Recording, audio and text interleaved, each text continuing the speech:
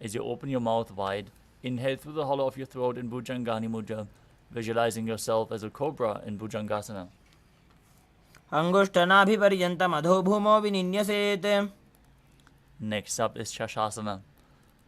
Now push your body back up into a plank position and alternate, bringing the knees back in towards your chest, back and forth. Visualize Swamiji in your inner space as you breathe calmly through your nose in Sahajra Kumbhaka, leading the prana along the spine, controlling the breath completely as you perform the Mula Bandha. गजासन संस्थितो जानुद्वयमाकुञ्च वारं वारं कर्तव्यं शशासनं भवति. Next up is Rattasana. From a tall plank position, step one foot in between the two hands. Now jump the foot back, bring the other one in between the hands, again and again as you visualize yourself as a chariot. गजासन संस्थितो एकैकं पादं पुरोमार्गेण भ्रामयित्वा कर्तव्यं रथासनं भवति. Next up is Viravatasana. As you keep one foot flat on the ground with the toes pointing forwards, keep the front knee bent at a 90-degree angle, extending the other leg straight with the toes pointing outwards. Gaze to your third eye, visualize yourself as Lord Virabhadra as you perform Uddiyana Bandha and Mula Bandha in Virabhadrasana. वासिष्ठमतकौण्डिन्यम् ऊर्ध्वकुक्कुटमेव च. Now exchange the position of your feet. Repeat Virabhadrasana on the other side.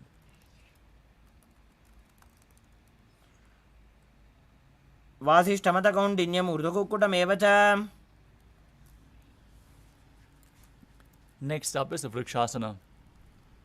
As you stand tall, bring one foot to the inner thigh, bring your palms together in Anjali Mudra and raise them up above your head. Keep your elbows straight, pull the stomach in and up, contract the perineal region, gaze forward as you visualize yourself as a tree. वामोरुमूलदेशे च याम्यं पादं निधायतु. Next up is Garudasana. Now, as you bring the raised leg to the opposite hip, join your hands together in Namaskara Mudra in front of the heart center. Visualize yourself as Lord Garuda as you perform the Mula Bandha. गरुडासनमावक्षे येन ध्यानं स्थिरं भवेत्. Now repeat Vrikshasana, the tree posture on the other side. वामोरुमूलदेशे च याम्यं पादं निधायतु. Now repeat Garudasana on the other side. Visualize yourself as Lord Garuda. गरुडासनमावक्षे येन ध्यानं स्थिरं भवेत्. Next up is Trikonasana. As you step one foot forward and the other one far back, with the front toes pointing forwards and the back toes facing sideways, extend your arms up parallel to the ground, lean forward and down, one hand to the foot, the other one up to the sky. As you gaze up, visualize yourself as a triangle and perform the Mula Bandha. उत्तानपादं क्रौञ्चं च मरीचिं वीरभद्रकम्. Exchange the position of your feet as you repeat Trikonasana on the other side. उत्तानपादं क्रौञ्चं च मरीचिं वीरभद्रकम्. Next up is Nikuttakakarana. From Arimandi position, heels together, toes pointing outwards and the knees bent. Raise one heel off the mat. Bring your hands in front of the chest with the palms facing each other as you stump your heels to the ground and exchange the position of your hands one by one, again and again.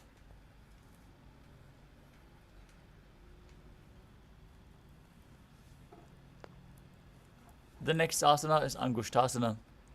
Now lower your body down onto the tips of the toes as you place your perineum onto the back of your heels. Keep your knees together. Join your hands in Namaskara Mudra in front of your heart center. Visualize Swamiji and start buzzing like a bee on the inhalation and exhalation in Brahmari Kumbhaka as you perform the Mula Bandha and internally chant the new japa Paramashivoham. कबन्धासनमित्याहुः गोरक्षासनमेव च. Next up is Saurasana. From the tips of the toes, extend one leg straight out with the heel down and the toes pointing up. Keep your fingers down on the ground by the sides of your body with the palms facing forward in Vara Mudra.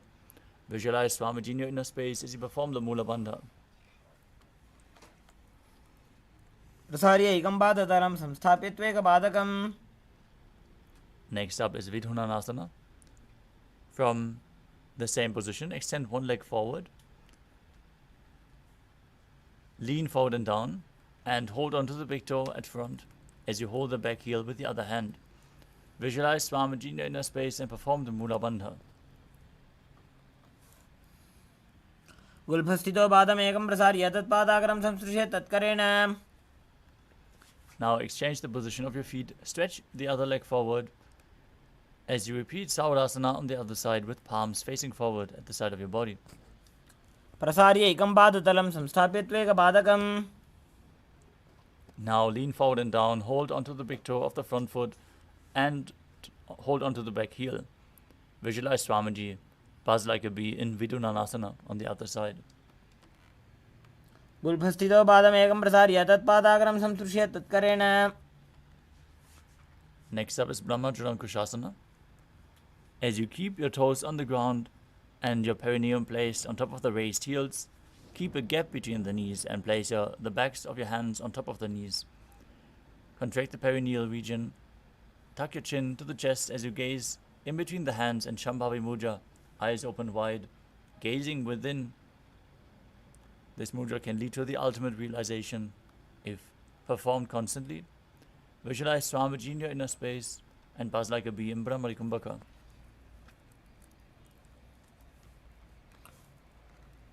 दो भणा पानी होए वैसे एड़ी दो गुदानी वैसे. Next up is Kapilasana. Now place your knees onto the ground, knees spread apart. As you keep your hands on top of the thighs, gaze to the tip of your nose. Visualize yourself as Sage Kapila Muni as you perform Uddiyana Bandha, the stomach lock, and Mula Bandha, the root lock. उभई पगदली समटारावे तिनकी माहिली कोर मिलावे. Next up is Bhadra Gorakhasana. Now place your knees, maintain the same position. Shift your gaze to the third eye. Visualize Swamiji in your inner space and perform the Mula Bandha. दो पगदली संपुट करे कोरवारली भूपरि धरे. Next up is Suryasana. Now raise your heels off the ground and lift your knees up as you keep them spread wide apart. Bring your thumbs and little fingers together and open up the palms in Padma Mudra, resembling a lotus flower. Raise your arms up above your head and gaze through the gap between the palms as you visualize Lord Surya in your inner space. Perform Uddiyana Bandha and Mula Bandha. एड़ी दो गुदा तरियाने फना पानी बैठक पुनिठाने. Next up is Mandukasana.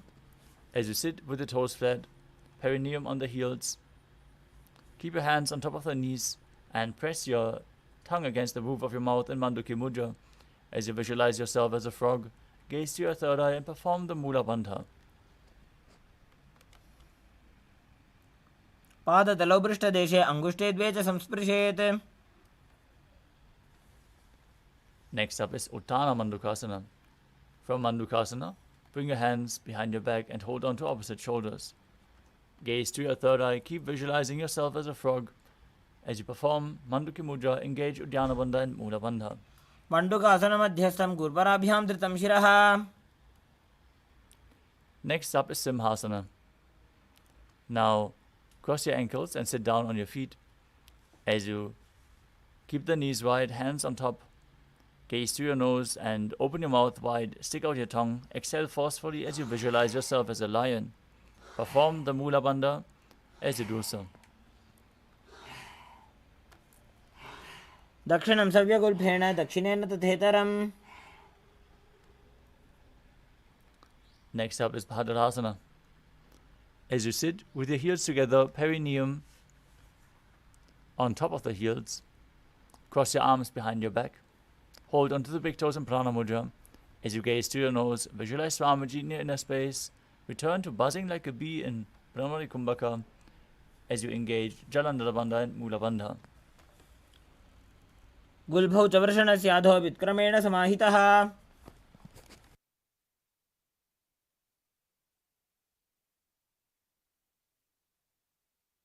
Next up is Kakabushandya Asana. As you squat and keep the feet flat on the ground, with the knees open wide, bring your arms in and around the raised knees. As you interlock your fingers behind your back in Parashu Mudra, gaze to your nose, visualize yourself as a crow and perform the Mula Bandha. प्रथमे वैसक उकट ठाने दो वो हाथ भगमीच आने.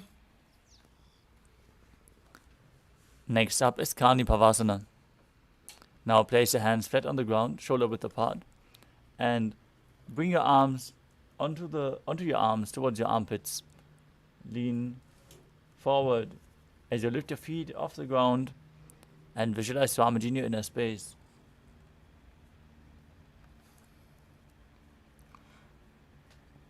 आसन को गुण आशी दुष्टा होई तो आची होई.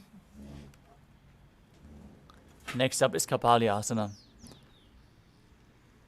This is going to be the first inverted posture of the sequence. So if you have any neck or upper back injuries, take it slow with any of the inverted postures. You can set yourself up in front of a wall if you need the support. As you place your hands on the ground, shoulder width apart, bring the crown of your head onto the mat, forming a triangle. With your knees onto your elbows, bring your hips over your shoulders and straighten your legs up. Gaze to the nose. Visualize Swamiji in your inner space as you perform the Mula Bandha.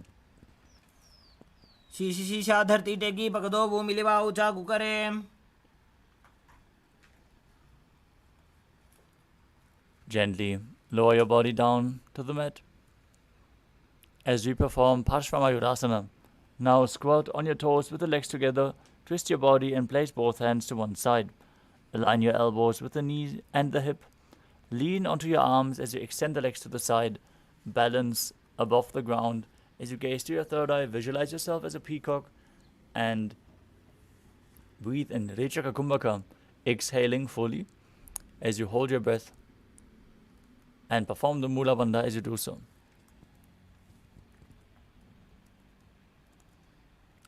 मयूरम दंडवत कुर्यान मायूरम दंड नामकम. Now twist your body to the other side. Lean onto your arms and balance with the legs extended. Gaze to your third eye. Visualize yourself as a peacock. Exhale fully in Parshvamayurasana on the other side. मयूरम दंडवत कुर्यान मायूरम दंड नामकम.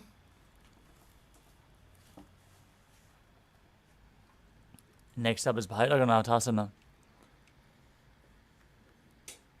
Now place your hands flat on the ground, shoulder width apart, as you step your legs back into Tadakshvasana, the plank position. Now step one foot outside the respective shoulder in between the two hands. As you push the hip forward, gaze to your third eye, visualize yourself as Lord Kala Bhairava in Bhairaganathasana.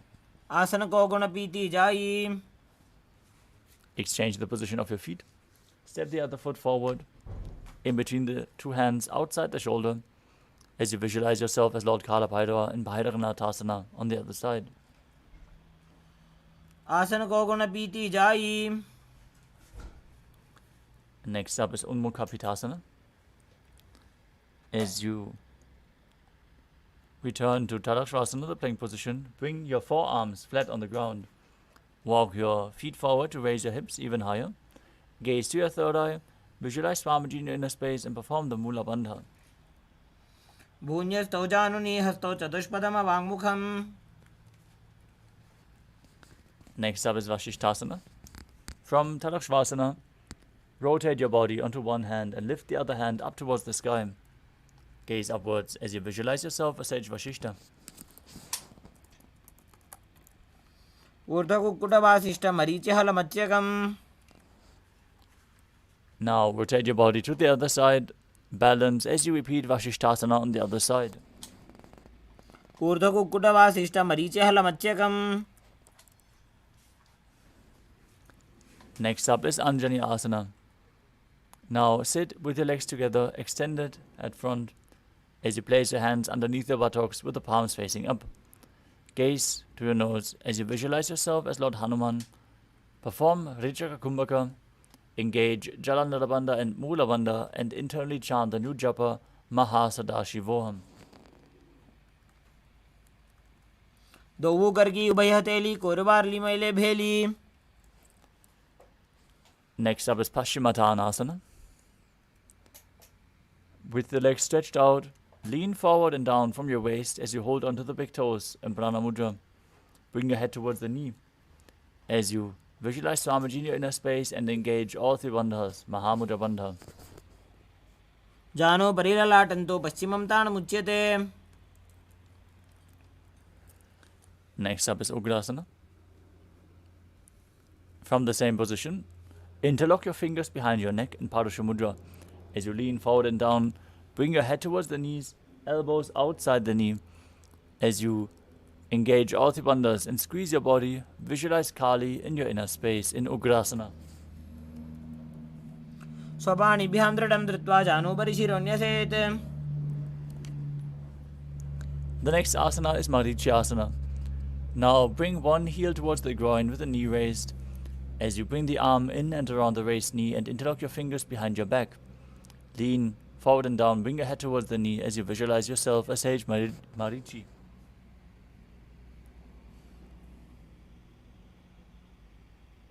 उत्तानपादं क्रौञ्चं च मरीचिं वीरभद्रकम्. Next up is Mahamudrasana. Now drop the knee to the ground, keep the heel at the perineum. As you lean forward and down, hold on to the front foot with both hands. Exhale fully. Engage all three bandhas as you gaze to your nose and visualize Swamiji in your inner space. महामुद्रां प्रवक्ष्यामि तन्त्रेऽस्मिन् मम वल्लभे. Now exchange the position of your feet. Bring the other heel to the perineum with the knee raised. Lean forward, interlock your fingers behind your back as you repeat Marichi Asana on the other side. उत्तानपादं क्रौञ्चं च मरीचिं वीरभद्रकम्. Now drop the knee to the side, lean forward and down, hold onto the foot. Perform Mahamudra Bandha in Mahamudrasana on the other side. महामुद्रां प्रवक्ष्यामि तन्त्रेऽस्मिन् मम वल्लभे. Next up is Bhadrasana 2. Now join the soles of the feet in front of your body as you keep the heels close to the perineum. Hold your feet firmly with both hands as you push the knees down to the ground by the strength of your groin. Gaze to your third eye, visualize Swamiji in your inner space and perform the Mula Bandha. गुल्भौ तु वृषणस्यादः सीवन्त्याः पार्श्वयोः क्षिपेत्.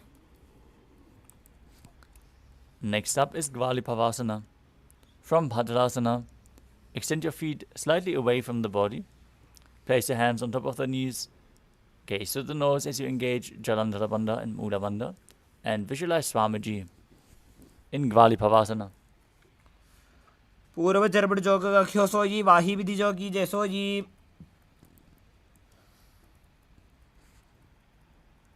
Next up is Joni Asana.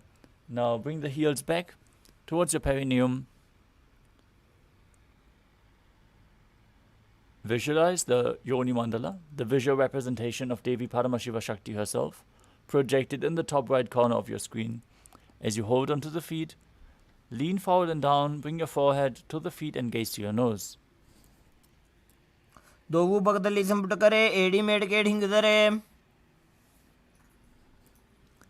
Next up is Midaki Pavasana. As you sit, with the heels together, toes apart, and the knees open wide. Lean forward and down, extending your arms out to the side. Place the palms on the mat. As you place your forehead on the ground behind your heels. Gaze to the nose as you visualize Swamiji in your inner space. पूर्व विधि वरि बगदली संपुट शोल एडी मिली राशे. Next up is Siddha Samadhi Asana. As you sit and keep the toes together, heels apart this time, bring your arms below the shins and extend them out with the palms facing up. Bring your forehead to the ground above the feet as you bring your toes to your throat if you can. Push your body and pull it as you gaze to the nose and visualize Lord Surya in your inner space. दोवु बगदली संपुट करे सोले made आगा में धरे. Next up is Shinaki Pavasana. As you sit and keep the heels together, toes apart, hold the feet and open them up like a book with your hands. Push your elbows down onto your thighs, bringing the knees closer to the ground. Gaze through your nose, visualize Swamiji perform the Mula Bandha in Chinaki Pavasana. दो बगा की AD धरती मगिवा में head लगावे. Next up is Chatupada Trikonasana. As you sit and bring the soles of the feet together, heels at the perineum, place your hands on top of the knees and gently press them down towards the mat. Gaze to your third eye as you visualize Swamiji in your inner space and perform Uddiyana Bandha and Mula Bandha in Chatupada Trikonasana. Dogu बगदली संपुट धारे आगा ने कर जा रे पसारे. The next asana is Bhairavasana. As you keep the soles of the feet together, raise your heels up and bring the toes down in this intense stretch. You can use the support of your hands if needed. But then place your hands on top of the knees in Bindu Mudra. As you bring the knees down to the ground, visualize yourself as Lord Kala Bhairava as you perform Uddiyana Bandha and Mula Bandha. गुल्फौ संपीड्य चान्योन्यं व्युत्क्रमेणोत्थितं शनैः. Next up is Samanasana. As you sit with one heel at the perineum, lift and hold the other foot, pulling the sole of the foot towards your chest. Gaze to your third eye as you perform the Mula Bandha and exhale fully in Rechaka Kumbhaka, holding the breath in the Muladhara Chakra. As you gaze to your third eye and visualize Swamiji in your inner space. समानासनमावक्ष्ये सिद्धमन्त्रादि साधनात्. Next up is Apanasana. As you sit and place one leg on top of the opposite of the respective shoulder, raise the other foot forwards and straight. Keep your hands on the ground to the sides for balance as you gaze to your third eye and visualize Swamiji in your inner space. केवलं पादमेकं च स्कन्धे चारोप्य यत्नतः.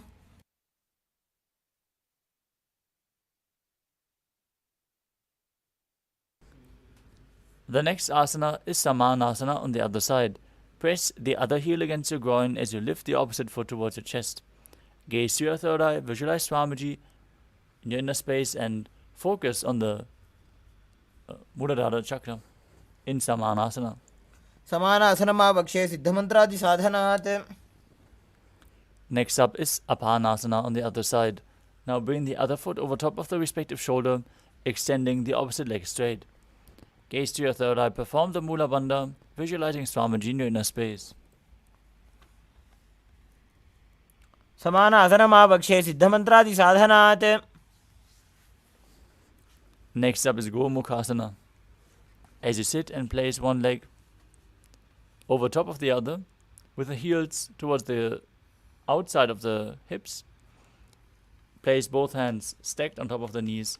As you gaze to the nose, visualize the face of a cow, perform the Siddhkari Kumbhaka, hissing through your teeth while inhaling as you press your tongue up against the palate of your mouth without touching the teeth from inside. Perform the Mula Bandha and internally chant the new japa Om Nithyanandoham. सव्ये दक्षिणगुल्भं तु पृष्ठपार्श्वे नियोजयेत्. Next up is Anasuyasana.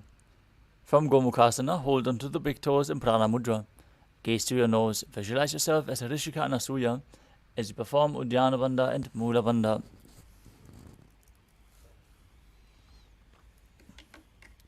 दक्षिण गोड़ों नीचे उठाने, बाबों ताके ऊपर आने. Now interlock your fingers behind your back in Parashamudra as you lean forward and down. Bring your chin over the knee, nose to the ground. Visualize yourself as Rishika Anasuya in Anasuyasana too.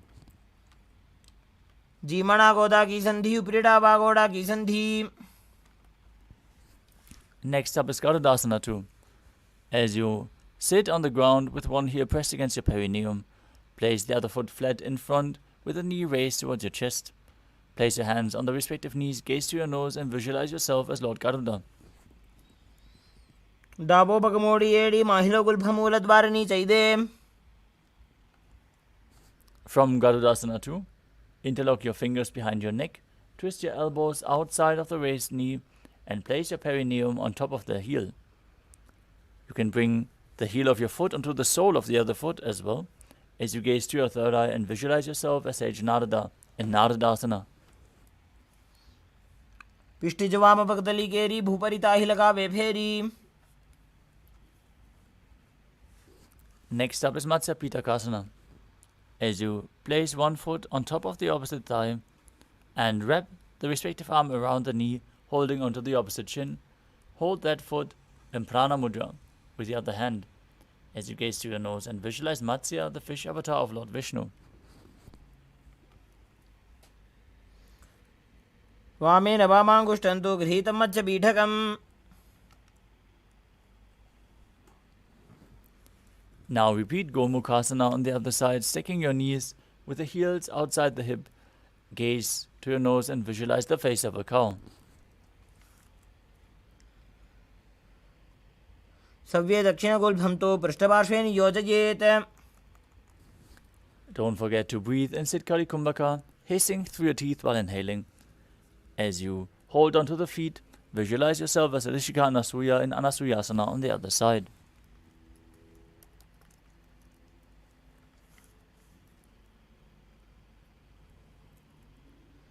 दक्षिण गोड़ नीचे उठाने, बाहों ताके ऊपर आने.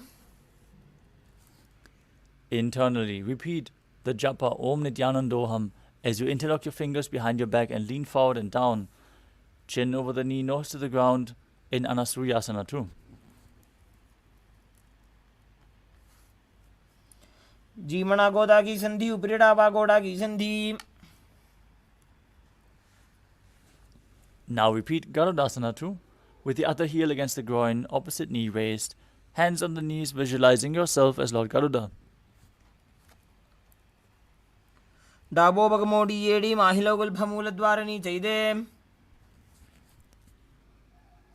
Now repeat Naradasana on the other side as you raise your perineum onto the heel, interlock your fingers behind your neck and twist your elbows outside of the raised knee, visualizing yourself as Sage Narada. पिष्टिज वाम पगदली केरी भूपरि ताहि लगावे फेरी. Now repeat Matsya Pitakasana on the other side as you bring the other foot on top of the opposite thigh and hold onto the shin and the big toe of that leg. Gaze to your nose and visualize Matsya, the fish avatar of Lord Vishnu. वामेन वामाङ्गुष्ठं तु गृहीतं मत्स्यपीठकम्. Next up is Matsyendrasana. As you place one foot on top of the opposite thigh, raise the other foot flat on the ground with the knee raised. Twist your elbow outside of the raised knee and bring the raised hand towards your neck. As you place the other hand on the ground behind you, twist backwards, gaze up, visualize Sage Matsyendranath, the master of Hatha Yoga, as you perform the Mula Bandha.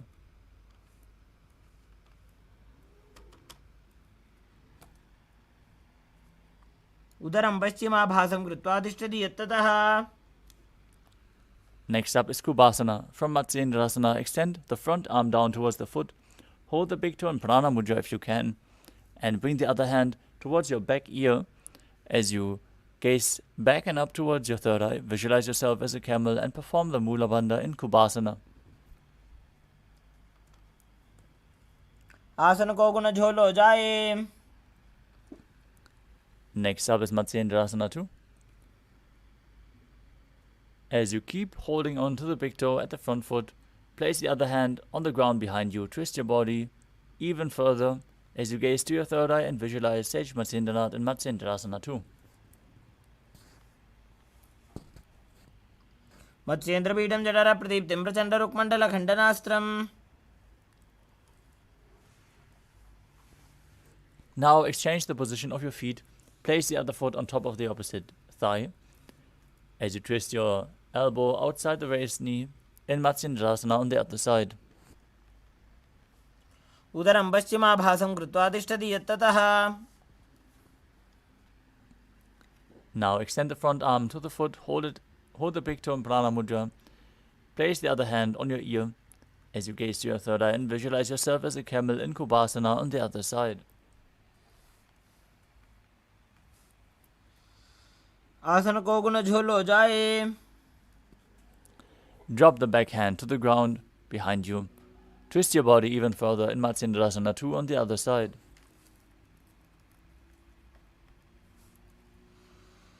मत्स्येन्द्रपीठं जठर प्रदीप्तिं प्रचण्डरुक्मण्डलखण्डनास्त्रम्.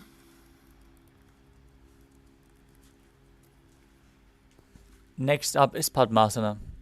Now place your feet on top of the opposite thighs as you place your hands flat on top of the knees. Gaze to your nose. Visualize yourself as Lord Shiva as you engage all three bandhas and breathe in Sitali Kumbhaka as you press your tongue against the teeth this time and hiss through the teeth while inhaling.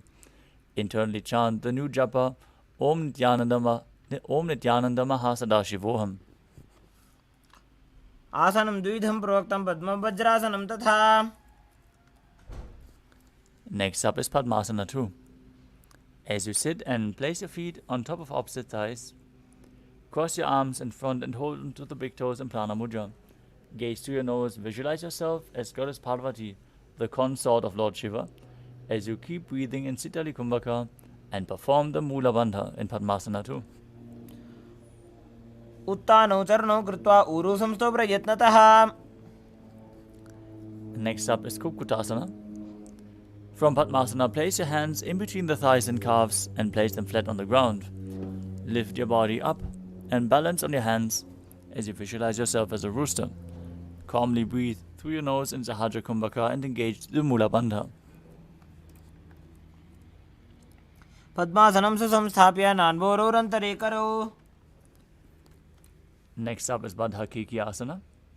From Padmasana, rise up onto your knees and place your hands flat on the ground in front with the fingers pointing backwards. Now lean forward, place your navel onto your elbows, balance and lift the knees off the ground as you visualize Swamiji in your inner space.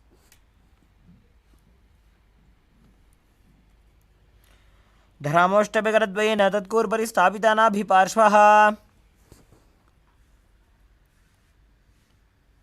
Next up is Mayurasana. From your knees, place your hands flat on the ground, fingers pointing towards your body.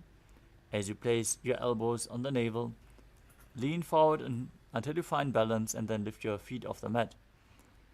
Gaze ahead. Visualize yourself as a peacock as you perform the Mula Bandha. अथ वक्षे Mahadev मयूरासनमुत्तमम्. Next up is Makarasana. As you lay down on your stomach, with the feet pointing outwards, hands interlocked behind your neck. Visualize yourself as a crocodile as you perform the Mula Bandha. अध्यासशेते हृदयं निदाय भूमौ च पादौ च प्रसार्यमानौ. Next up is Shalabhasana.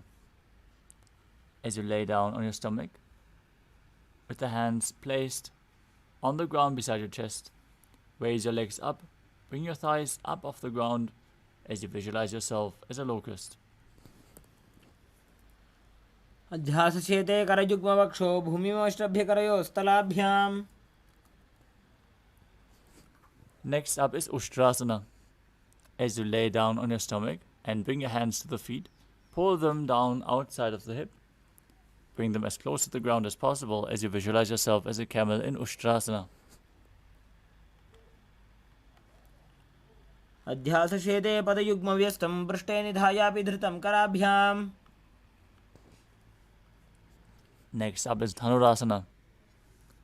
From Ushtrasana, tighten the grip on your feet. Kick the legs back and up as you simultaneously lift your chest up off the ground. Raise your head, gaze up to the third eye and visualize yourself as Lord Shiva's bow. प्रसार्य पादौ भुजदण्डरूपौ करोच पृष्ठे धृतपादयुग्मम्.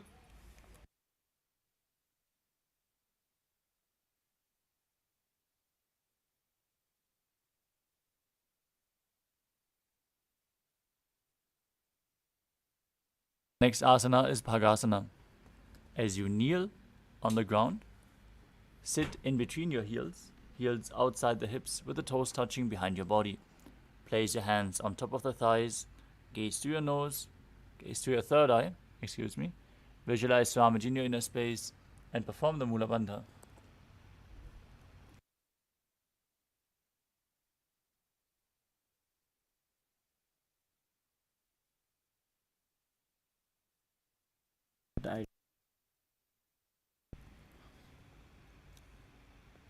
उल्टा मोड़ी पाँव दो वैसे बहुरो जुगती करे एक ऐसे. We are now setting up for the next inverted posture. So set yourself up in front of a wall if the aid is required. From your knees, place your elbows on the ground, shoulder width apart. Interlock your fingers and place the crown of your head onto the mat.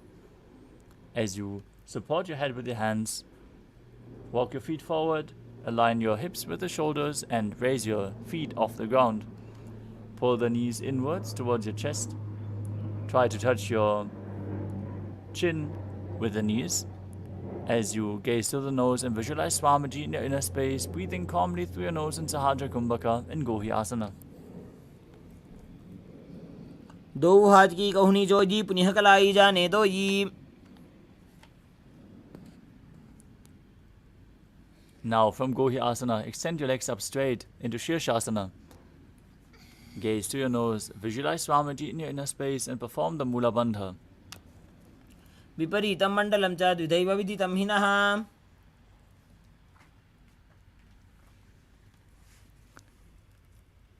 Gently lower your body down to the mat.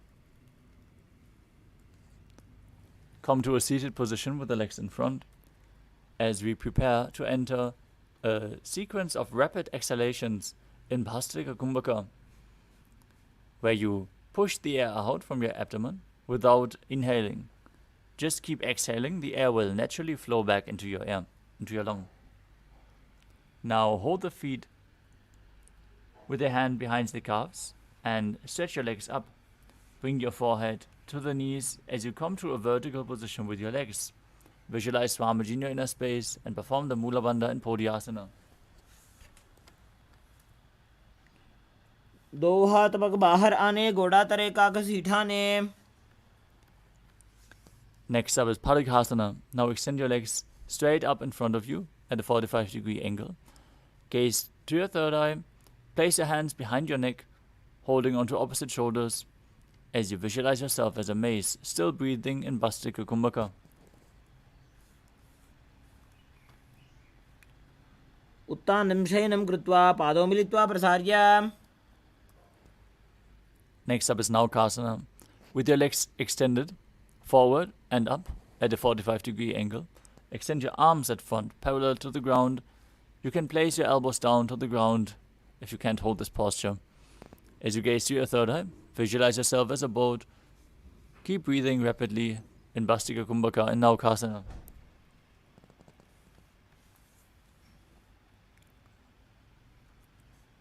उत्तानं शयनं गुरुपराभ्यां भूमिं वष्टभ्य. Next up is Rudrasana. As you sit and lift your feet up, scoop your hands underneath the heels and pull the feet towards your chest. Keep your spine straight, sit upright as you gaze to the nose and visualize yourself as Lord Rudra in Rudrasana. पगतली संपुट करी हाथस्य bug उचाजी. Now breathe slowly. Lay down on your back with the feet flat on the ground, knees raised. Place your palms on the ground behind your heels as you gaze to your nose. Visualize Swamiji in your inner space and perform the Murcha Kumbhaka, where you engage Jalandhara Bandha, the throat lock, and exhale as you keep Jalandhara Bandha tightly engaged. This leads to a state of swooning. Perform the Mula Bandha in Unmukha Pitasana too.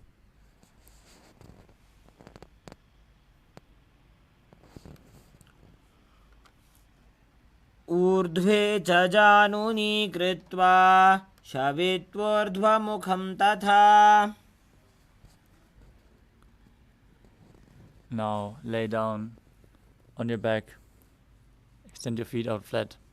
Hands by the side of your hips with the palms facing up in Shivasana. Perform the Shakti Chalan Mudra.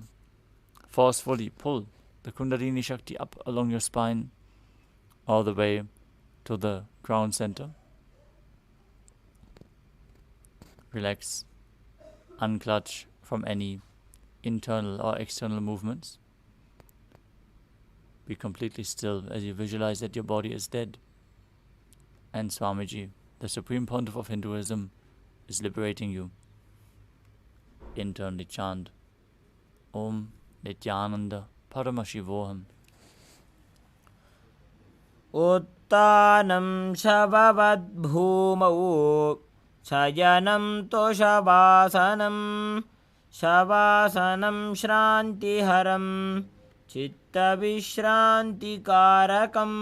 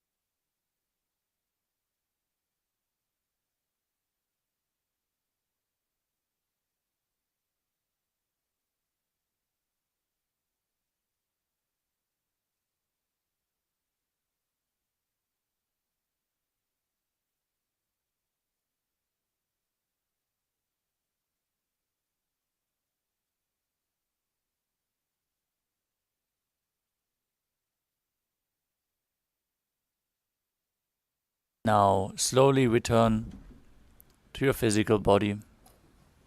Start to wiggle your fingers and toes, your wrists and your ankles, your elbows and your knees. Wake up your body. Shake your arms and legs. Pull the knees in towards your chest. And slowly return to a comfortable seated position. Congratulations, you completed the first 108 asanas of the sequence, the Pratama Vinyasa Krama.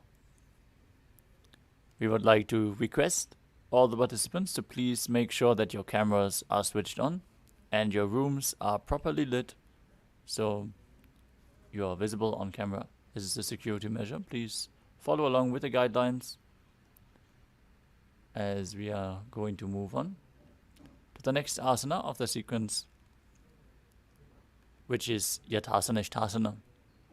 Now sit in a posture that brings ease to your physical and mental space. Any comfortable posture is fine. Then place your hands on top of the knees in Bindu Mudra with index and thumb together, palms facing up. Visualize Swamiji in your inner space as you perform the Mula Bandha.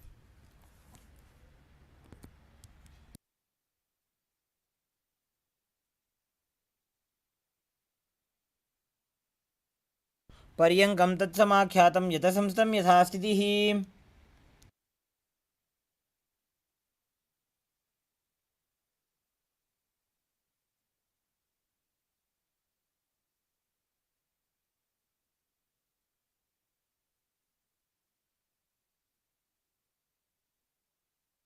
The next asana is Samasana. Now sit in a cross-legged position with your hands on the knees, thumbs and index fingers touching. Take a long, deep inhalation and hold your breath. Then, after exhaling deeply, take prolonged inhalations and exhalations. Visualize Swamiji in your inner space as you perform the Mula Bandha. इदानीं गर्भिणीनां योगाभ्यासो यथा लघो।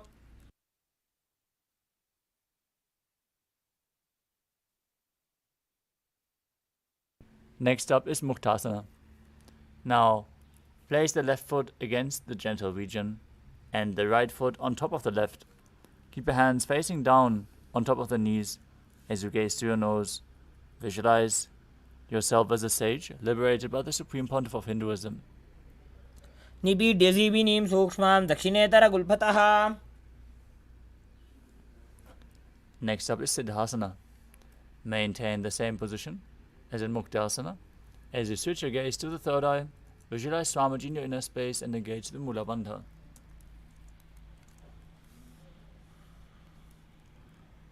स्थानोत्सम्यमितेन्द्रियोचलदृशा पश्यन् भ्रुवोरन्तरं चैतन्मोक्षकपातभेदजनकं सिद्धासनं प्रोच्यते।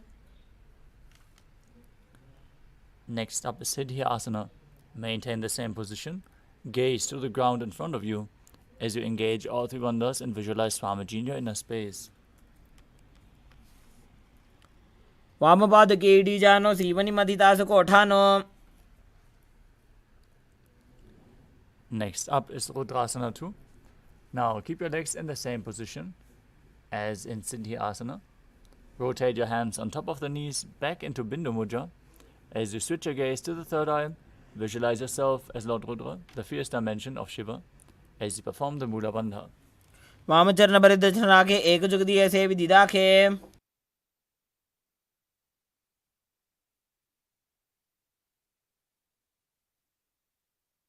Next up is Santadhunasana.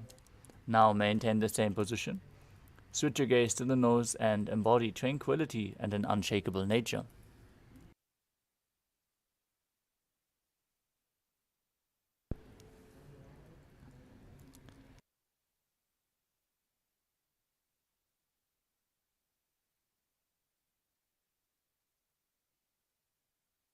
Next up is Siddhasana 2. Now maintain one heel on top of the other as you bring your hands to the navel, cupping one palm over the other, resembling a lotus flower in Samputa Mudra. Visualize Swamiji in your inner space as you perform the Mula Bandha. ऋजुकाय समासीना सिद्धासनमुदीरितम्। Next up is Bandha Yoni Asana. Now maintain one heel on top of the other as you set the sankalpa of manifesting through the womb of creation, preparing yourself to enter Shanmukhi Mudra. Now exhale deeply as you place the little and ring fingers on top of your lips, the middle fingers closing the nostrils, the index fingers closing your eyes, and the thumbs closing your ears. यत्र मध्ये महादेव बन्धयोन्यासने शृणु।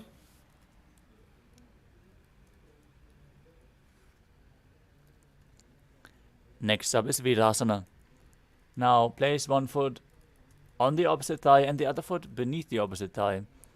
Place your hands in Bindu Mudra on top of the respective knees as you embody the state and space of bravery, Vida. एकं पादमथैकस्मिन् विन्यस्योरुणि संस्थितः। Next up is Valmikasana. Now keep the left heel on the right side of the regenerative organs, with the toes underneath the thigh, and the right foot on the left leg, with the toes by the knee. Place your hands on top of the knees in Bindu Mudra. As you gaze through your third eye, visualize Sage Valmiki, the great poet and author of Ramayana. दावा पगगी पगथली पुनि AD है जोय।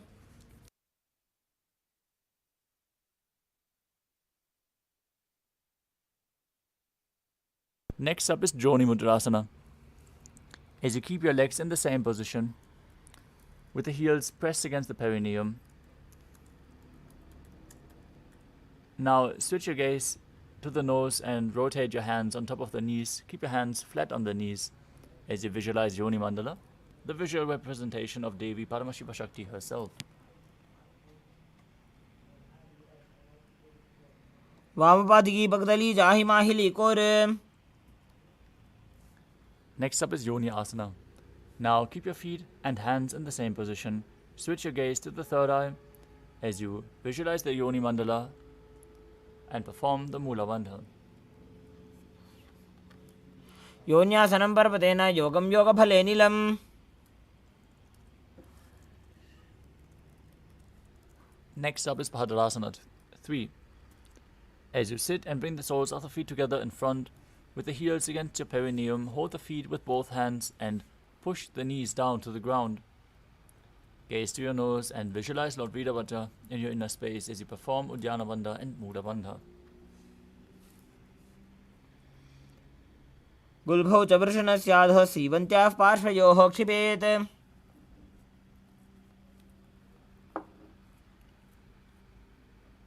Next up is Aghodasana. As you keep the soles of the feet together, heels at the perineum, press your tongue up against the roof of your mouth in Kechari Mudra, leading it up towards your third eye. Cover your mouth with your right hand, close the left nostril with the index finger, inhale deeply through the right nostril, close both nostrils, hold your breath, then exhale through the left nostril, and repeat on the other side in Abhyantara Kumbhaka. As you gaze to your third eye and visualize yourself as an Aghori. पूर्वकहो विश्रिका जोयी वाही विधि जोगी जय सोयी. Next up is Kanari Pavasana. Now bring your feet together in front, with the toes together and the heels apart. Place your elbows on the heels, rest your chin on the palms, gaze to your nose, engage Uddiyana Bandha and Mula Bandha, perform Harichaka Kumbhaka as you exhale fully and hold your breath. Visualize yourself as a female elephant drinking water. ग्वाली पाव आसन कख्यो है जैसे जाहू में जाने विधि तैसे. Next up is Parasana. As you sit with your knees raised, arms between the thighs and calves, interlace your fingers in Parusha Mudra. As you gaze through your nose, visualize Swamiji in your inner space and perform the Mula Bandha. ततोर्ध्वम्रे च येत् वायुं मृदुनिश्वास संयुतम्. Next up is Gopi Chandasana. Now interlace your fingers around the feet with the soles together, toes at the groove of your throat, the heels touching your chest. Place your chin on the hands, gaze to your nose as you embody the state and space of a king. पूर्व विधि पगा का अंगूठा कंठकू पराशे. Next up is Uddarasana. As you sit with the soles of the feet together, the hands inserted underneath the legs, holding the feet with interlocked fingers. Bring the feet up to your chest and bring the head down, touch your chin to your soles. As you gaze to the nose, visualize your body free from any defects and perform the Mula Bandha. दोवु बगदली संपुटटाने उभय हस्तकरिव्रत हिताने. Now, from the same position, lift your feet even higher in front of the face with the interlocked fingers in front of your forehead.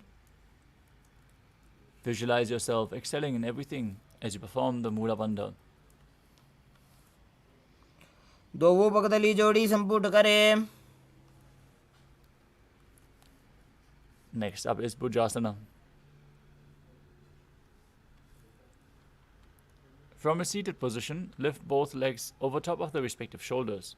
Bring your arms underneath the legs and up, interlacing the fingers around the back of your neck. As you visualize yourself as a cobra, perform the Mula Bandha.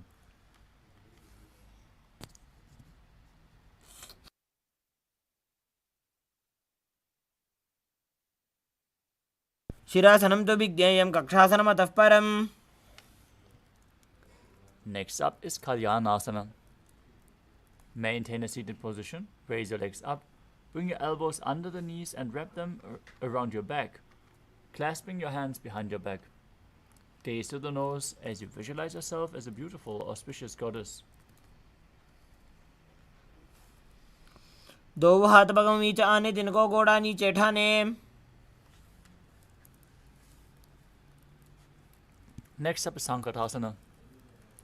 As you place the top of the left foot on the mat, sit on top of the left heel with the right leg stacked over top, with the right heel close to the hip of the left.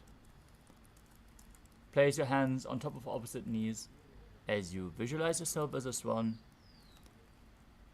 and Breathe in Ujjayi Pranayama, making an ocean-like sound with your mouth as you engage the Mula Bandha. वामपादं चितेर्मूलं सन्न्यस्य धरणीतले.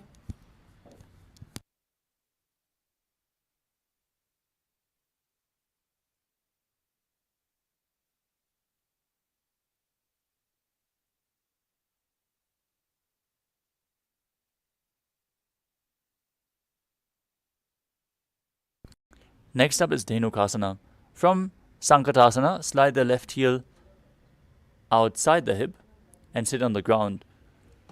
As you place your hands on top of both knees, visualize a cow in your inner space and perform Uddiyana Bandha and Mula Bandha in Dhenukasana.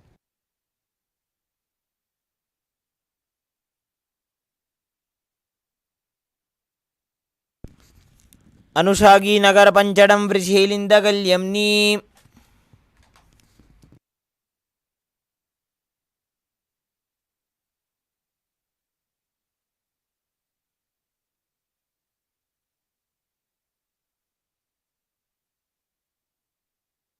The next asana is Machandasana. Now place the right foot on the left thigh and the left foot on the right knee. Bring your left hand behind the back, twist your body and hold on to opposite thighs with your hands as you twist your body even further. Gaze to your third eye, visualize Swamiji in your inner space and perform the Mula Bandha. वामजंग परिदक्षिण ठाने वामहस्त पिष्टे दिस आने बहुरो दक्षिण पद है जोजी ताकी नलिजू पकड़े सोजी. वाम चरण पुनि ऐसे करे दक्षिण गोड़ ऊपर धरे बहुरो दक्षिण हस्त है जोजी वामजंग परि आने सोजी.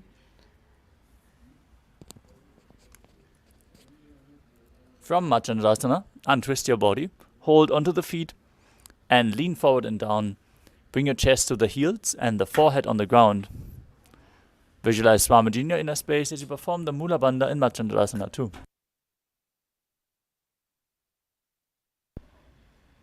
प्रथम जी मनो चरण जोजी वामजंग परि राखे sooji. Next up is Guru Asana. As you maintain your feet in the same position, interlace your fingers and place them on the top knee. Engage all three bandhas. Visualize Swamiji, your Guru, in your inner space. ऊर्मूले इतरपाद से कनिष्ठिका प्रदेश गुल्भम संस्थाप्य. Now repeat Sankatasana on the other side. As you place the top of your right foot on the ground, sit on the right heel, stick the left knee over top, hands on opposite knees, visualizing yourself as an elegant swan. वामपादं चितेर्मूलं सन्न्यस्य धरणीतले.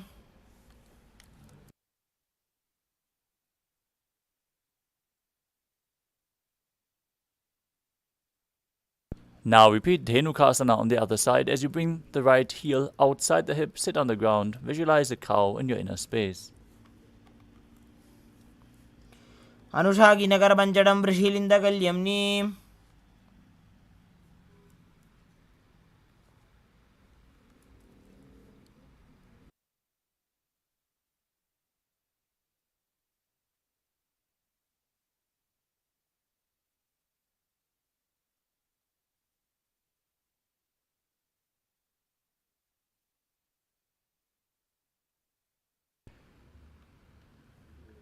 Now place the left foot on the right thigh and the right foot on the left knee. Twist your body, hold on to opposite thighs as you bring the right arm behind your back and gaze to your third eye, visualize Swamiji in your inner space and perform the Mula Bandha in Machandasana. वामजंग परिदक्षिण टाने वामहस्त पिष्टी दिस आने.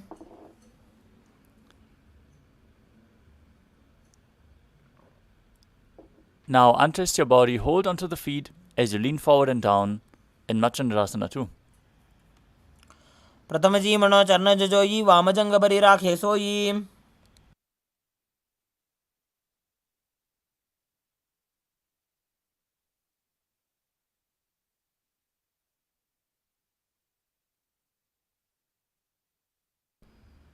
Now repeat Guru Asana on the other side as you engage all three bandhas. Interlock your fingers, place them on the top knee and visualize Swamiji, your Guru, in your inner space. ऊर्मूले इतरपादस्य कनिष्ठिकाप्रदेशगुल्भं संस्थाप्य. Next up is Parshasana. As you sit with your feet flat on the ground, hold your knees with opposite hands and pull them close in towards your chest. Keep your tongue up against the palate of your mouth and Kechari Mudra.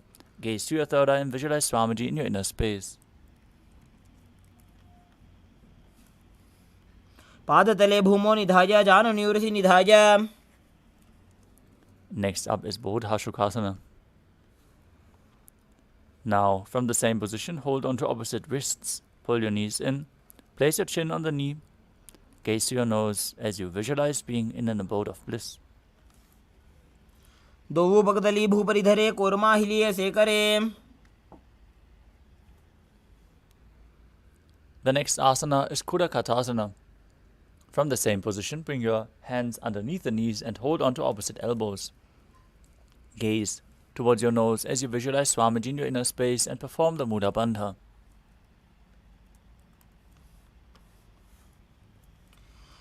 दोवु हाथ पग बाहर ल्यावे गोड़ा नीचे ले टहरावे. The next asana is Sumati Asana. Maintain the same hold underneath the knees as you gaze to your nose. Cross your ankles with the right foot over top, toes pointing up, visualizing the great sage and Maharishi Sumati in Sumati Asana. मूलद्वारि धरती परिठाने डाबा पग परितच बदाने.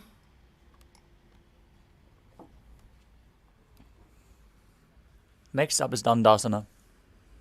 As you extend your feet in front, raise your arms up straight. Above your head, interlace your fingers with the wrists pointed outwards. Engage all three bandhas. Gaze to your nose. Keep your tongue up in Kechari Mudra as you visualize Swamiji in your inner space. इदानीं गर्भिणीनां योगाभ्यासो यथा लघो. Now lean forward and down. Hold onto the big toes in Prana Mudra. Bring your head towards the knees. And inhale through the left nostril. Exhale through the right. Then inhale through the right interchangingly. Performing Nadi Shodhana, cleaning your nadis, without using the support of your hands. In Arambhasana, visualize Swamiji as you do so. दो पग मिलिवा पसारी पगा का अंगूठा पकड़ी लीला टकोड़ा लगावे.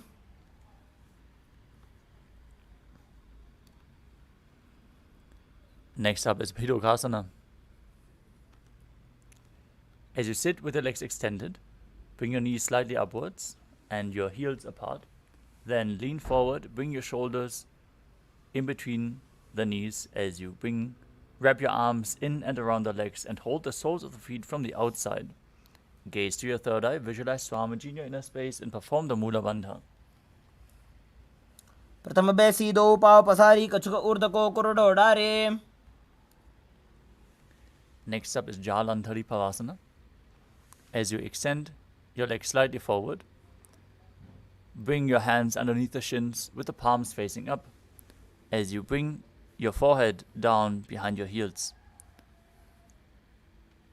Gaze to your nose as you visualize Swamiji in your inner space. दो वेड़ में लिखे दीजिए हाथ पसारी.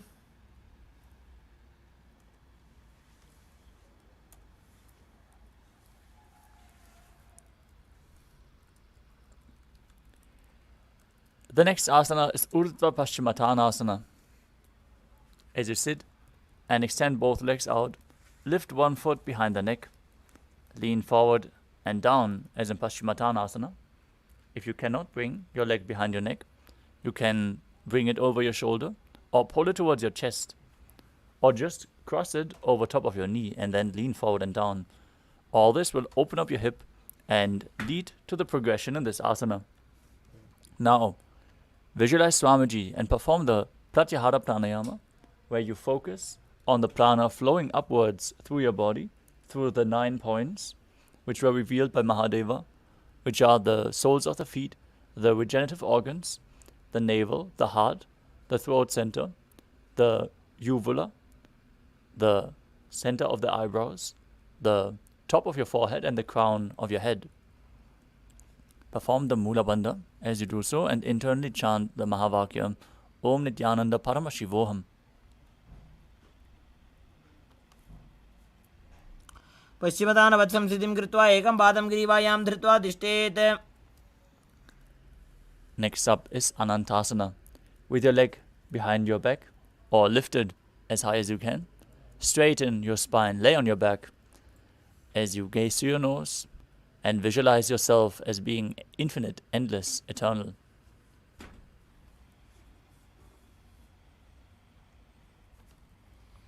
पश्चिमतानवत्संस्थितिं कृत्वा एकं पादं ग्रीवायां धृत्वा तिष्ठेत्.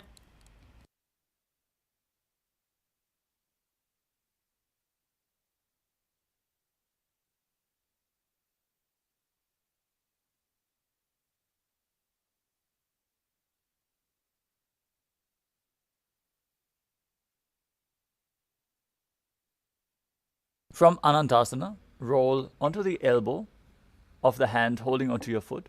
Rest on your side as you gaze through your nose and feel in complete control in Ankushasana. उत्थानसहित एकैकं पादं ग्रीवायां कुर्वन्. Next up is Drushasana. As you lay on your back, bring the knees in towards your chest and circle your thighs and calves with your arms as you roll from left to right.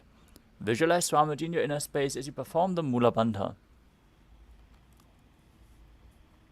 उत्थानशयनं जानुनि हृदयेवष्टम्भ.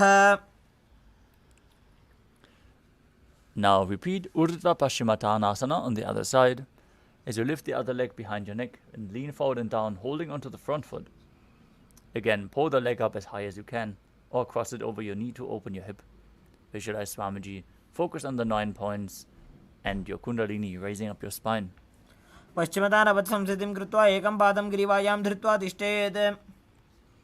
Lean back into Anantasana. Visualize your unending Ananta as you hold onto the foot behind your neck. उत्थानशयनि एकैकं Pai ग्रीवायां विन्यस्य. Now repeat Ankushasana as you roll onto the side of the hand holding onto the foot. Feel in complete control as you perform the Mula Bandha. उत्थानसहित एकैकं पादं ग्रीवायां कुर्वन्. Next up is Yoga Nidrasana. As you lay on your back, lift your legs one by one up behind your head. Hold your hands behind your back, gaze to your nose and visualize Swamiji in your inner space as you perform the Mula Bandha.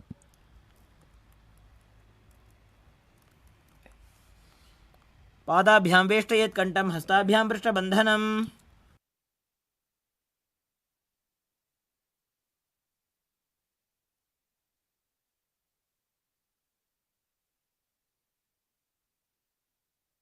The next asana is Atma Ramasana.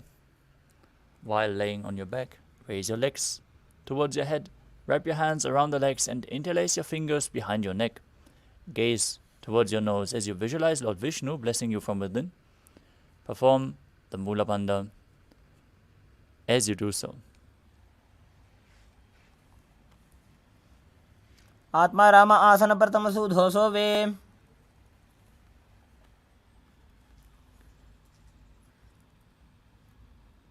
Next up is Kochikasana.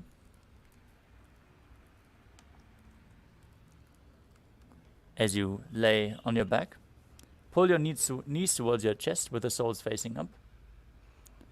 Place your arms extended to the side at shoulder level. Gaze to your third eye. Visualize Swamiji in your inner space as you perform the Mula Bandha. Focus on the prana flowing up along your spine in Pratyahara Kumbhaka. Engage the Mula Bandha and internally chant the Mahavakya Om Nithyananda Paramashivoham.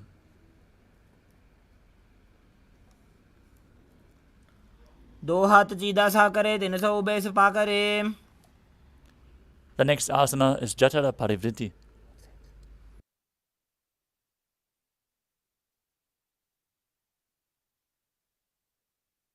This asana consists of 3 steps. We are going to perform all 3 steps and then all 3 steps on the other side.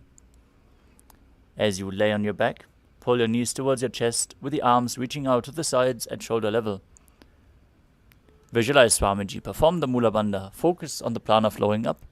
As you drop one knee to the side with the opposite leg extended down. Step 1. Bring both knees bent to the side. Step 2. Extend both legs to the side, hold the feet and gaze away from the feet. Step 3. Return to the neutral position with your knees against your chest. Drop the other knee to the ground, leg extended. Step 1. Bring both knees to the side. Step 2. Extend both legs, hold the feet, gaze in the opposite direction. परिवृत्ते कुक्षिभागे त्रिदाहि परिकीर्तितः. Next up is the Dviparapidam. As you lay on your back, bend your knees and place the feet flat on the ground. Hold onto your ankles and lift your hips up.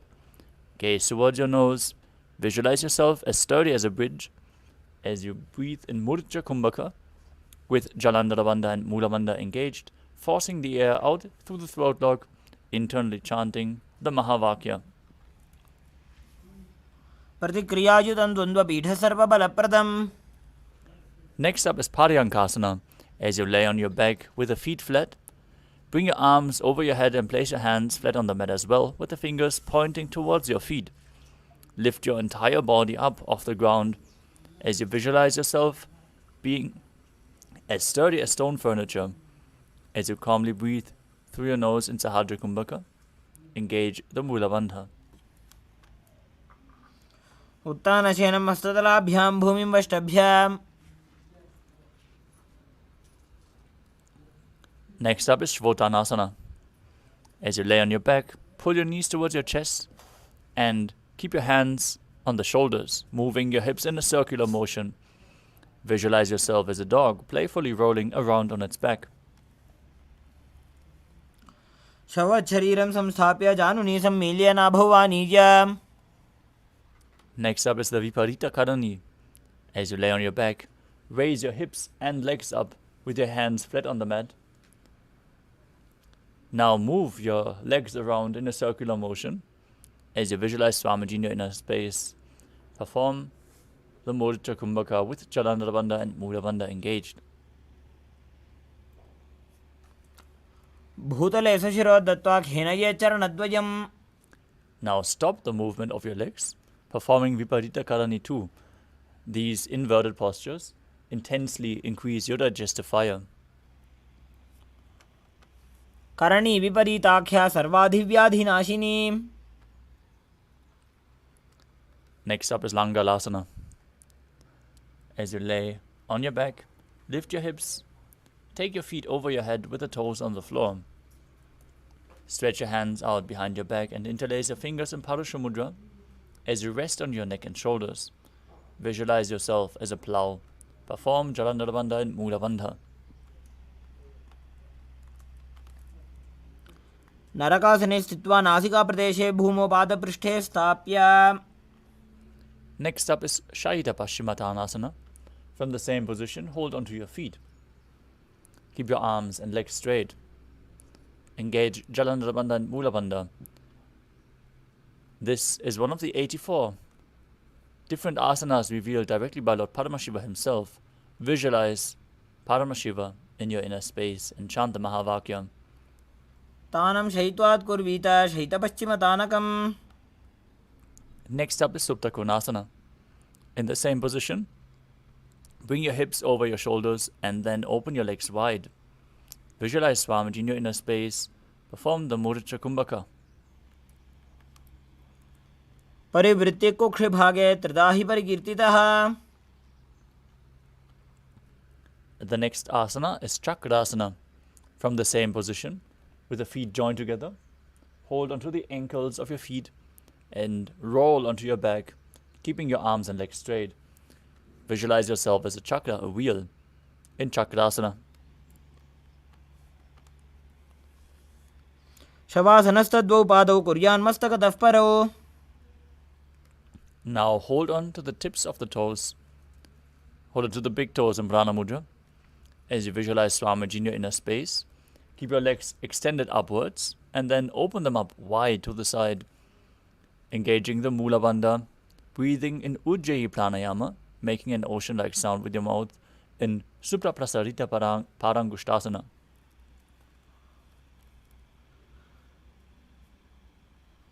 उत्तानपादं क्रौञ्चं च मरीचिं वीरभद्रकम्.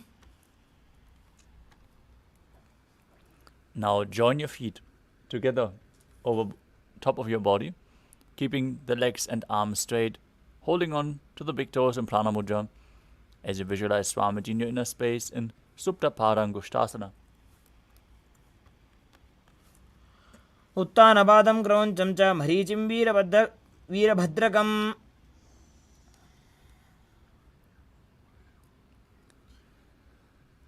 From the same position, cross your legs into Padmasana and lay flat on your back with your arms over top of your head, holding on to opposite elbows with your hands. Gaze to your nose, visualize Matsya, the fish avatar of Lord Vishnu, in Matsyasana. मुक्तपद्मासनं कृत्वा उत्तानशयनं चरेत्.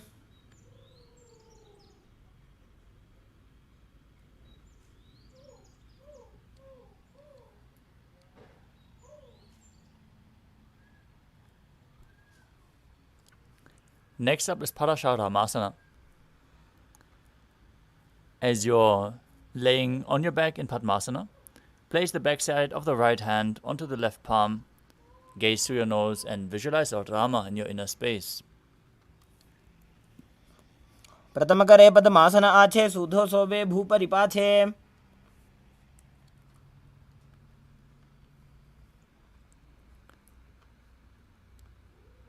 Next up is Sarvangasana.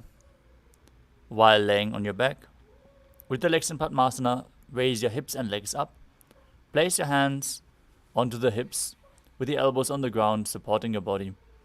As you gaze through your nose, visualize Swamiji and perform the Mudra Kumbhaka with Jalandhara Bandha and Mula Bandha engaged. अथवा क्षेत्र संक्षेपात् सर्वांगासनमुत्तमम्. Next up is Vrishchikasana. Lay on your back, one foot on the opposite thigh. Lift the other knee towards your head as you extend both arms up above your head, hook the fingers forward, and gaze to your third eye, visualizing yourself as a scorpion, engaging Jalandhara Bandha and Mula Bandha. प्रथमशयन सूधो शीशिकेशिकी सन्धि सुदाखे. Now exchange the position of your feet. Place the other foot on top of the opposite thigh as you repeat Vrishchikasana on the other side. प्रथमशयन सूधो शीशिकेशिकी सन्धि सुदाखे.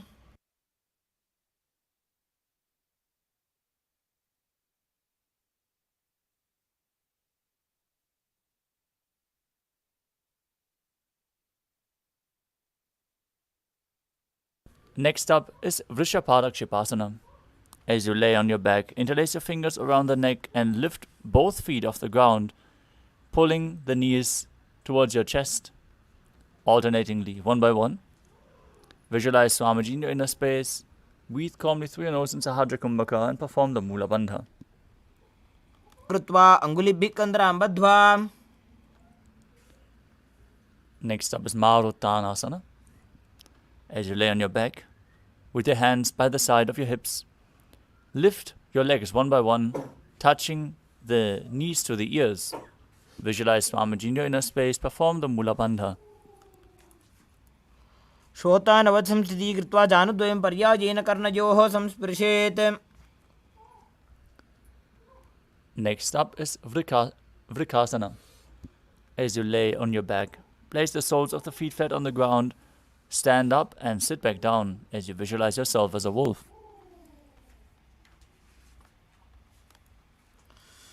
अथ उत्तानशयनं कृत्वा पादतलाभ्यां भूमिं धृत्वा.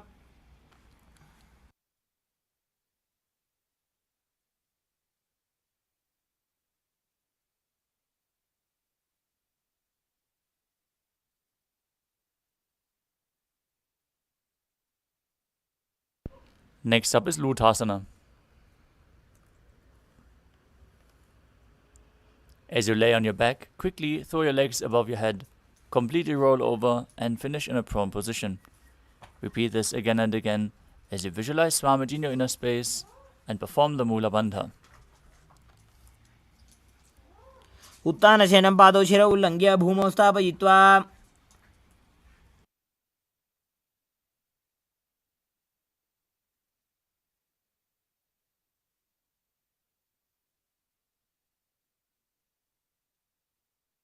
Next up is Harathasana.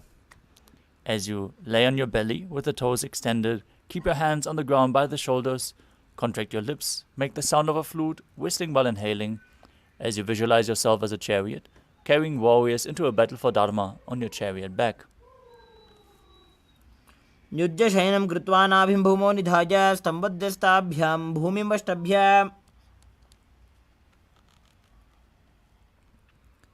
Now push your body up into a plank position and jump your feet forward and back between your arms in Dehal Yolanganasana. As you visualize yourself transcend body and mind, calmly breathe through your nose in Sahajra Kumbhaka. हस्तद्वयं बद्ध्वा तन्मध्यचरणद्वयम् उड्डानैव बहिरानीय.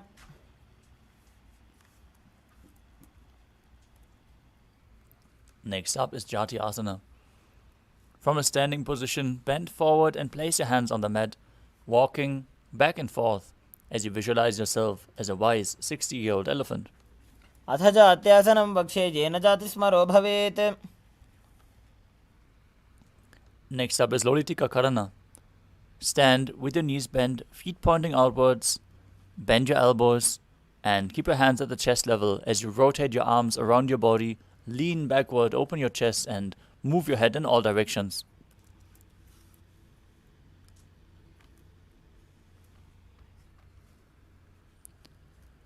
Next up is Sarapasana.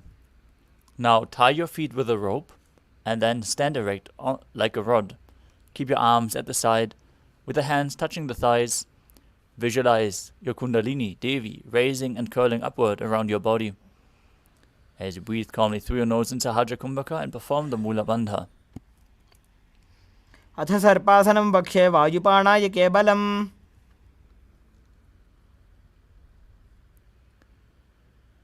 The next asana is Ushtra Sadhanasana. While standing, place all fingers on the mat and then stand on your hands. Hold on to the feet from the front as you start walking around on the mat, visualizing yourself as a camel. मुष्टिकनिष्ठिकाप्रदेशेन भूमौ निधाय उपरिपादतले संस्थाप्य. Next up is Ashvasana. From the same position, hold the feet from the side. Visualize yourself as a horse as you again walk around on the mat. मुष्टिकनिष्ठिकाप्रदेशेन भूमौ निधाय उपरिपादतले संस्थाप्य. Next up is Kapota Nitakasana. As you stand straight with the feet together, interlace your hands behind your back and pull them down towards your calves. Open up your chest as you visualize yourself as a soaring bird diving. Perform the Mula Bandha. पादतले भूमौ निधाय पृष्ठभागेन हस्तौ जङ्घापर्यन्तं नीत्वा.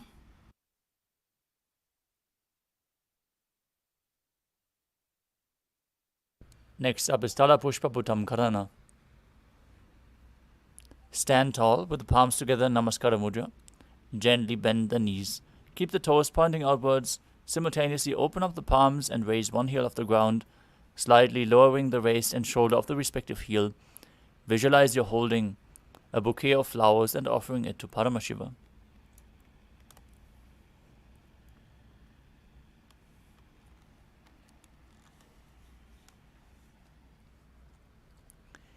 Next up is Khadgasana. Now visualize yourself as a rhinoceros and gaze to your nose as you lay down on your stomach. Jump your feet up towards your hands and stand. Bring the palms together in Namaskara Mudra in front of your body, forming the horn of the rhinoceros. नुजसरतमासनं कृत्वा पादतलाभ्यां भूमिं धृत्वा.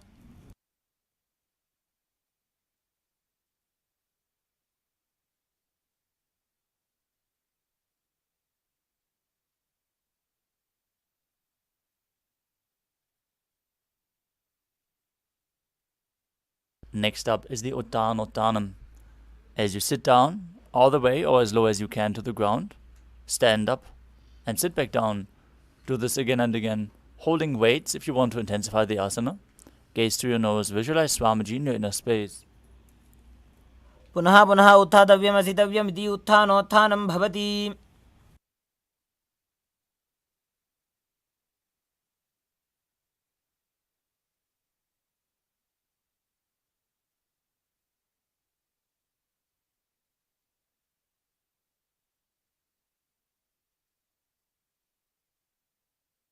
Next up is Musalasana. Now stand up straight, raise your arms over your head and jump repeatedly as you visualize yourself as a mace. सरलं स्थित्वा ऊर्ध्वं बाहु नयेत्. Next up is Utshir Shakasana. From a standing position, pull the sole of one foot towards your chest as high as you can. With the other leg, sit down and stand back up, alternating on both sides as you gaze to your nose and visualize Swamiji in your inner space. एकैकं पादतलं कुक्षौ निधाय तिष्ठेत् उत्थिर्षकं भवति. Next up is Parshvajanukarana. Now stand and keep one leg slightly bent with the toes pointing to the side. Bend and lift the other foot, hold it with a hand in a fist as you place the opposite hand on top of the respective thigh with the fingers pointing inwards.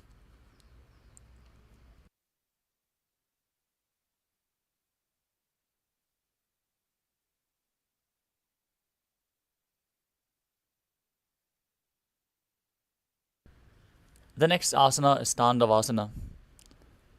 You can hold weights to intensify this asana as you visualize yourself fiercely dancing as Lord Shiva.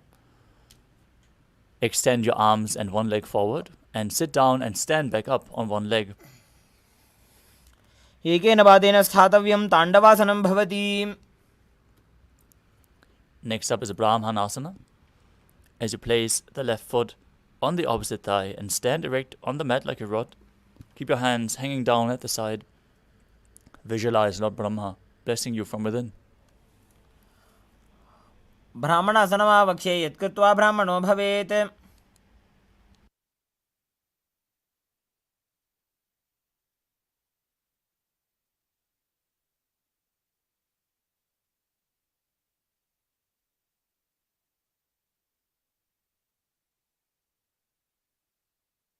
Next up is Garudasana 3.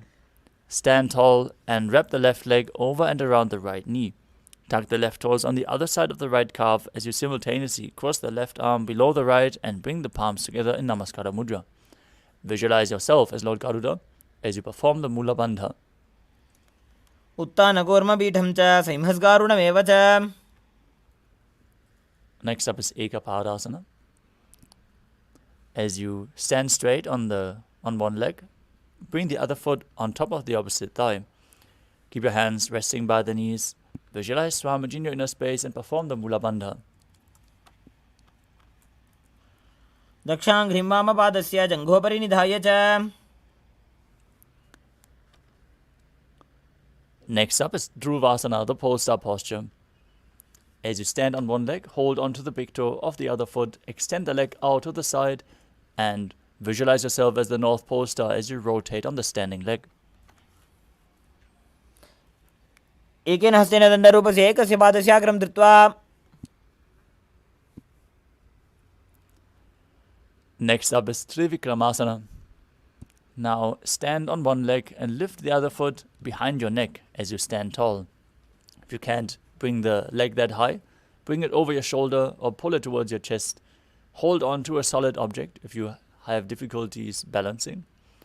As you visualize Lord Vishnu blessing you from within, sit down and stand back up. ग्रीवायां पादं संस्थाप्य स्थातव्यम् उत्थातव्यं त्रिविक्रमासनं भवति. Now repeat Parshvajanukarana on the other side.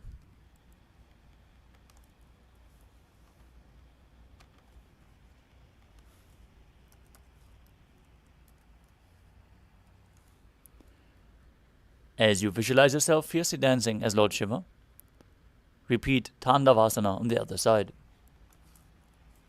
एकेन पादेन स्थातव्यं ताण्डवासनं भवति. As you place the other foot towards the inner thigh, visualize yourself being blessed by Lord Brahma. ब्राह्मणसनमापक्षे यत्कृत्वा ब्राह्मणो भवेत्.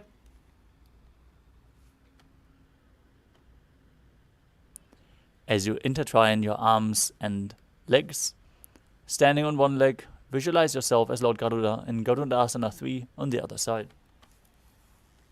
उत्थानकूर्मपीठं च सिंहस्गारुडमेव च. Now place the raised foot on top of the opposite thigh. As you visualize Swamiji, repeat Ekapadasana on the other side. दक्षाङ्घ्रिं वामपादस्य जङ्घोपरि निधाय च.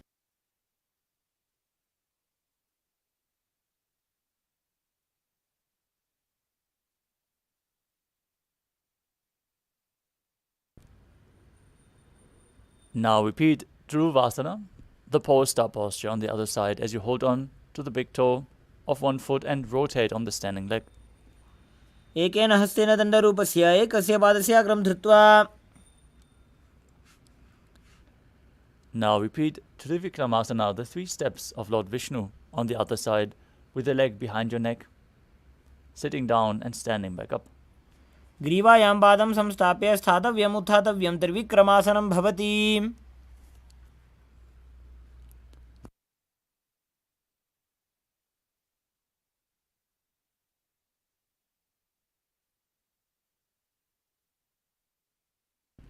Next up is Samanakakarana.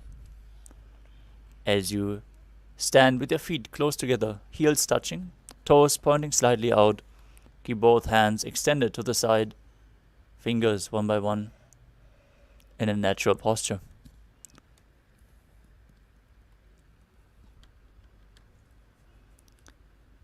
As we now move on to the final 100 asanas of the sequence, we would again like to request everyone to please switch on your cameras and be visible.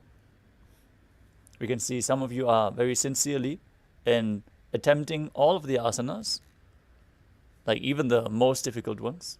Thank you for joining every day and sincerely participating in Nithyananda Yoga. Next up is Gorak Anjali Asana. As you stand erect and then bend forward, bring both hands underneath the knees and make a finger lock in Parashu Mudra. As you squat down, bring the finger lock towards your navel. Visualize the great sage Goraknath, founder of the Natha Yoga Hindu Sampradaya. Perform the Jiva Chala Kumbhaka, where you inhale deeply and move the prana inside your body, up and down and through your limbs by the force of your will, along with your mind. Engage the Mula Bandha, internally chant the Mahavakya, Om Nithyananda Paramashivoham. प्रथम हि उभो होए बाहुरी नीचो पुनि होवे.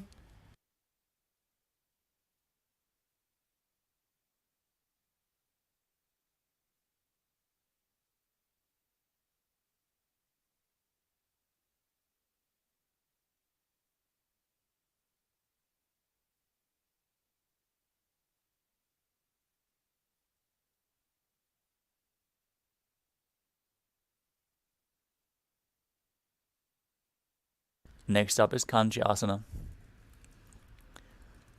Now, insert your hands between the thighs and calves, wrap them around behind your butt. As you squat down, hold your hands behind, keep your chest upright, visualize Swamiji in your inner space. Keep performing the Jiva Chala Kumbhaka, moving the prana up and down within your body. ऊरुमध्यात् हस्तौ निवेश्य नितम्बं धृत्वा पादतलाभ्यां भूमिं वष्टभ्य. Next up is Bhairu Asana. As you bring your feet together, sit in a squatting posture with the heels touching your perineum. Hold your hands behind your back in Parashu Mudra. As you keep your spine straight, gaze to your navel, visualize Bhagavan Kala Bhairava, the Lord of Time, in Bhairu Asana. दो बगगी थल्या की माहिली core मिला जी फना पानी उकड़ मोड़ वैसे.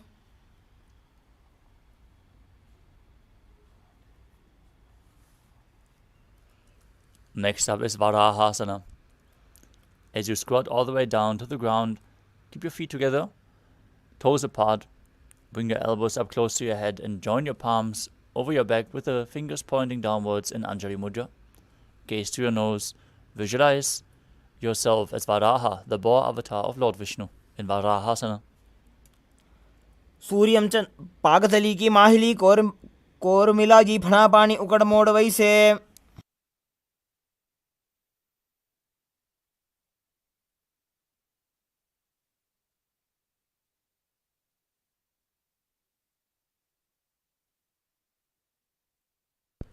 Next up is Prithvitasana. With your heels touching, hold on to the big toes and bring your hips to the same level as your knees. Let your hands hang down. Visualize Swamiji in your inner space. Perform the Jivachala Kumbhaka as you engage the Mula Bandha. पार्श्वद्वये सम्मील्य स्थित्वा नितम्बं जानुप्रदेश आनीज्य. Next up is Bakasana. As you place your hands on the mat with the fingers wide, place your knees onto the back of your arms, eyes forward and down. Lean forward, lift your feet off the ground as you visualize yourself as a crow. हस्ताभ्याम अवनिमवष्टभ्याम. Next up is Sushtanga Kapalyasana, another inverted posture. Set yourself up in front of a wall if needed. Now kneel down and place your head on the ground with the palms spread for support. Raise your body onto your head and bring your legs into Padmasana.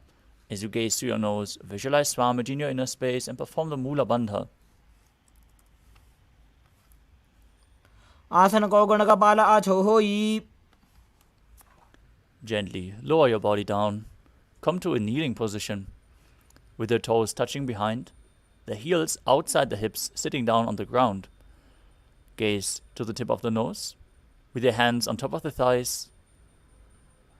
Now you are sitting in the secret seat with Paramashiva and Guru in Guptasana.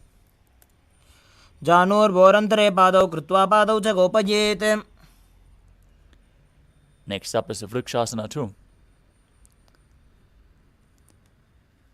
As you place your hands on the ground, fingers wide, lift your body up straight into a handstand. Again, you can use the support of a wall. If you have a partner by your side, they can aid you in performing this asana. This asana should be performed by everyone to purify the 7 chakras. Visualize yourself as a tree with deep roots growing into the ground.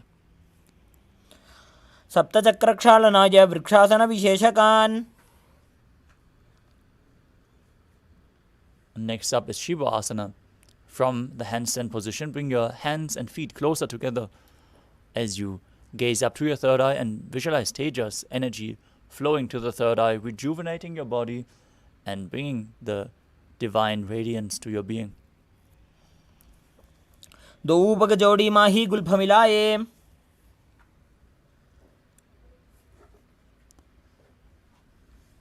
The next asana is Matsyasana too. Now place your hands flat on the mat, shoulder width apart. Enter a plank position.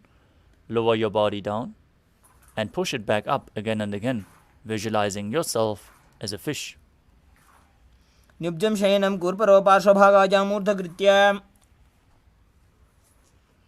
Now lay flat on your stomach with the toes pointing down to the mat.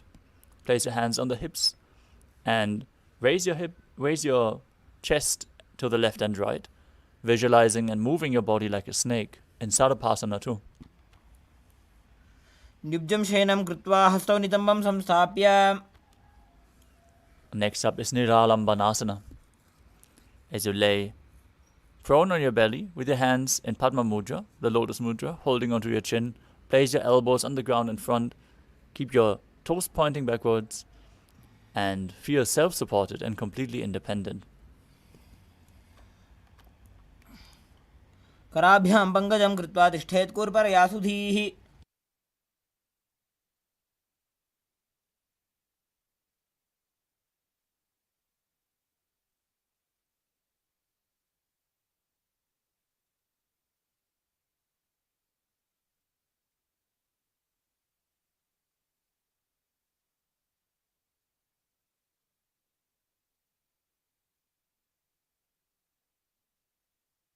Sorry for the technical glitch.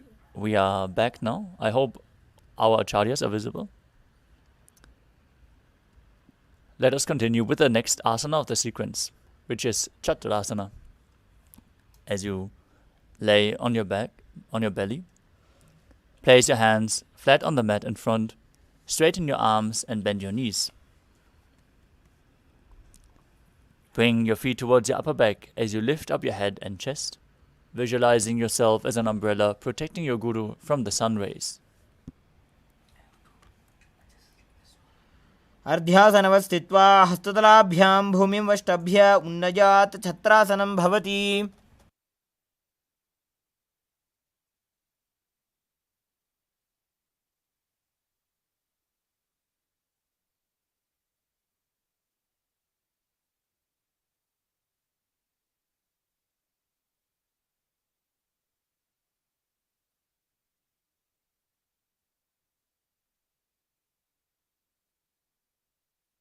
Next up is Vajrasana.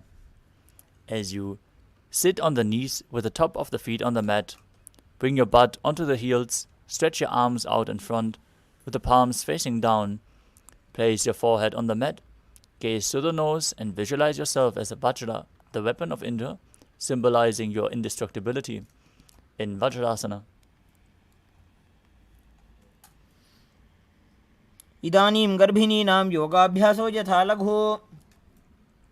Next up is Meshasana. As you push your body up into Gajasana on your hands and feet, alternate striking the ground with your hands as you experience yourself as powerful as a ram. गजासन संस्थितो एकैकं बाहुं भूमौ ताडयेत् मेषासनं भवति. Next up is Ajasana. From Gajasana, lift your legs into the air. Slowly bring your forehead to the ground as you visualize yourself as unborn, existing for all eternity. गजासन संस्थितो पादद्वयमन्तराळे कृत्य मस्तकेन भूमिं स्पृशेत्.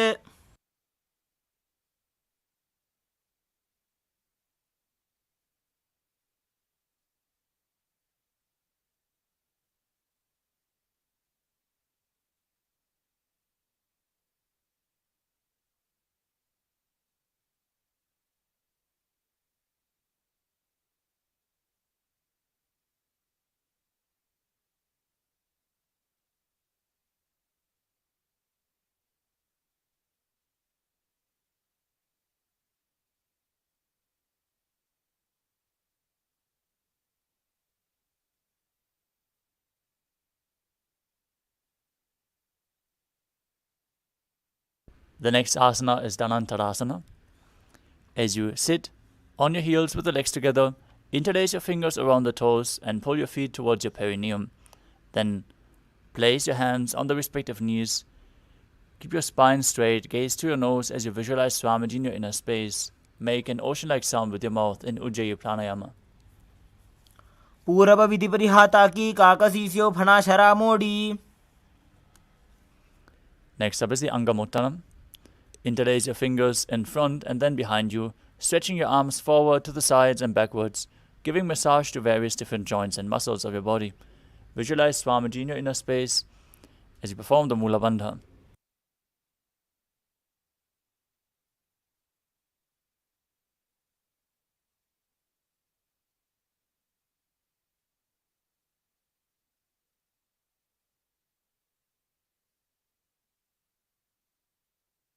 Next up is Garudasana form. As you sit on your heels in Vajrasana, keep your feet turned out to the side, thighs and knees resting on the ground. Keep your spine straight, hands on the knees as you visualize yourself as Lord Garuda, flying Lord Vishnu and Lakshmi on his back. जंगोरुभ्यां धरां पीड्य स्थिरकायो द्विजानुना.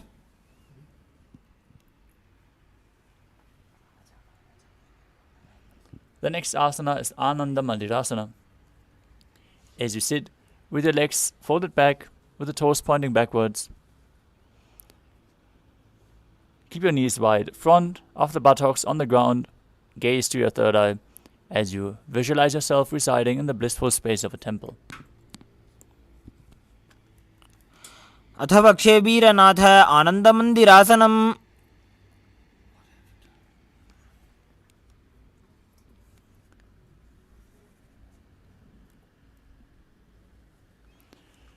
Next up is Mandukasana 2. As you sit with the feet flat, feet overlapping on your ankles, keep your hands under the knees, gaze to your nose, press your tongue up against the palate of your mouth in Manduki Mudra as you visualize yourself as a frog. Perform Uddiyana Bandha and Mula Bandha. पृष्ठं सम्पीड्य गुल्फाभ्यां जान्वङ्गे सबलयाकृतिः हस्तौ पादतले क्षिप्तो मण्डूकं पाददोषहृत्.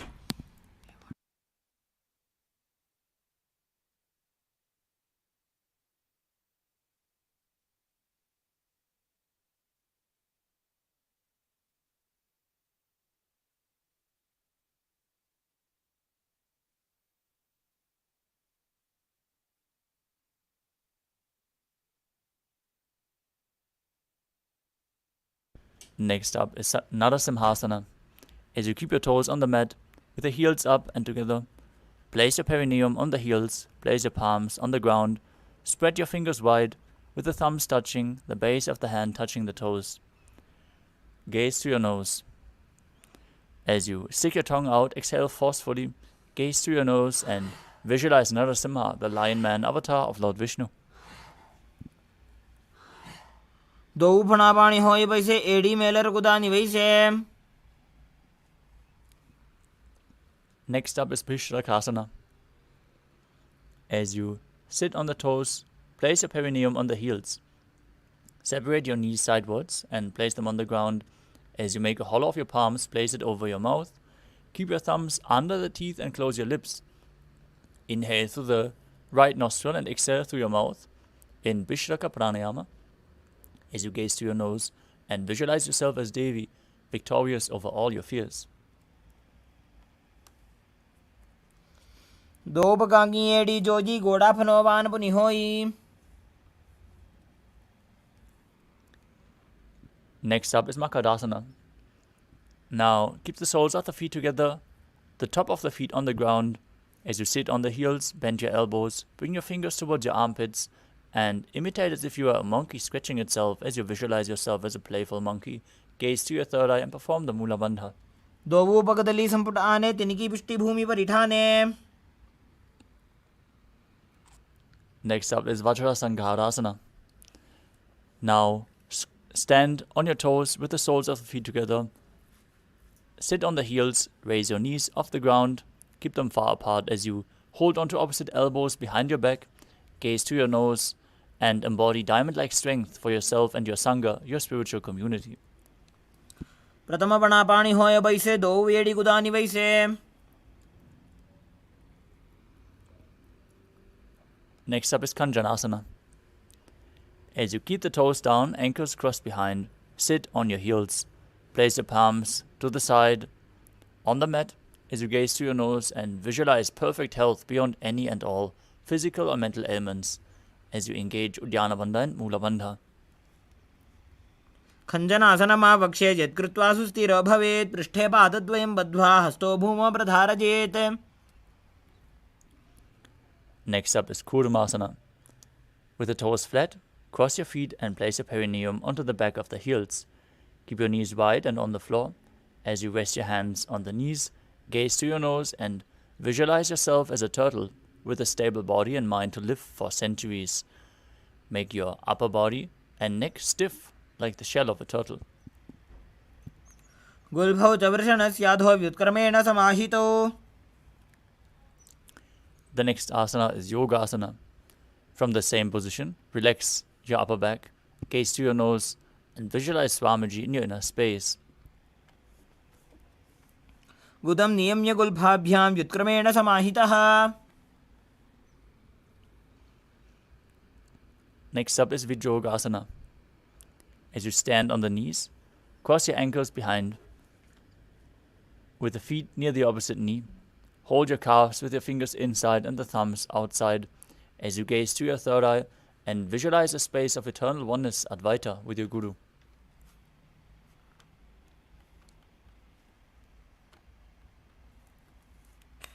गोड़ा वामौ बौ होई गोड़ा आड़ा राखे दोई.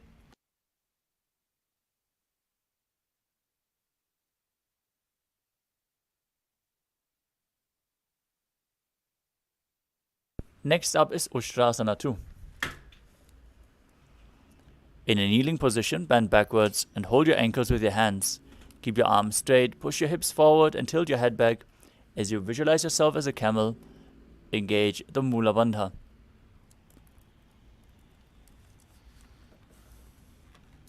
मेरुदण्डग्रन्थि दाढ्या संविपादयिषुः पुमान्.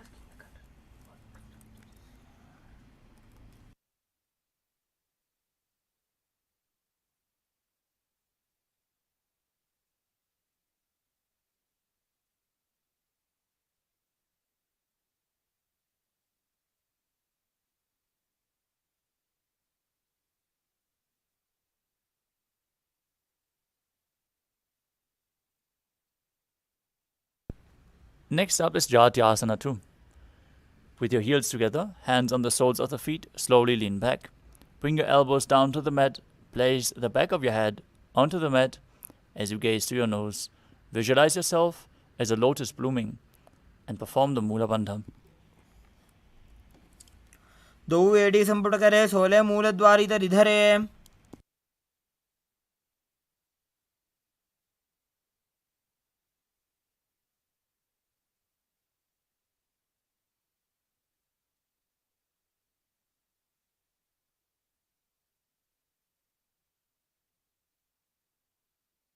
Next up is Viratasana. As you sit on the knees with the thighs and calves together, lean back and touch your back to the ground. Rise back up again and again, using the support of your hands if needed. Gaze to your nose and visualize the healing and liberation of all causal, subtle forms of your body. जङ्घापृष्ठभूमौ निधाय जङ्घोदरयोः ऊरुनी संस्थाप्य.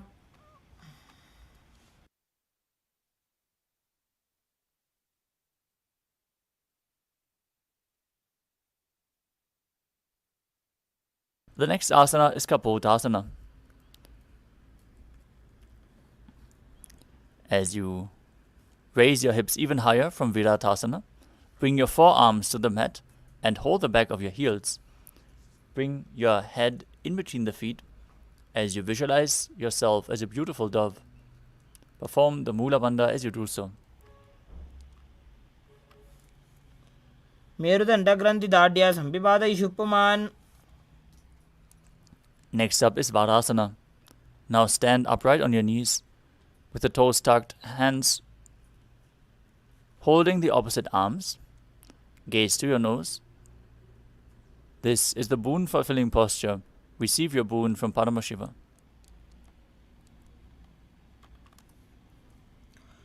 जानुनी भूमौ संस्थाप्य हस्ताभ्यां बाहु परस्परं धृत्वा.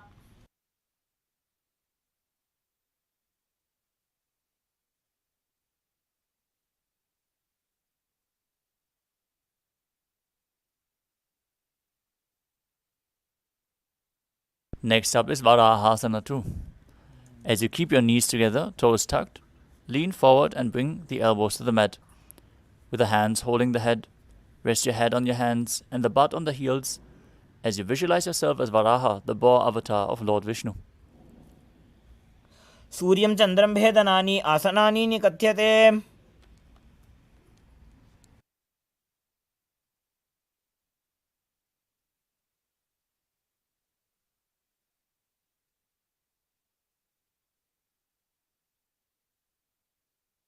Next up is Mundasana.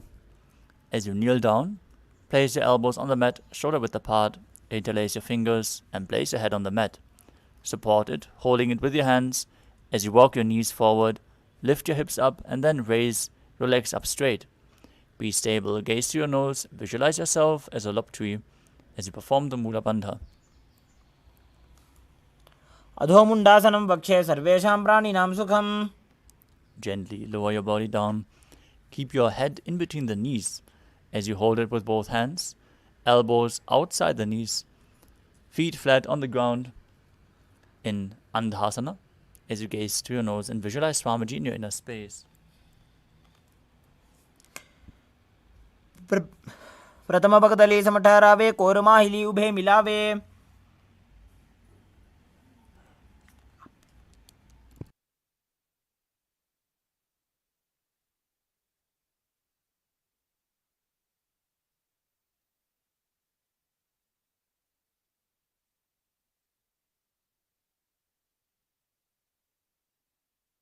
Next up is Viparita Shalabhasana.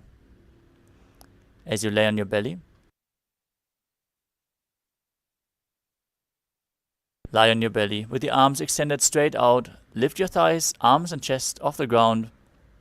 As you hold weights, if you want to intensify this asana, visualize yourself as a locust. Engage the Mula Bandha and breathe through your nose in Sahajra Kumbhaka.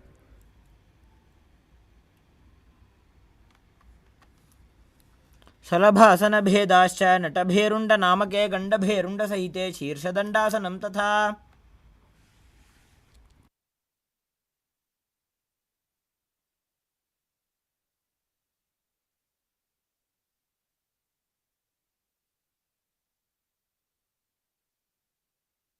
Next up is Kapalasana.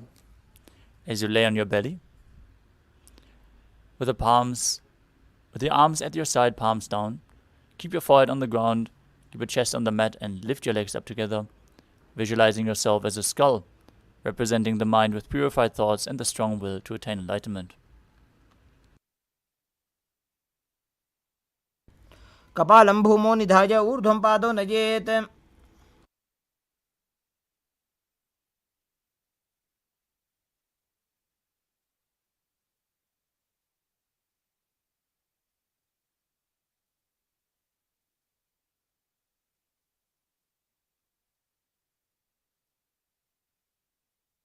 The next asana is Akasha Kapotasana. As you lay on your stomach with the hands by the sides, lift your legs up over your head and slowly place your feet on the mat in front of the head. Keep your palms flat on the mat behind as you visualize yourself as a free and open dove. Engage the Mula Bandha as you do so. उष्ट्रासने स्थित्वा चरणो भूमेरुत्थाप्य मस्तकोपरि नीत्वा.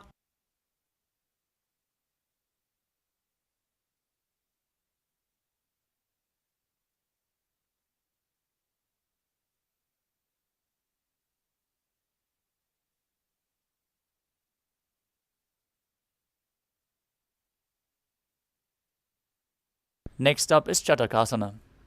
As you sit on your knees, bring your chest down so your navel touches the knees. Keep your hands flat on the mat, forearms on the ground. Be sturdy as you visualize yourself as a sparrow.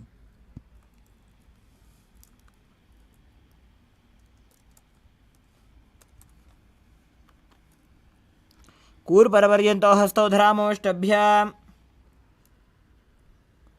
Next up is Vrishchikasana too. As you kneel down, with the hands and elbows on the mat, raise your legs behind your back, touch your feet to the head. As you lift your chin, visualize yourself as a scorpion in this position. विच्छेव पुच्छ प्रतिमां ग्रीवाश्ने धृत्वा स्वशीर्षे चिबुकं विधार्यकौ. Now come to a kneeling position and place your perineum down on the right heel. As you keep the left foot outside the hip, with the toes pointing outwards, place your hands in front of you on the mat. As you visualize yourself as a bull, start breathing in the Antarangaka Kumbhaka, where you forcefully inhale through your nose quickly, hold your breath for a short while, and then slowly exhale through the nose. याम्य गुल्फे पादमूले वामभागे पदेतरं विपरीतं स्पृशेत् भूमिं वृषासनमिदं भवेत्. Next up is Lolasana. From a kneeling position, place your hands flat on the mat, lift your knees off the ground, cross your toes, the toes of the left foot over top of the right. As you balance above the mat, visualize Swamiji in your inner space and perform the Mula Bandha. लोलासनं सदा कुर्यात् वायुलोलापघातनात्.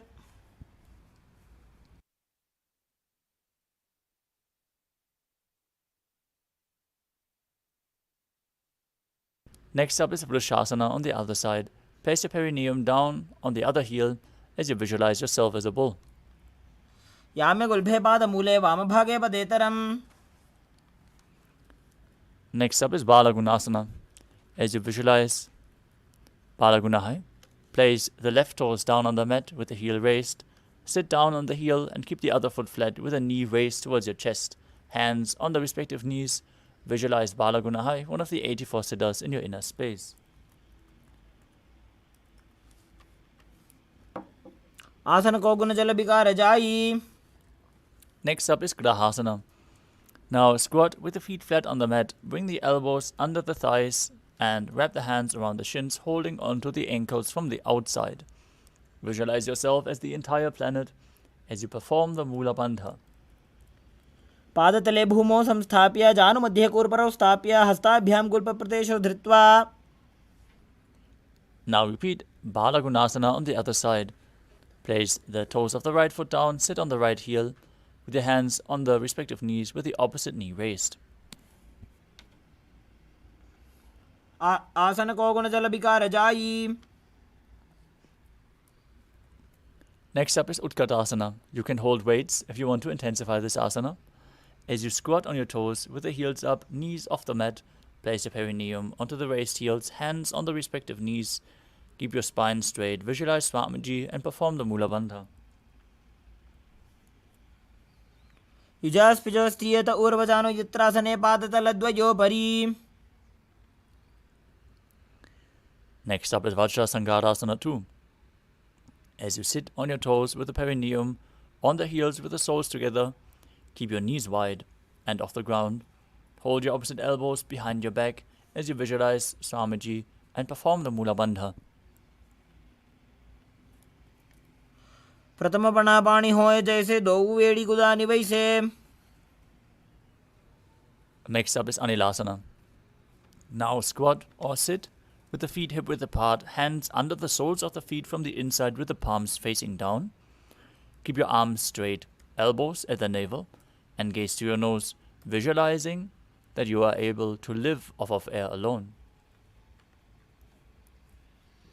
दो हाथ भूमि पर ठाने कहुनी जाड़ी ना भी लगाने.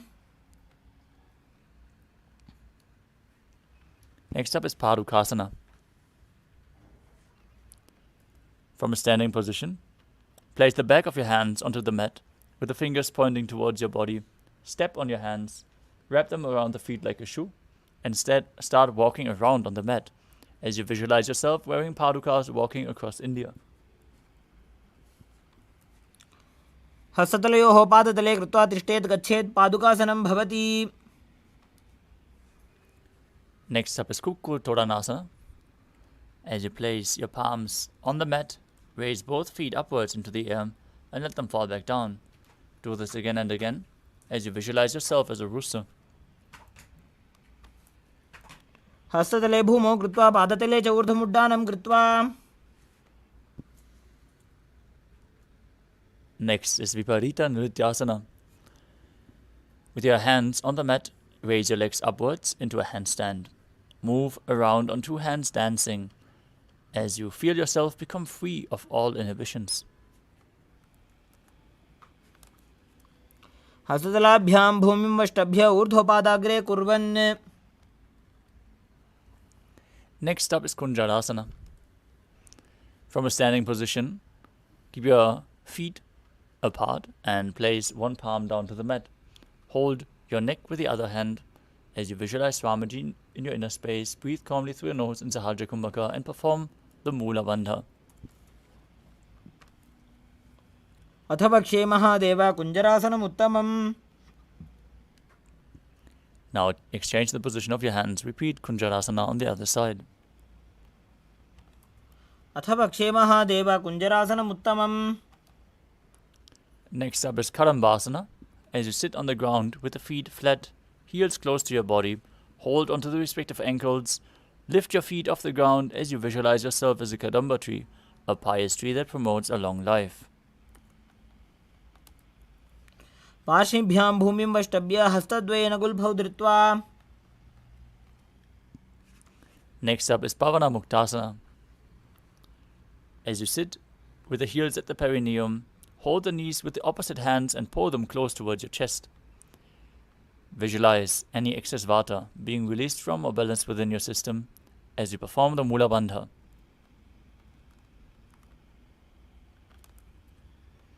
द्वयोस्तु पादयोः पाणिं लात्वा स्वस्वनितम्बके. The next asana is Chakorasana. Now lift one leg behind your neck and extend the other leg straight as you lift your body up on your hands. Visualize yourself as a powerful source of energy and gaze to your third eye. If you can't, bring the leg behind your neck, bring it over your shoulder, or cross it over the other leg. पूर्वदानं चतुष्पादपीठं वज्रासनं तथा. Next up is Dhanurasana 2. Keep one leg extended and hold on to the big toes of both feet in Prana Mudra. As you extend one leg forward, pull the other one towards your ear, visualizing yourself as a bow. पादाङ्गुष्ठौ तु पाणिभ्यां गृहीत्वा श्रवणावधि. Next up is Ashtavakrasana. Now bring one leg over top of the respective shoulder and hook the other foot over top. As you extend both legs to the side, lift your body off the mat and balance on your hands, leaning forward as you visualize yourself as a flying crane. वासिष्ठमथ कौण्डिन्यमूर्धकुक्कुटमेव च. The next asana is Pranasana. As you place the right foot on the left thigh, bring the left foot flat on the ground, have the left shoulder underneath the raised left leg, and place your hands flat on the ground. Bring the other hand on top of the right knee and push it down. As you gaze to your third eye, visualize you're immortal, able to exist solely from prana.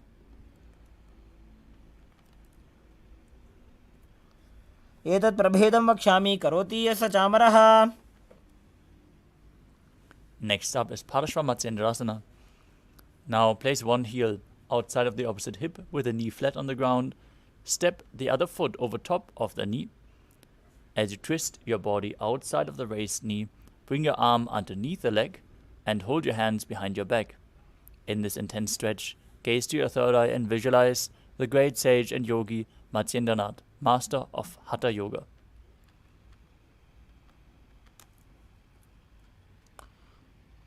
पार्श्वाभ्यां धृत्यते यास्तु पार्श्वमत्स्येन्द्रमुत्तमम्. Now repeat Chakrasana on the other side as you lift the other leg behind your neck, over your shoulder or towards your chest, depending on how far you can lift it. And lift your body off the mat with the other leg extended forward. Gaze to your third eye and visualize yourself as a powerful source of energy. पूर्वदानं चतुष्पादपीठं वज्रासनं तथा. Next up is Dhanurasana 2. Keep the other leg extended as you pull the opposite foot towards your ear with the toes, holding onto the toes in Prana Mudra, visualizing yourself as a bow.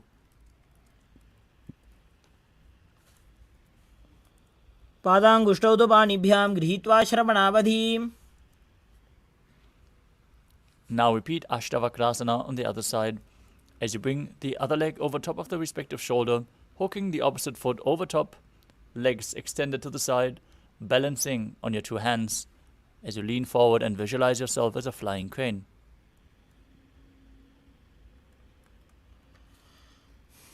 वासिष्ठमथ कौण्डिन्यमूर्धकुक्कुटमेव च. Now repeat Pranasana on the other side, with the other foot on top of the opposite thigh, pushing the knee down to the mat and bringing the shoulder underneath the raised leg. Gaze to your third eye and visualize you're immortal and able to exist solely from prana. एतत् प्रभेदं वक्ष्यामि करोति यः स चामरः. Next up is Parashvamatsendrasana. As you place the right foot at the root of the left thigh, then the left leg by the side of the right knee. Hold the left leg by the right hand underneath the raised knee and twist your body. Remain steady, gaze to your third eye, visualize Sage Matsyendranath and perform the Mula Bandha. पार्श्वाभ्यां धृत्यते यास्तु पार्श्वमत्स्येन्द्रमुत्तमम्.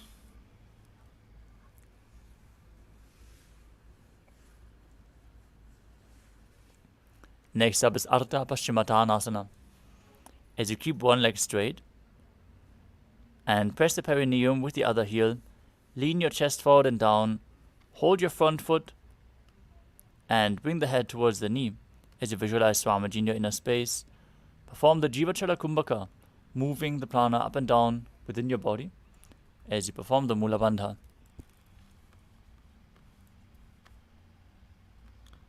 एकं पादं प्रसार्य एकं पादस्य पार्श्वनासीवनी सम्पीड्य.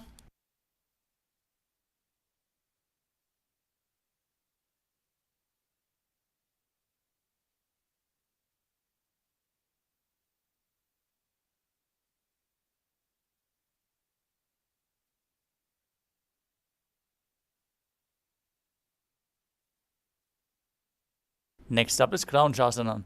Now place your left ankle outside of the hip and hold the sole of the right foot. Lift the leg up towards your forehead and keep the knee straight as you gaze through your nose and visualize yourself as a crane. वासिष्ठमथ कौण्डिन्यम् ऊर्ध्वकुक्कुटमेव च.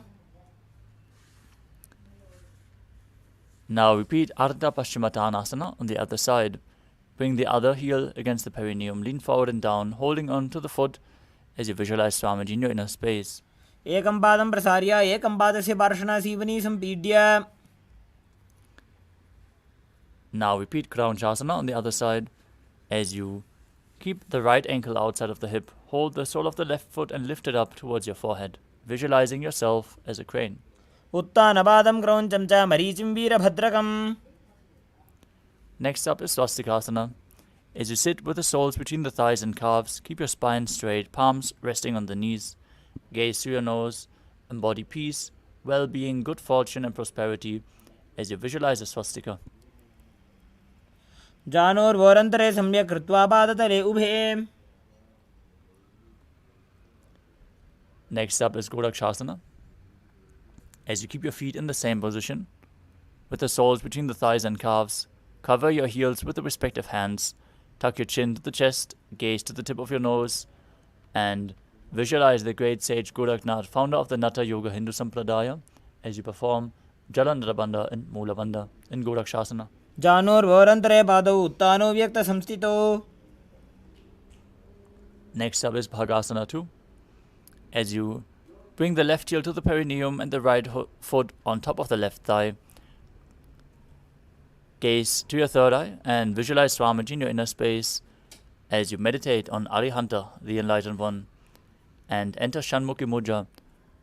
Now close your eyes with the index fingers, nose with the middle fingers, mouth with ring and little fingers, and your ears with the thumbs.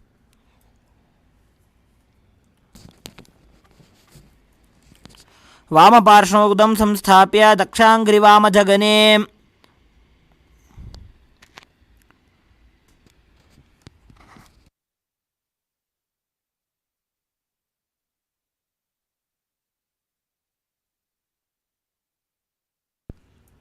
Next up is Yogasana 2. As you place your feet on top of opposite knees, place your hands on the ground beside you, with the palms facing up. Keep your spine straight, gaze to the nose, and visualize Swamiji in your inner space as you perform Kakachantra Kumbhaka, breathing in through the rolled up tongue with your mouth in the shape of the beak of a crow.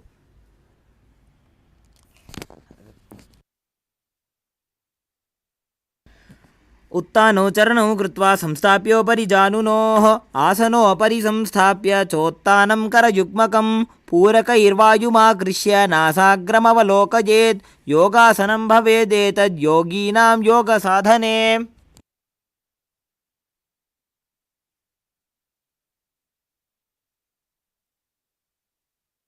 Next up is Urdhva Kukutasana. From Padmasana, place your palms flat on the mat beside your body. Press your hands into the mat and lift your knees off the ground. Balance above the ground as you visualize yourself as a rooster. वासिष्ठमथ कौण्डिन्यम् ऊर्ध्वकुक्कुटमेव च. Next up is Siddha Hadatali Asana. From Padmasana, insert both hands through the knees and place them on the mat. Avoid lifting your body up. Stay seated on the mat as you gaze through your nose and visualize Swamiji in your inner space.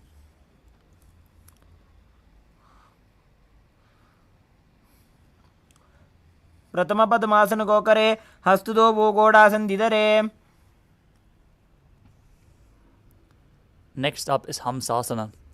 From Padmasana, place your hands on the mat through the gap of the calves and thighs. Lift your thighs up to the shoulder and the legs of the mat. As you stay above the mat, gaze to your nose and visualize yourself as an elegant swan. कुक्कुटासनं स्थित्वा स्कन्धपर्यन्तं ऊरोनि नीत्वा. Next up is Karmukasana. From Padmasana, place your hands between the thighs and calves. While sitting, lean forward and push your hands behind your body, interlocking the fingers in Parusha Mudra, placing the forehead on the ground as you gaze to the nose. Visualize yourself as Pinaka, Lord Shiva's bow. प्रथम पद्मासन को करे, घोड़ासन दिमाही करी धरे. Next up is Kurmasana 2. From Padmasana, insert both hands through the thighs and calves. Bend your elbows, hold onto the respective shoulders with your hands as you visualize yourself as a turtle, having a stable body and mind to live for hundreds of years. By जंग पर दक्षिण बावा, दाई जंग पर by ल्यावा. Next up is Granthi Behedasana. From the same position, tuck your chin to the chest and engage Jalandhara and Mula Bandha as you gaze through the nose and rejoice, knowing you're sitting in Shiva's secret knot posture. अथ वक्षे नीलकण्ठ ग्रन्थिभेदासनं शुभम्. Next up is Uttana Kurmasana. From the same position, with your legs in Padmasana, the hands interlocked, the hands intertwined, roll onto your back and hold onto your respective shoulders with your hands as you gaze to your nose and embody a turtle laying on its back. कुक्कुटासनबन्धस्थं कराभ्यां धृतकन्धरम्. Now sit back up into Padmasana and place both hands through the thighs and calves as you hold the wrist of one hand and lift your body up onto the mat, balancing on one arm. As you visualize yourself as a rooster, engage the Mula Bandha and keep breathing in Kakachanchu Kumbhaka through your tongue in Pangu Kukkutasana. Kukkutasana स्थित्वा एकेन हस्तेन अन्यस्य मुनिबन्धं धृत्वा. Now place the other hand on the ground, hold its wrist, repeat Pangu Kukkutasana on the other side.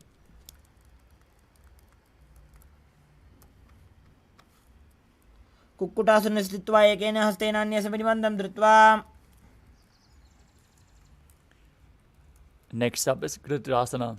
From Padmasana, place your elbows on the toes, interlace your fingers in Parashamudra. As you rest your chin on the knuckles, press your thumbs to the throat and visualize you have gone beyond all greed and covetous. जानुर्भोरन्तरे पादौ उत्तानौ व्यक्तसंस्थितौ. Next up is Padmasana 3.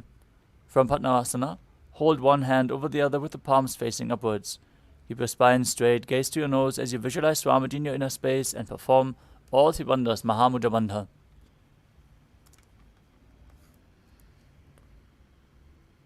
उत्तानौ चरणौ विधाय विधिवच्छक्तिस्थितो योगिरात्. Next up is Padmasana 4. From Padmasana, place the palms on top of the knees. Keep your spine straight, gaze to your nose, and visualize Paramashiva in your inner space as you perform the Mula Bandha. एतत् पद्मासनं कुर्यात् प्राणवायुप्रसिद्धये. Next up is Karmukhasana 2. From Padmasana, keep one hand on the respective knee and hook the other hand around the big toe in Prana Mudra, moving the toe round and round as you pull the elbow back as if you're pulling a bowstring. Visualize yourself as Pinaka, Lord Shiva's bow, as you perform the Mula Bandha. अथान्यासनमावक्षे योगपूरकरक्षणात्. Next up is Karmukhasana 3. From Padmasana, cross your arms behind your back and hold the big toes as you inhale through your tongue straight in like an arrow in Kakachanchu Kumbhaka. Gaze to the nose and visualize yourself as Lord Shiva's bow as you engage all three bandhas. कार्मुकासनमाक्षित्य उदरे पूरयेत् सुखम्. Next up is Dridhasana. Maintain the same position. Lift your chest. Gaze to your third eye. Visualize yourself as the action of Paramashiva's third eye, destroying anything you come across.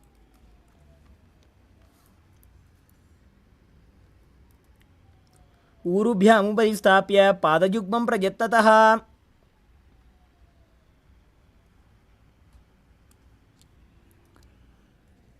Next up is Nagarasana. From Karmakasana 3, with the arms crossed behind your back, holding on to the big toes in Prana Mudra, roll onto your back and lay flat. Gaze to your nose, visualize yourself as a snake, breathe calmly through your nose in Sahadra Kumbhaka, and engage the Mula Bandha in Nagarasana. प्रथम पद्मासन कोठाने दो हाथ पाछाने आने. Next up is Kandukasana. You can free your arms and legs as you lay on your back, bend your knees and lift your feet off the ground as you embrace your knees towards your chest with your head touching the knees. Squeeze your body into a ball in Kandukasana.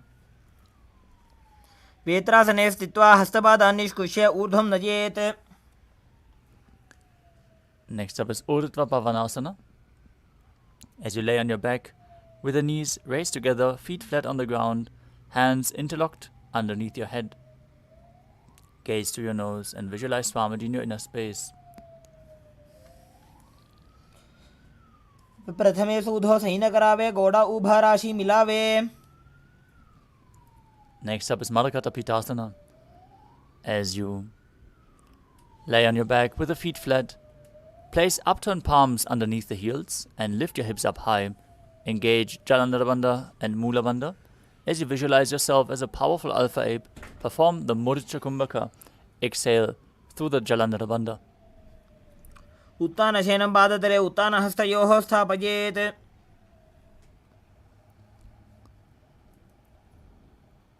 The next asana is Uttana Shikipitakasana. As you lie supine, raise your hips up, support your hips with your hands and place them at the waist. Keep the elbows bearing the weight of your body as you tuck your chin to the chest, gaze through your nose, and visualize Swamiji in your inner space. जङ्घोरुबलहीनश्चेत् उत्तानशिखिपीठकम्. The next asana is Narakasana. As you lay on your back, raise your hips and legs up, keep them straight, support them with your hands on the ground, arms flat. Visualize yourself blissfully traversing through Narakaloka unscathed as you keep Jalandhara Bandha and Mula Bandha engaged. ग्रीवाकण्ठेन भूमिं विष्टम्भ पादाग्रद्वयमूर्ध्वमुन्नयेत्. Next up is Tiryan Naukasana, where you bring your hands to the lower back with the elbows on the ground. Keep your legs vertical and then slightly lower and anchor them, keeping your core engaged as you visualize yourself as a boat crossing the ocean of samsara. नौकावत् स्थित्वात् ऊर्ध्वं पादाग्रद्वयं नयेत्. Next up is Dajasana. Place your hands back flat on the mat as you keep your body straight like a flagpole, visualizing yourself as the Kailasa flag, respected across all nations. तिर्यन् नौकावत् ग्रीवापृष्ठकोर्परैः भूमिं वष्टभ्य. Now lower your body down to the mat as we enter the final asana of the sequence, Mritasana. Keep your hands next to your hips, palms facing up. Perform the Shakti Chalan Mudra, pulling the Kundalini up from Muladhara to Sahasrara Chakra. Relax, unclutch from any external or internal movements.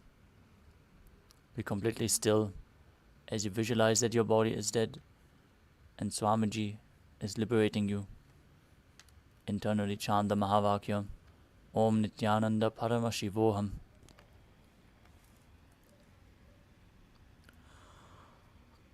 उत्तानं शववद्भूमौ शयनं तोषवासनं. शवासनं श्रमहरं चित्तविश्रान्तिकारणम्.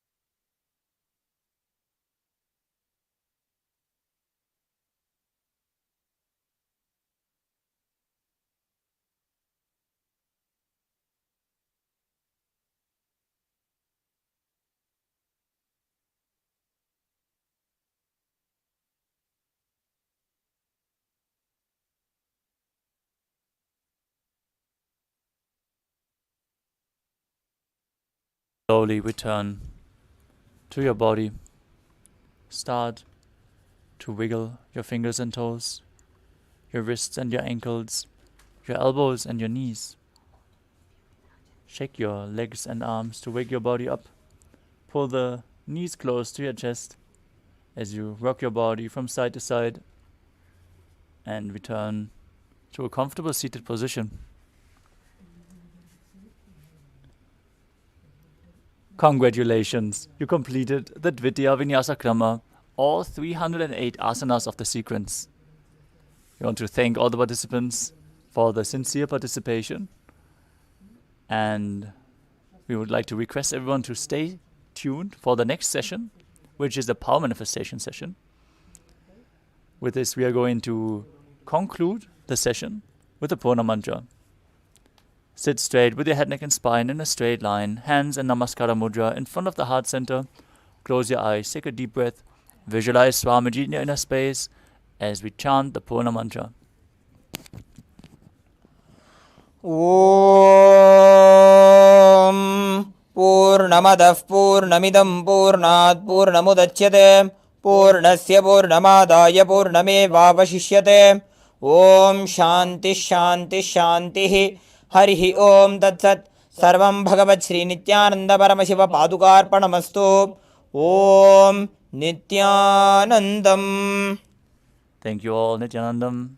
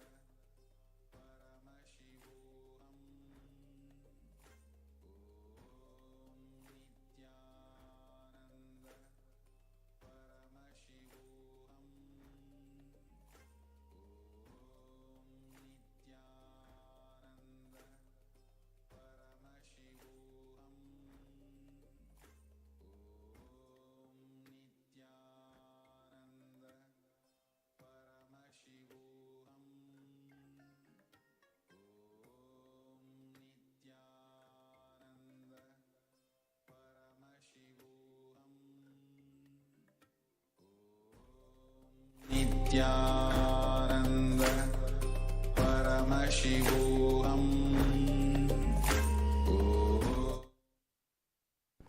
Nithyanandam, everybody. I request each and every one of you to please come and be seated as we enter into the next session, which is going to be the power manifestation after an intense yoga.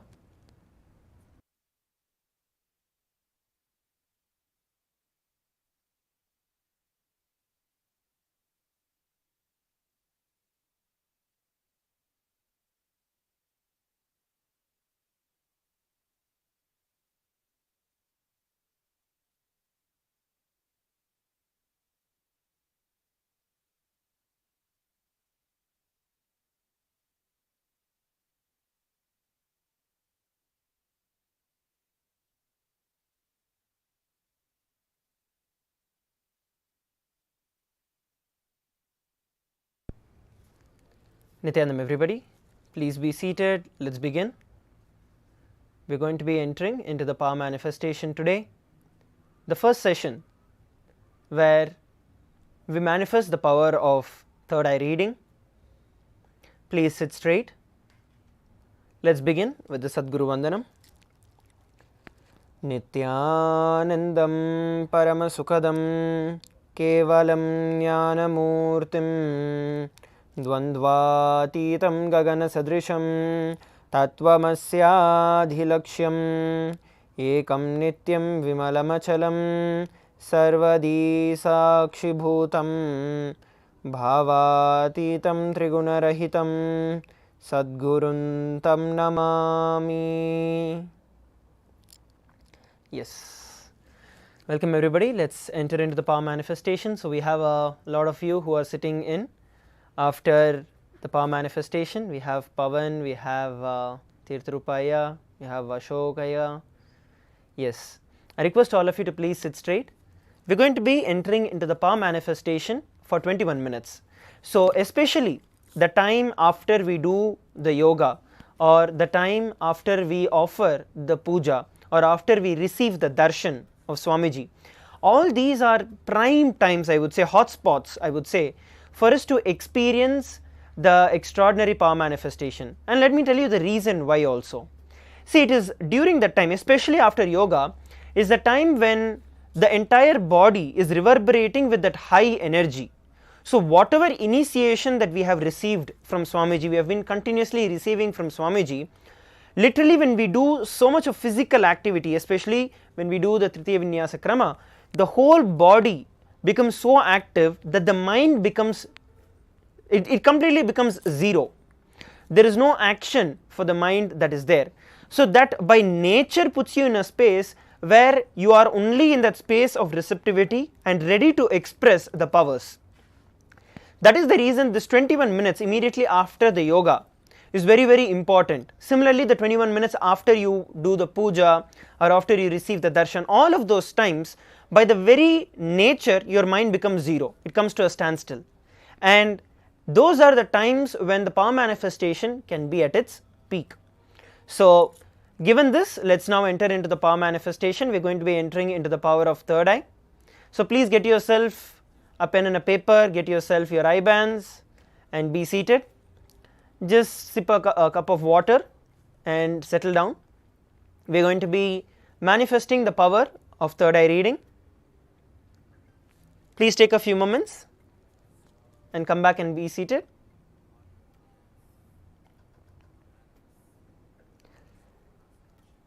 If you do not have eye bands, at least get some cloth, an opaque cloth that would close your eyes, with which you can blindfold. Don't just sit that I can sit, I'll keep my eyes closed by myself. No, do it with a cloth. Get yourself a blindfold.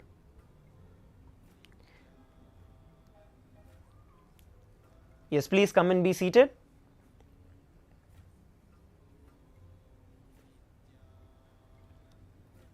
Without any delay, without any time getting wasted in anything else, let's use this peak time of 21 minutes for manifesting the powers.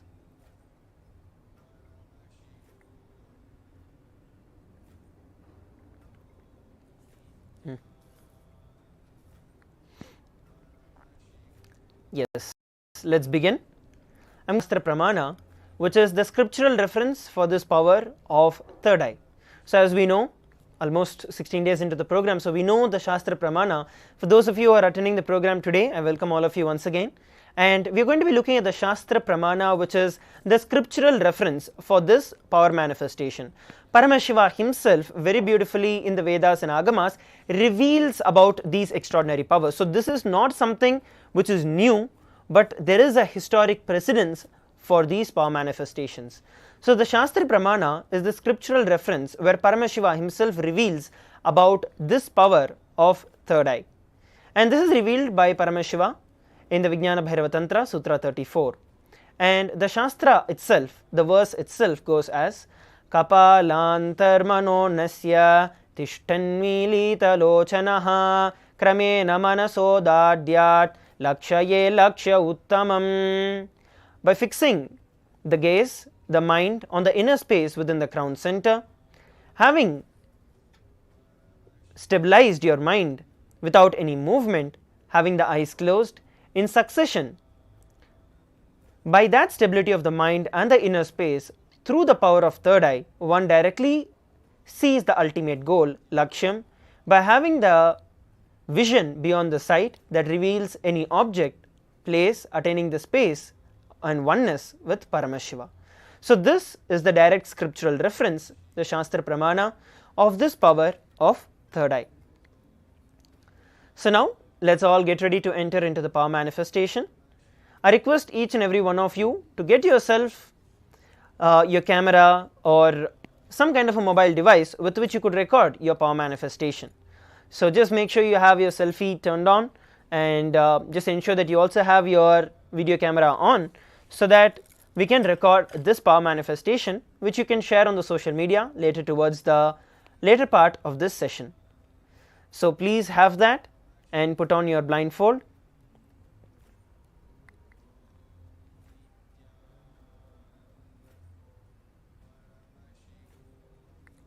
Please put on your blindfold.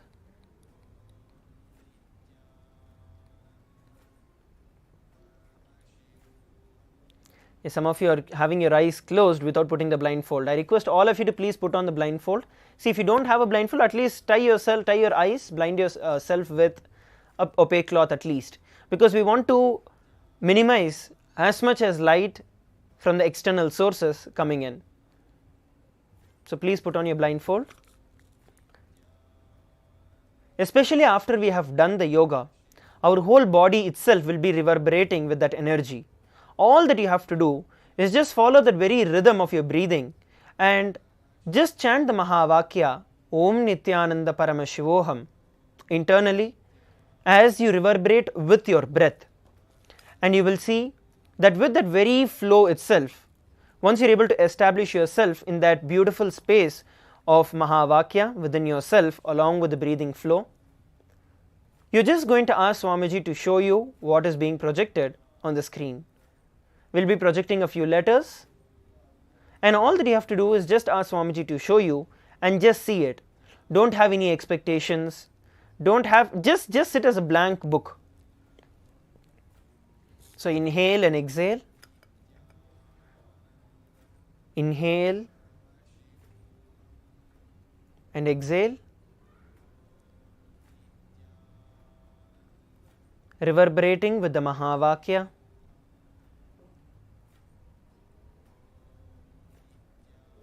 Just settle yourself in that space.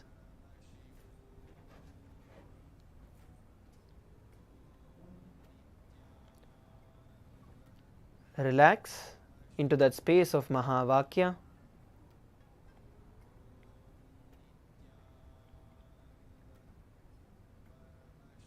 We will now be projecting the letter for all of you. As the Mahavakya will be played, just ask Swamiji to reveal the image that is being projected on the screen for all of you.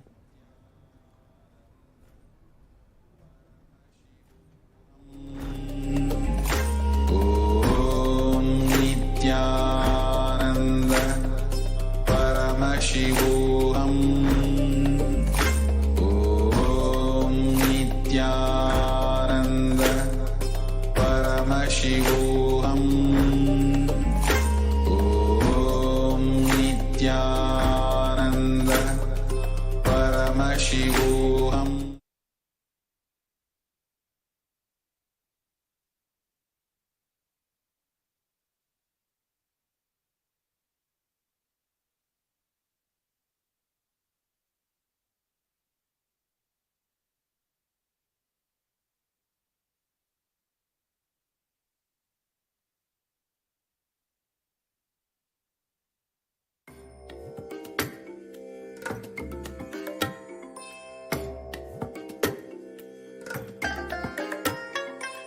I bless you all. Let you all open all your three eyes and manifest the powers of Mahasadashiva. Om Nithyananda Paramashivoham. Om Nithyananda Paramashivoham. Om Nithyananda Paramashivoham. Om Nithyananda Paramashivoham. Om Nithyananda Paramashivoham. Om Nithyananda Paramashivoham. Om Chant the Mahavakya intensely within yourself. Paramashivoham. Om Nithyananda Paramashivoham. Om Nithyananda Paramashivoham. Om Nithyananda Paramashivoham. Om Nithyananda Paramashivoham. The letters that are being projected on the screen. Om Nithyananda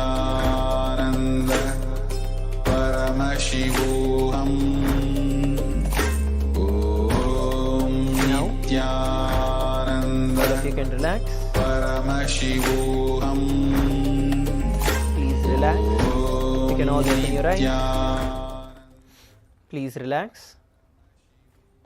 Please take a few moments to just pen down, to note down, to type down whatever Swamiji revealed, whichever were the letters that Swamiji revealed to you during the power manifestation. Just pen down as it is, even if it is multiple letters, non-coherent letters, or maybe you saw numbers or you saw some shapes, whatever Swamiji showed you, just pen down as it is. Please take a few moments and please pen down.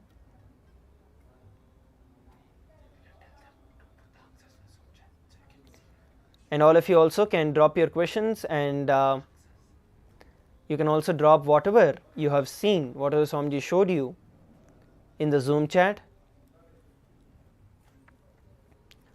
Please put it in the Zoom chat so we also get to know what each of you have seen. If you have any questions also, you can put it. If you have anything that you want to ask, you can also share. Please put on the Zoom chat whatever were the letters or whatever else Swamiji showed you.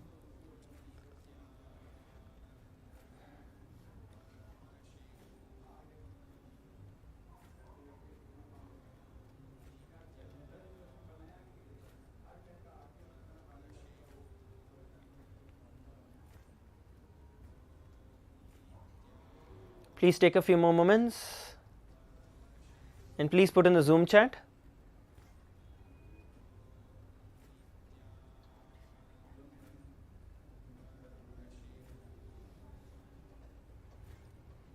Yes, okay. So let's now look at the answer. So we have various different participants who are also posting. Let's look at what was projected for all of us on the screen. So it was the letters A and J. So these were the two letters that were projected. So we have a couple of you who have posted. Yes, Tirtharupaya, you have posted BA7, B9 and CD. So of which we have A, which is there, which is good, and Feng, you have posted W, and Pavan R. Yes, so what I want to tell all of you is to not restrict yourself with one alphabet or just one thing. Don't come to consensus or don't come to conclusions that it has to be only one letter or one number or only one color. Do not come or do not impose these kind of restrictions on yourself, because the power manifestation itself manifests when you relax and let Swamiji manifest through you. So you'll have to go into as much details as possible, go into as many whatever Swamiji is showing, even if it is multiple different things. Don't worry whether you are guessing or it's actually being shown, you're actually seeing, don't worry about any of that. All that you have to do is just enjoy that space and you sit, and whatever Swamiji is showing you, you post. If you manifest, glory is for Swamiji. If you don't manifest, Swamiji is going to make you manifest it. So you don't be attached to the results that you would be getting, rather than just sit and experience the whole thing. So I want each of you, in the next round that we will be doing, I want each of you to sit as we chant the Mahavakya, as the Mahavakya is also played continuously. I want you to just look inside your inner space and see, okay, what are all the different things that Swamiji is showing, or Swamiji is telling, Swamiji is showing, either way. So I want each of you to pen that down in detail so that you will be able to manifest more and more. Next round, what we are going to be doing is identifying an image. So we are going to be projecting an image with a letter. So what you are going to be doing is you are going to look at that image of the letter, and you are going to again identify what it is. You can identify the color behind it, you can identify the shape of it, either way, don't worry about it. So just let Swamiji manifest and ask Swamiji to show you whatever is going to be projected on the screen. So let's enter into the next round. Please sit straight, close your eyes.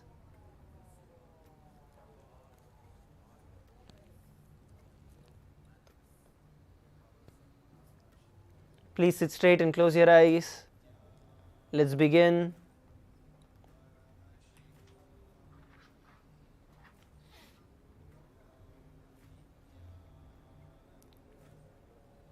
Let's chant the Mahavakya, Om Nithyananda Paramashivoham.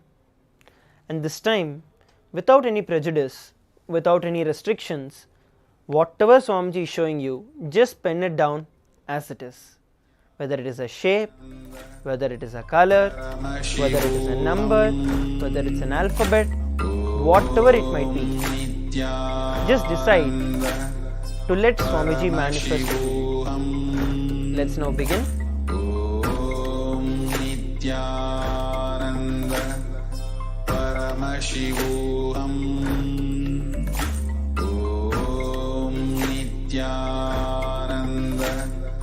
Paramashivoham. Om Nithyananda Paramashivoham. Om Nithyananda Paramashivoham. Om Nithyananda Paramashivoham. Om Nithyananda Paramashivoham. Om Nithyananda Chant the Mahavakya intensely within yourself. Om Nithyananda Paramashivoham. And ask Swamiji to show you the details. Nithyananda Paramashivoham. Om Nithyananda Paramashivoham. Om Nithyananda Paramashivoham. Om Nithyananda We had a few more moments. Paramashivoham. Om Nithyananda Paramashivoham. Om Nithyananda Paramashivoham. Om Nithyananda Paramashivoham. Om Nithyananda Paramashivoham. Om Nithyananda Paramashivoham. Om Nithyananda Paramashivoham. Om Nithyananda Paramashivoham. Now all of you Can relax. Please relax. You can slowly open your eyes. Now I want every one of you to really take these few moments and pen down in detail and post it in the Zoom chat. Whatever is the color, whatever is the image, anything and everything that Swamiji showed you, a powerful cognition, just pen down and post in detail in the Zoom chat.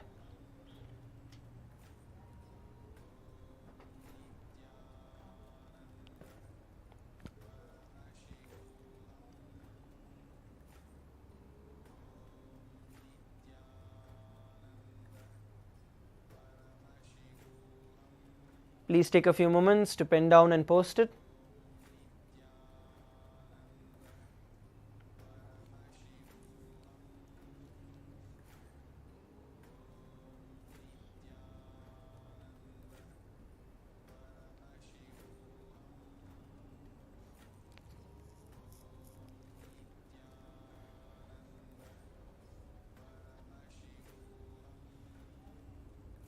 Post in as much detail as you can. Type and post it in the Zoom chat.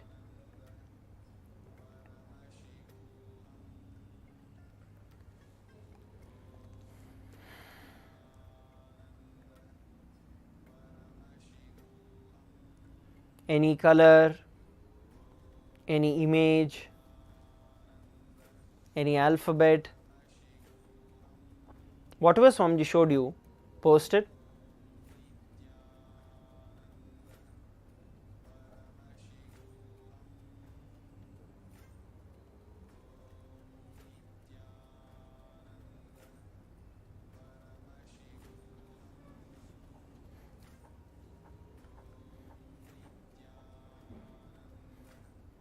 Yes, please start posting as you are typing.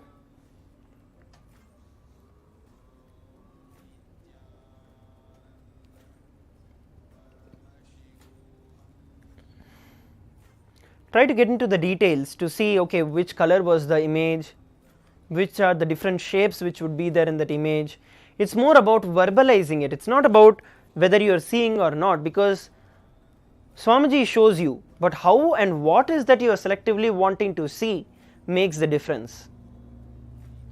So go into detail and pen down in detail and post it in the chat so you can look at it.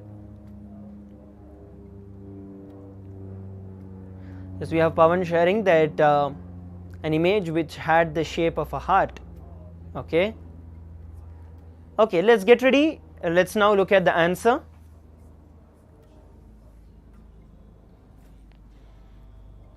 Let's look at the answer. As you can see, it's the letters K and O. And Pavan, I also want to specifically tell you, you see the design with between the K, I mean like the top letter of the K, which is in the shape of a heart, the top and the bottom. So yes, the more and more you actually enter into the details of what is there, you will see that Swamiji is manifesting through you. As Swamiji says, Paramashiva is in details. So it is not that we are not able to see, it is that we are not seeing what is Swamiji showing. So that is the reason I request every one of you also, please make sure that you are posting in detail about whatever Swamiji is showing you. It's only when you post in detail, you will start seeing in detail. And only when you see, you will understand that you are already manifesting the power. So now let's enter into one last round. It's going to be a rapid round. We're just going to be chanting the Mahavakya. All of you put on your eye bands. It's going to be a rapid round in just 1 minute. and after that we are going to quickly start posting whatever Swamiji is showing in the Zoom chat. So, it is going to be a rapid round. Please sit straight, close your eyes, start chanting the Mahavakya and ask Swamiji to show you whatever is being projected on the screen, and in a moment you are going to start posting the same on the Zoom chat. Let us begin. Paramashivoham. Om Nithyananda Paramashivoham. Om Nithyananda Paramashivoham. Om Nithyananda Paramashivoham. Om Nithyananda Paramashivoham. Om Nithyananda Paramashivoham. Om Nithyananda Chant the Mahavakya. Paramashivoham. Om Nithyananda And just ask Swamiji to show you whatever is being projected. Nithyananda Paramashivoham. Yes, now every one of you can relax. Om Nithyananda Okay, so now without any delay, I want all of you to quickly start typing and posting whatever Swamiji showed you.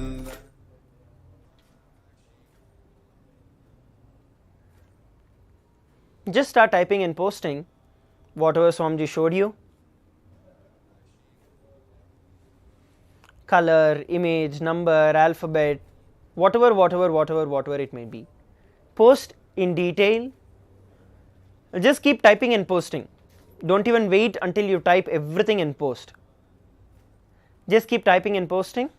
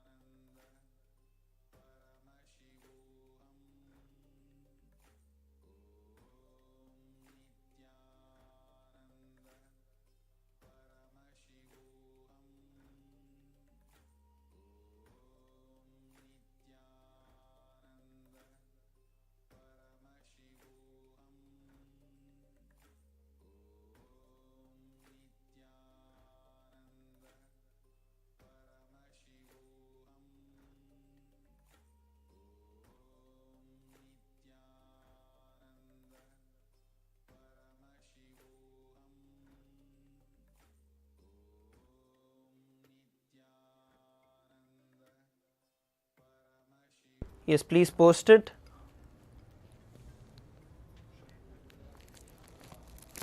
Please post in detail whatever Swamiji showed you. We are going to look at the answer.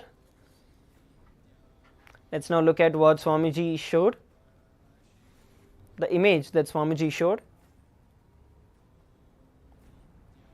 So, it is actually the image of an apple. Not one apple, actually there are 3 apples which are there. So, this is the image that Swamiji showed, that was projected. You have like the different shapes which are there, which are in the circles, the rounds. You also have those in the shape of the heart, in the leaves. You have the colors of red, green, white, dark green, black.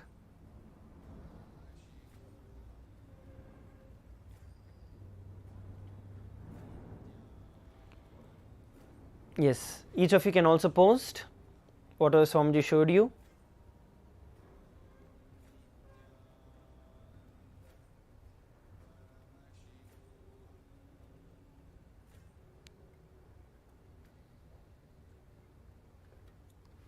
Now we are going to be taking a few minutes to post on the social media. We are going to post our experience on the social media. Whatever was your experience of this power manifestation, what are the different understandings that you had from this power manifestation, the results of this power manifestation, please take a few moments to just share it across on the social media. You can post it on your Facebook and other social media platforms. Use the hashtags hashtag Kailasa, hashtag Nithyananda, hashtag power manifestation, and hashtag Paramashivoham. So let's take a few moments to do this, after which we are going to prepare ourselves to enter into the various sessions of today. So please take a few moments to do it.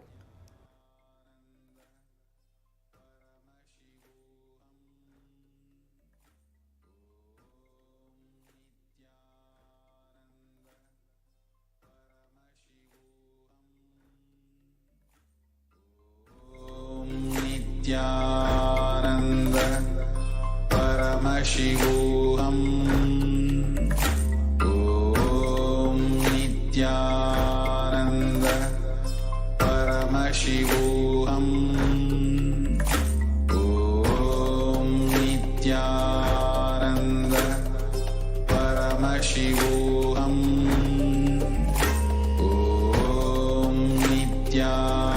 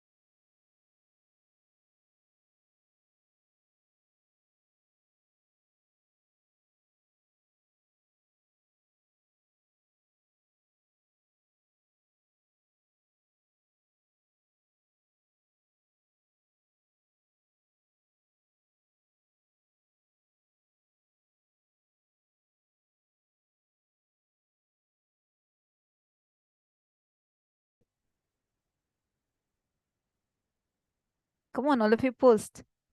Take a few minutes and post it. What is it that you have understood?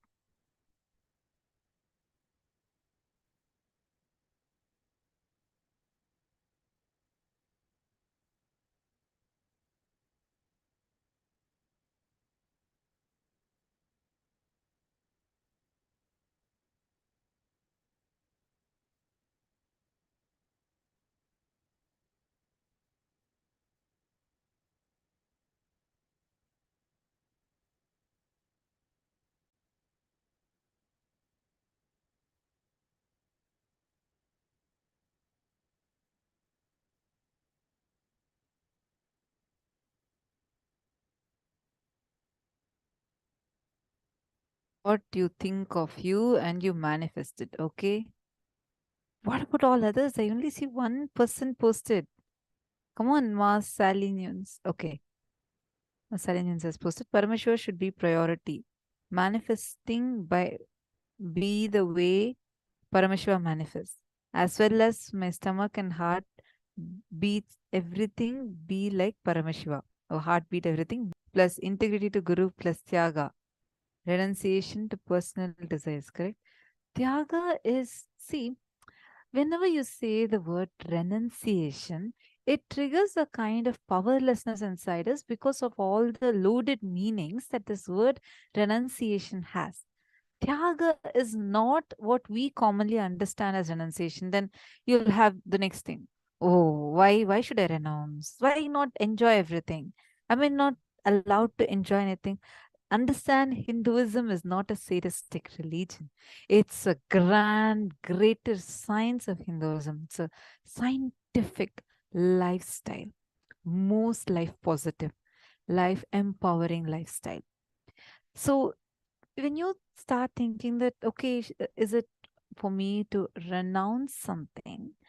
You will start understanding that, like a sad way, it'll not even inspire you, push you to renounce anything. You're understanding, Masalinians. So do not even think that you should be renouncing something and, like whatever you have as a thing to enjoy, you have to be renouncing. No, none of these are a definition for Tyaga. Tyaga means when you know what is it that you want in your life, when you're very clear about what purpose of your life is, and for that ready to sacrifice anything else that does not align with your purpose. Simple thing. Let's say, according to your goal, you know what your health is. You have a goal for your health. You have a particular way you want to be.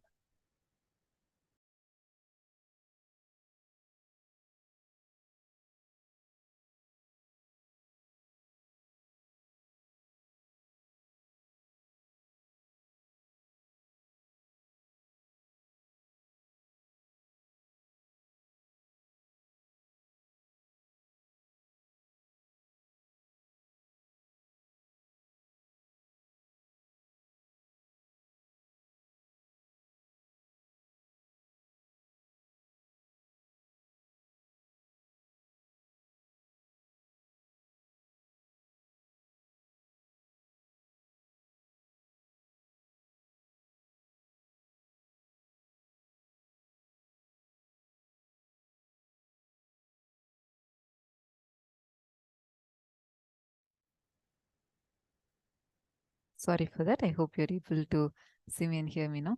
See, Ma Stephanie Lally. I just wanted to explain to you the understanding about Tyaga should not come from, like, because when you say personal desires, that's not how it actually works. See, otherwise it'll create a lot of powerlessness in you. You'll start feeling like, it'll be a fight with yourself. Should I renounce this? And I can't have this, I can't have that. It is maturing of cognition, having a particular goal, and you renouncing everything else that's not aligning to that one goal. For example, let's say that according to your goal, you want to be healthy, you want to be fit, you want to be really active. And you see that for that particular goal, you want to eat you should not be eating junk food, or and you want to be really focusing on your healthy food, healthy diet. You want to eat proteins, you want to eat all the healthy stuff. Now, you can't say that, oh, my personal desire is to eat a burger, but look, I had to renounce that. That'll create a powerlessness in you. Instead, you know what you want. From that maturity, you when you see that this is not aligning to your goal, it'll drop by itself. That is the tyaga. You're understanding, ma? It's not tyaga, it's not renunciation that comes out of any powerlessness.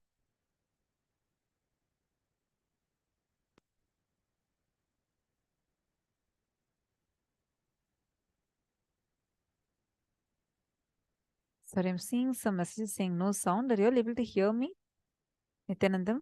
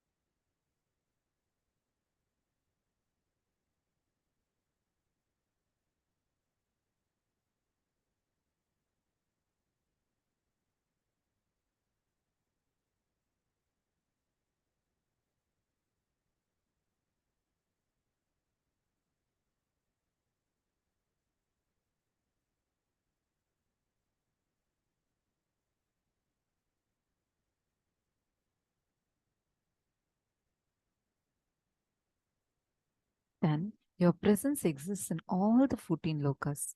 You already have your identity established in all the 14 lokas. For example, in Nagaloka, there is a being with your face and a snake body. In Tapoloka, there is a rishi with your face and a rishi body, a tapasvi.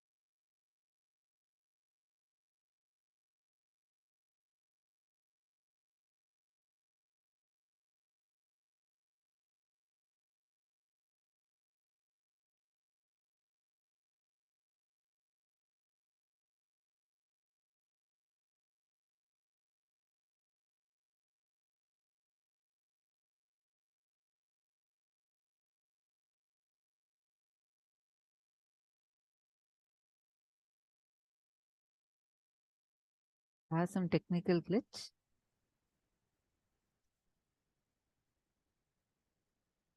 See, understand this. If you are here, it means existence wants you to be here in this form. Understand, you are not an accident. You are an incident. You are a conscious miracle of existence. Don't think this is a positive thinking. This is a straightforward, simple truth. Understand, existence is trying to express itself through you. What you call your potential is nothing but the expression of existence through you. When you freely allow this, you will start realizing your infinite potential. Kailasa Loka is too beautiful. It neither has a gate nor a door. Your identity in Kailasa Loka is empowered if you decide for integrity to Guru and integrity to Paramashiva. Now, how do we decide that? Tell Paramashiva, I know you are real. Not only Paramashiva is my first priority, Paramashiva is my only priority. Let my independent intelligence, consciousness, my will to feel good, bad, right, wrong, my individual soul exist only as an extension of Paramashiva. Let me think what Paramashiva wants. Let me will what he likes. Let me live as his own extension. Whatever is good as per Paramashiva, let that be good in me. Whatever is right as per Paramashiva, let that be right in me. Whatever his powers are as per Paramashiva, let that be with me. Whatever is right as per Paramashiva, let that manifest in me. Let intelligence as Paramashiva wants happen in me. Let the wealth as Paramashiva defined happen in me. Let life as Paramashiva defined happen in me. Let health as per Paramashiva happen in me. Let breathing happen as per Paramashiva in me. Paramashiva is the only priority. Now take a few minutes and you're going to be writing this down. I request all of you, we're going to give you a few minutes time. Type down this entire cognition. Take a few minutes and type it out on the Facebook group. Please start now.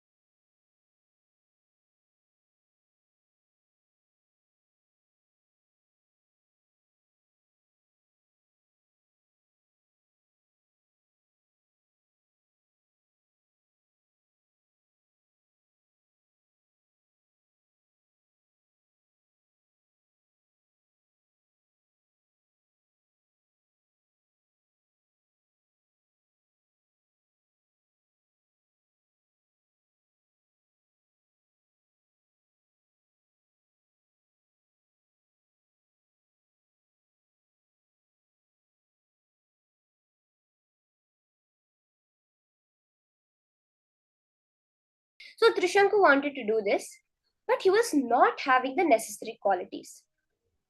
So his Guru Vasishtha says, no, you cannot do this. This is not right. So then Trishanku goes to the sons of Rishi Vasishtha and says, will you do this for me? They get angry at him. They say, when the Guru has said no, then how can you come to us and ask for it? And they curse him, saying that, let you become a Chandala, let your whole body be, because of this space you have within you of disobeying the Guruva, you will become the lowest caste. It's not something like a type of person he becomes or anything. He becomes that because of the space he carries.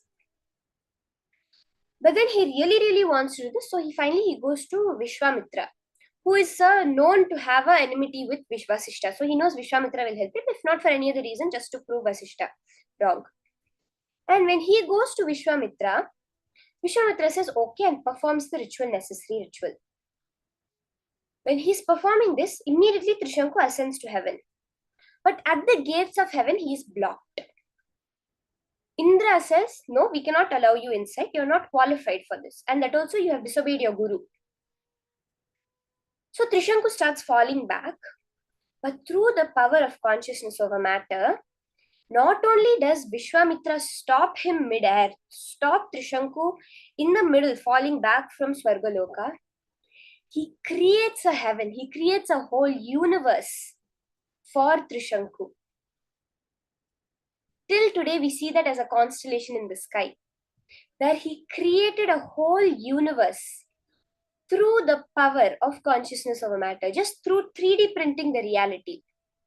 And he was able to create a whole universe for Trishanku in between the Swargaloka and the Bhuloka.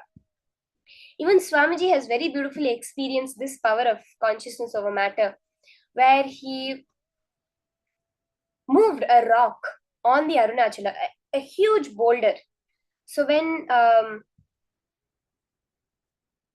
he was with his Guru Raghupati Yogi, and Raghupati Yogi was explaining the science, and he had the immediate thing like, how is it possible? Even when you think about it immediately, you're like, how can consciousness of move matter?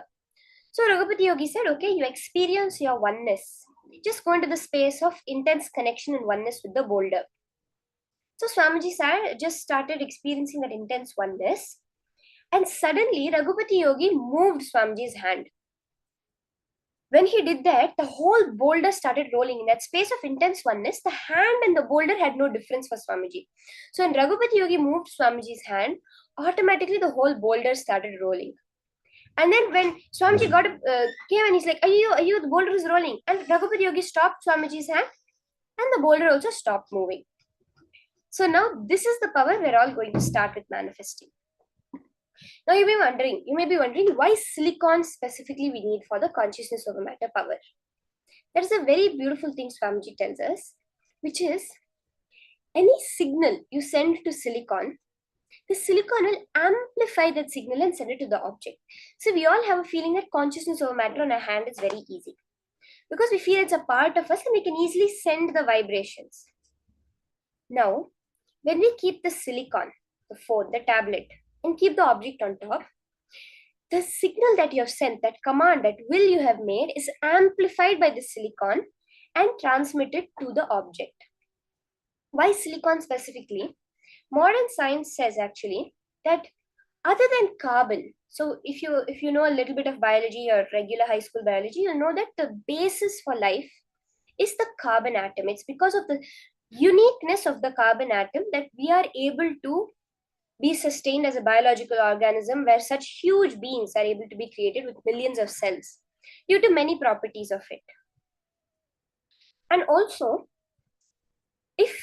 when scientists have to look one more candidate for life, that apart from carbon, what other species, what other base material could beings be made out of, could life be made out of, they find it is silicon. Silicon has so many similar properties as carbon that helps it sustain life. And one more very beautiful thing is, apart from hydrogen, it is the most abundant element on the planet Earth. Silicon is the most abundant element on the planet Earth other than hydrogen. All the sand you see, the mud you see, all of it is made out of silicon. Connecting to that space of Bhuma Devi, of silicon, just seeing that whole living, the way you see the earth as a living being, that silicon is that part, that amsha as we say, that extension of earth that is now within the object in front of you. So let's start now the power manifestation. We'll have a quick round of power manifestation. You can start with keeping your object, keep a deity, your Atmalinga, your favorite deity, your Ishta Devata that you have, the deity of, or your Atmalinga. If you don't have any deity or Atmalinga, you can place any object, preferably something you feel very connected to. So now, just through the power of consciousness over matter, you're going to connect in the space of intense oneness with it. See, the space of oneness is nothing but friendliness, intense love with it. That's why I said keep an object you connect to a lot. Some Atmalinga or your deity or any other object that you feel very connected to. Sit straight. Chant the Mahavakya. That Mahavakya is the will, the frequency, the vibration you are sending to the object. So chant that Mahavakya intensely. Focus only on the Mahavakya. First unclutch, bring an empty space within you and fill that with the Mahavakya. Anything else comes up, just connect to the Mahavakya, connect to the Mahavakya. Remember Swamiji, feel that intense love, that oneness. So beautiful, how so overflowing Swamiji is in the darshans nowadays. Connect to Swamiji. And remember, that silicon there will catch the subtle frequency of your thought. Even now we have a device called, how we have the EEG, we have a MEG device, which senses the magnetic waves of your brain, which can sense it even outside your brain. Not necessarily even at the surface as the EEG machine, but the MEG, the magnetoencephalograph, can measure it outside, at the outside layer. Your thoughts leave your body. Your thoughts are not contained within you as you think. That vibration of your thought is going to be transmitted now to the silicon and amplified by it, and the object is going to move. So you can start. Chant the Mahavakya intensely. Om Nithyananda Paramashivoham.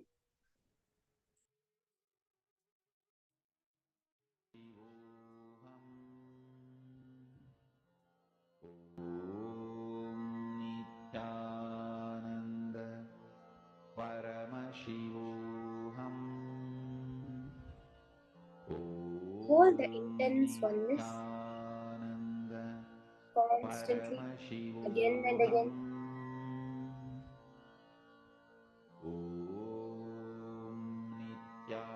That intelligence, that Shruti Mata within the silicon. Connect to her.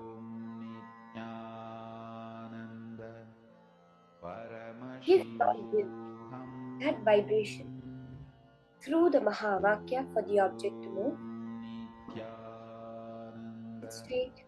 You can close your eyes and keep your eyes fixed on the object. Connect intensely to Swamiji. Only He is now manifesting through you.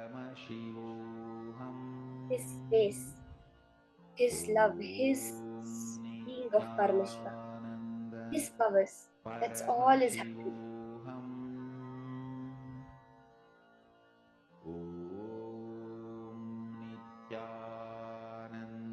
Vibrate your whole being with the Mahavakya.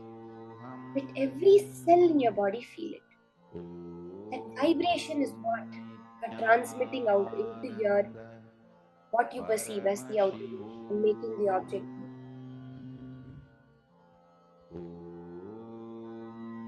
Nithyananda Paramashivoham. Let intense energy be awakened within you. Nithyananda Paramashivoham.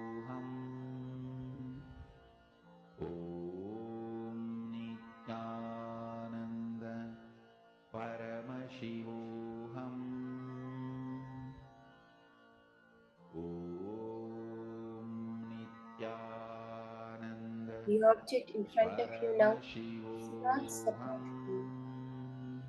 That love, that connection, that oneness. No, maybe two objects. Your body may not be physically connected in your perception to it. The space of both is one and the same. Through that space dimension, your length, breadth, and depth may be different.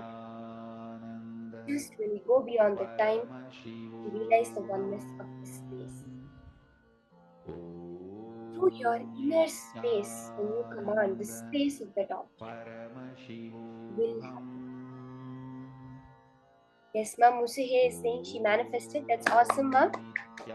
Yes, Ma'am Musu, can you please post a video of your manifestation or a photograph of the manifestation? You can mark the start point and mark where the object is now. Immediately go to Facebook, the Facebook group, and post your manifestation experience.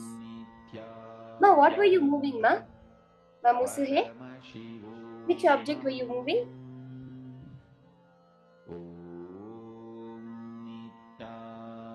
In that space of oneness, nothing is impossible. You just know Swamiji is manifesting. So beautiful, Ma. You moved the Atmalinga, Ma Musuhe. That's so beautiful. Take a picture of it and post it on the Facebook group. Do not miss sharing it. Do not miss celebrating it with as many people as you can.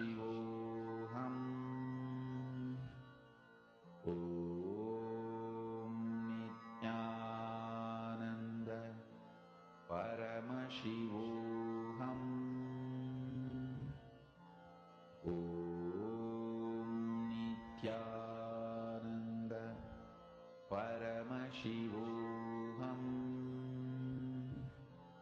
Om Nithyananda Paramashivoham. Om Nithyananda Paramashivoham. Om Nithyananda Paramashivoham. Om Nithyananda Paramashivoham. Om Nithyananda Paramashivoham. Ma Nayana Patel, Manisha, Ma Patricia Smith. Just connect with your object. Swamiji is there. He is making the manifestation happen. Only he is doing it. See, the only way anyone can be alive is if Paramashiva is there within you. If Paramashiva leaves, that's what we call as when we die. So that means, as Paramashiva, only the manifestation is happening. You perceiving this world, you perceiving your existence is nothing but you as creation. It is only he who is alive. If there is something else other than he, that means that is more powerful than him. But there can be nothing more powerful in the cosmos. Therefore, he is the only Purusha, he is the only alive being. Whether it's you, it's me, whether it's Ma Revati, whether it's Ma Poonam Yadav, Ma Priyesha, all of us have only Swamiji, only Paramashiva as the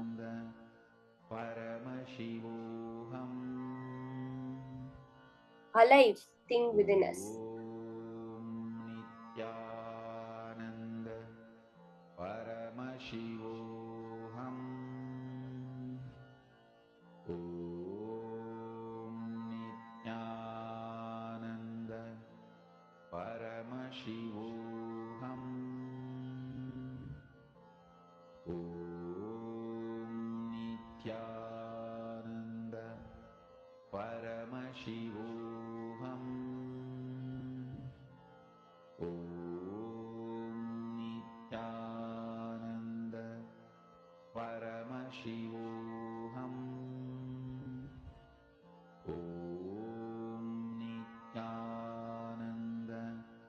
Paramashivoham. Om Nithyananda Paramashivoham. Post your manifestations, even if you just feel the intense Kundalini awakening, the intense energy flowing through you. You'll be able to see. Please record your Atmalinga, especially if you're using the Atmalinga. You'll very, very clearly be able to see an intense vibration happening.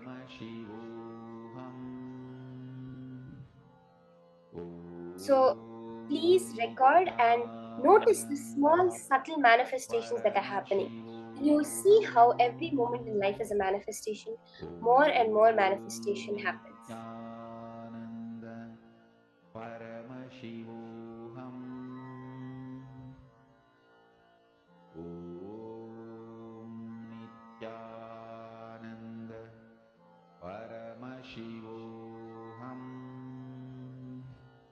Chanta Mahavakya. Okay, Ma Priyesha is saying that's moving continuously. Ma, please take a video and post on the Facebook group. Don't miss this. Please, all of you, don't miss your manifestation moments. When you manifest, that's the moments you are realizing your oneness, you're experiencing that oneness. That is your very nature with Paramashiva. So never miss. That's beautiful, Ma Priyesha. That's awesome. That's awesome, Ma. Everyone else, as you're manifesting also, don't forget to go to the Facebook group or on your own Facebook and post your videos, your experiences of the manifestation. Nithyananda Paramashivoham. Have a few more minutes of manifestation. Connect intensely to Swamiji. Paramashivoham. Om Nithyananda Paramashivoham. Om Nithyananda Paramashivoham. Om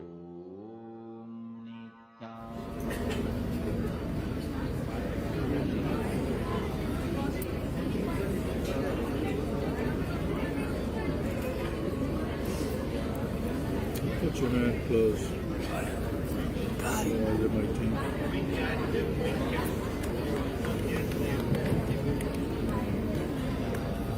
Nithyananda Paramashivoham. Om Nithyananda Paramashivoham. Om Nithyananda Paramashivoham. Om Nithyananda Paramashivoham. Om Nithyananda Paramashivoham.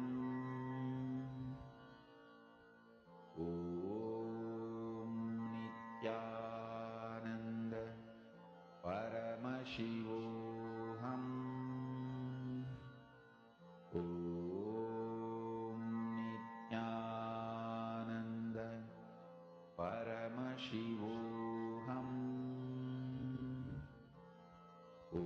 Om Nithyananda Paramashivoham. Om Nithyananda Paramashivoham. Om Nithyananda Paramashivoham. Om Nithyananda Paramashivoham. Om Nithyananda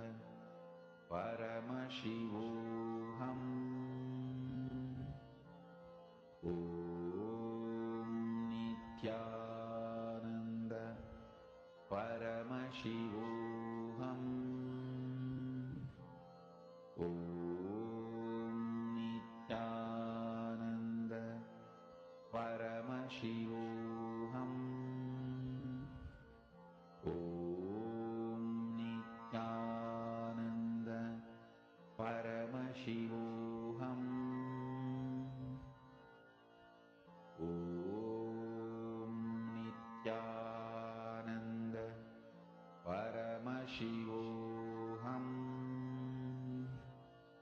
Om Nithyananda Paramashivoham. Om Nithyananda Paramashivoham. Om Nithyananda Paramashivoham. Om Nithyananda Paramashivoham. Om Nithyananda Paramashivoham. Om Nithyananda Paramashivoham. Om Nithyananda Paramashivoham. Om Nithyananda Paramashivoham. Om Nithyananda Paramashivoham. Om Nithyananda How many of you manifested? Paramashivoham. All the participants can Nithyananda experience how you were able to take the object, feel that presence, the vibration, the kundalini movements with the object. See, now when you have connected to that object, now you are one. You are in that space of pure oneness with it. It will listen to you. Now, in further sessions, we will be exploring much more deeper into this power. So stay tuned for the further sessions also, where we'll be very clearly manifesting, charging your battery, operating a silicon device, taking pictures on a silicon device. So many exciting powers are coming up. So be ready for that. Now we're entering into the next session. This is a very, very fun session where Swamiji is explaining about the second layer. So we live in our very physical layer, the Annamaya Kosha, where we are dependent on food for our energy, where we're so dependent on the physical world. Swamiji is going to now open up the next layer of us. How we can survive just by our breath. We hear the stories of when Parvati did the tapas for Paramashiva. She used, without any food, she did her fasting. Or we even see today, modern day, many breatharians who are there. What is that science Swamiji is explaining to us? How can we live without food? How can we live without being dependent on any other intake from outside? That is what Swamiji says is awakening the power of your pranic layer. The awakening the power of your prana, that life energy within your body, the reflection of consciousness within you. Let's now hear about this from Swamiji.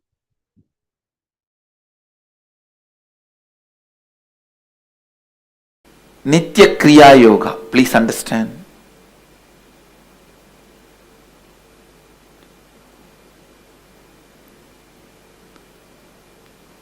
Whatever you want in life can be expressed by you when your whole being wants it. Please understand.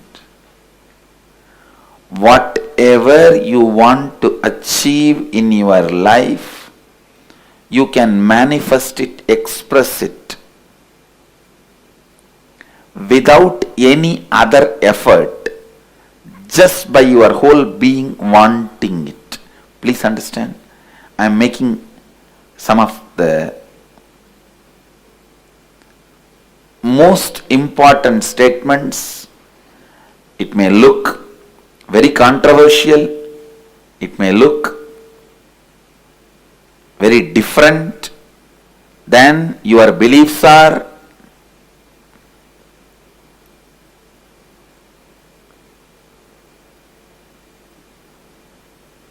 Some of the important sacred secrets.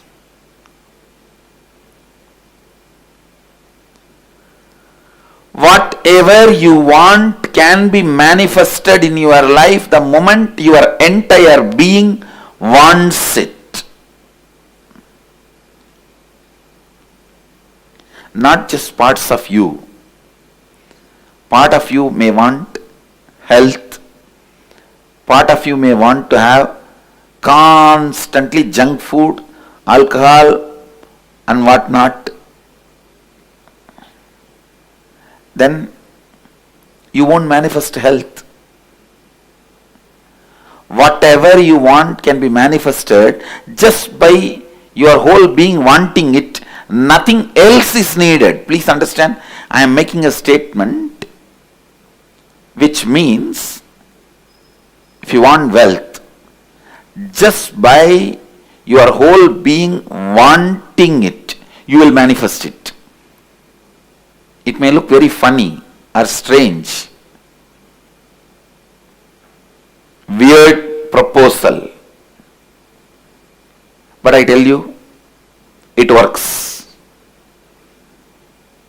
For various strange, paradoxical, weird reasons, it works. Because universe is paradoxical. It's weird. Still, human beings are not able to decode the universe. That's the beauty of it. Your whole being wanting it can manifest anything without having to need to do any other action other than wanting. Every corners we have to find, every corners where limitations can hide, and clean them all. Our limitation beliefs, where all it can hide, and clean them all. You need to understand all dimensions of your existence. We are more than what we think we are. But unless we understand our ideas about ourselves, our body and mind, we cannot find the part of us that hidden by body-mind system. Please listen.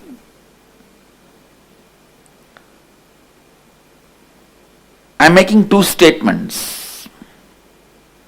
What you think you are not that. That's the first statement. Second statement, what you think you are hides who you really are from you. That's the second statement. Listen to these two. First, what you think you are is not you, and what you think you are hides the real you from you.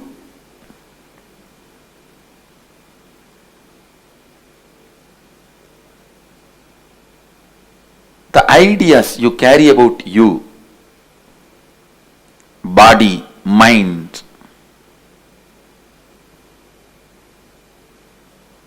you can't find you. The part of you which is hidden by the system for the flowering of the self,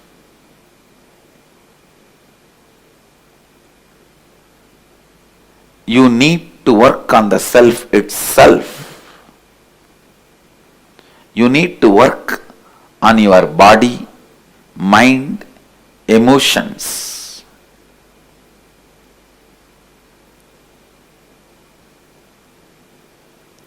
Just like body is made of various systems, nervous system, circulatory system, digestion system.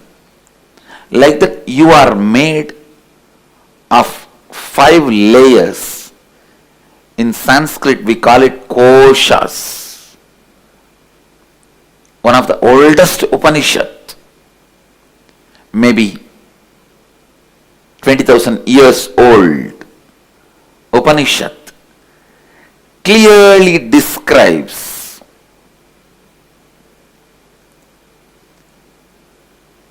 the whole you. The sheets are coverings, in Sanskrit koshas. How many koshas we have? How to clean them, complete them, heal them, make yourself as one.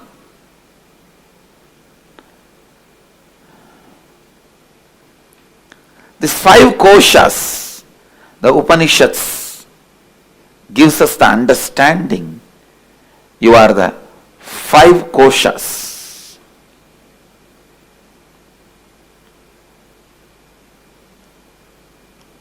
First, the physical body you are having, which is made of flesh, bones, that's the first layer, body. That's the first layer of you, which you can touch, feel. That's the first layer of you. Second, you are breathing, inhaling, holding, exhaling, the air spreading on your body and cleaning. All this is second layer, breathing layer. Third, mind, your thought current, your thinking trend. Fourth, your cognition about you, the ideas you carry about you, your karma pattern, the root of karma pattern, the ideas you carry about you.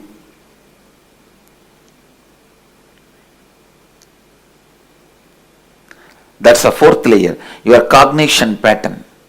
Fifth,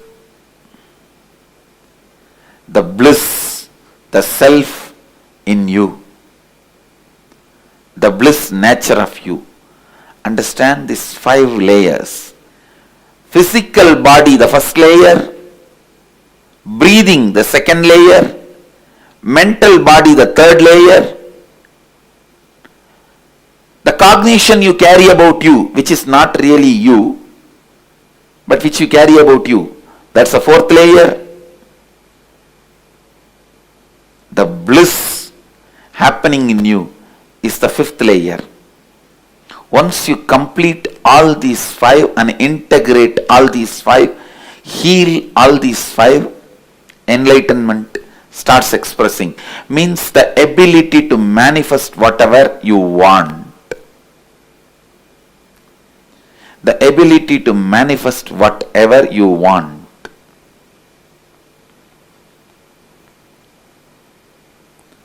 Only these koshas, these layers, need to flower, need to open, need to radiate and fall in tune.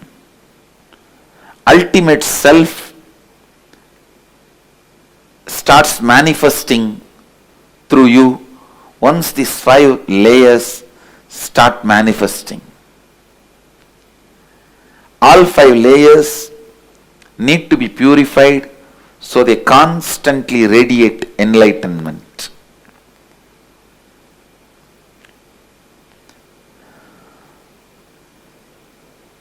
Understand? Physical body, Annamaya Kosha. Physical body, the grass body,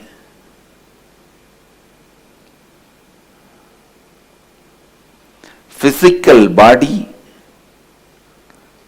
breathing layer, mental layer, cognition layer, and bliss layer. These are the 5 layers you carry. Taittiriya Upanishad, 2nd chapter, Anandavalli, beautifully explains this whole science.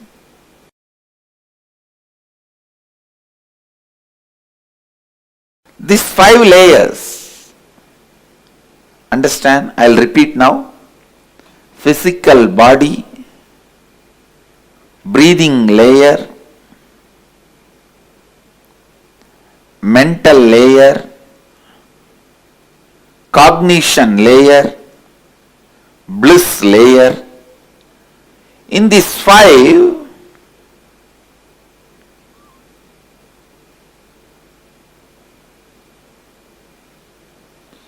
we carry so many incompletions, patterns.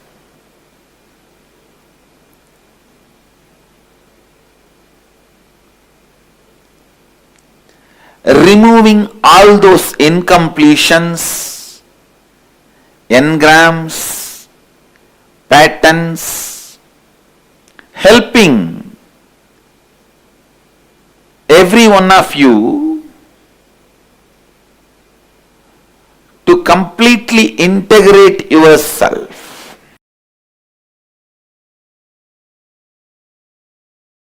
I am going to introduce you to you. As I said, you are not just the body or your mind or what you cognize as you. Listen, you are not just body or mind or what you cognize as you. Let me show you a simple presentation. Visualize this as a round.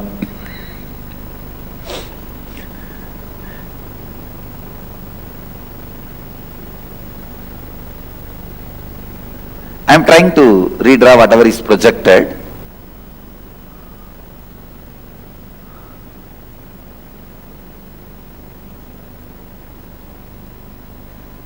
Actually, you are totality of your body. Please, the first component of you is your body, the physical body which you are carrying, which is made out of bone, flesh, blood. This is the first component.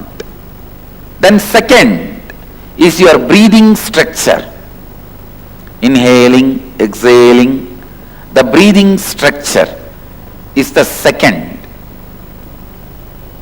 Third, your mind, sometimes up, alive, excited, sometimes depressed, sometimes frustrated, sometimes feeling guilty, sometimes feeling alive, bright, sometimes feeling tired, bored. Mind. That is the third part of you.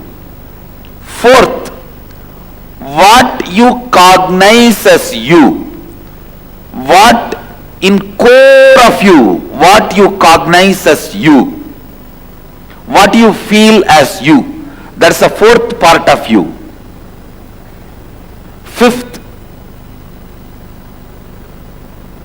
the bliss, freedom beyond all these 4. I can say the glimpse of real you. The real you is not what you think as you. Actually, the real you is covered by what you think as you.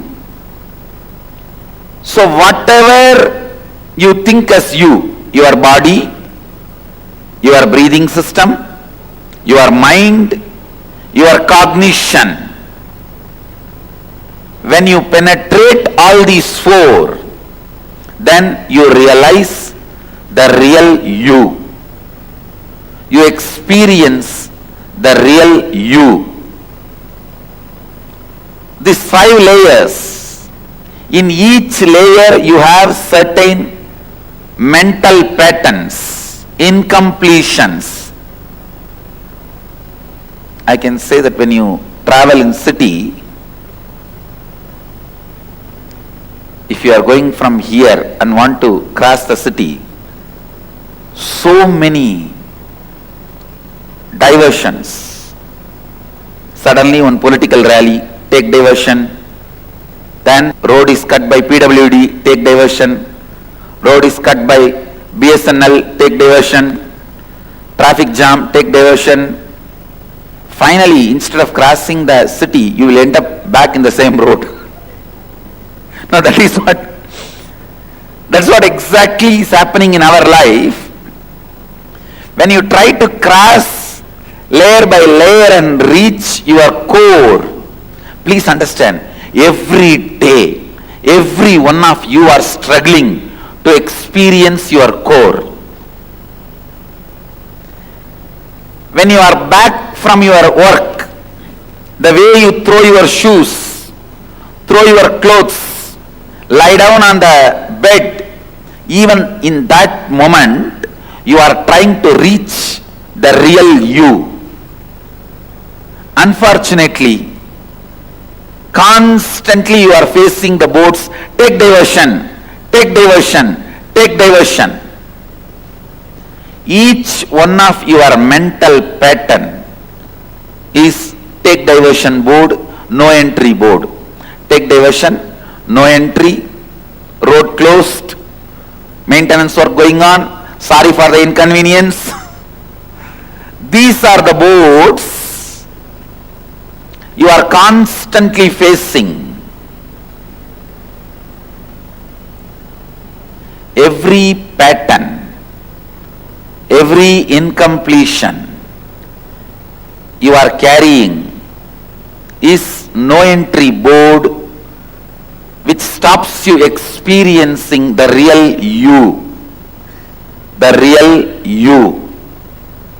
I should define the word incompletion. Words, thoughts, emotions, residues, hangovers of the past sitting in your present and not letting you live your future is pattern. Listen. Words, thoughts, emotions, hangovers, residues sitting in your past, not letting you live your future is incompletion or patterns. It can be as simple as morning cup of coffee. There are many people without cup of coffee, they can't get out of their bed or they can't get out of their bedroom. Many can't even go for 1, 2, 3 without cup of coffee. Now it's a physical level pattern. It can be as simple as cup of coffee and as complicated as always attracting abusive relationships. Please understand, if you are constantly attracting the people in your life who cheat you, who abuse you, who exploit you, even that is your pattern. So please understand, I have to tell you the truth. I have to reveal the truth to you all. If you are attracting again and again people who are abusing you, cheating you, exploiting you, or hurting you, harming you, even that is a pattern. I'll explain step by step.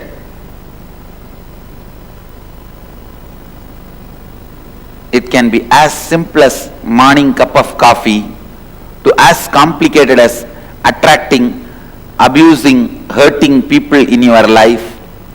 Both are patterns at different levels. You have 5 parts of you where the patterns are stored. These 5-layer patterns are responsible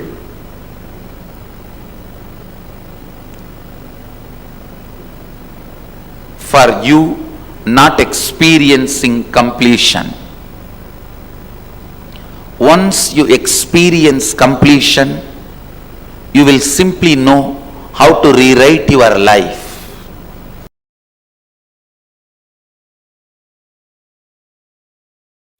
Pranamaya kosha, breathing layer.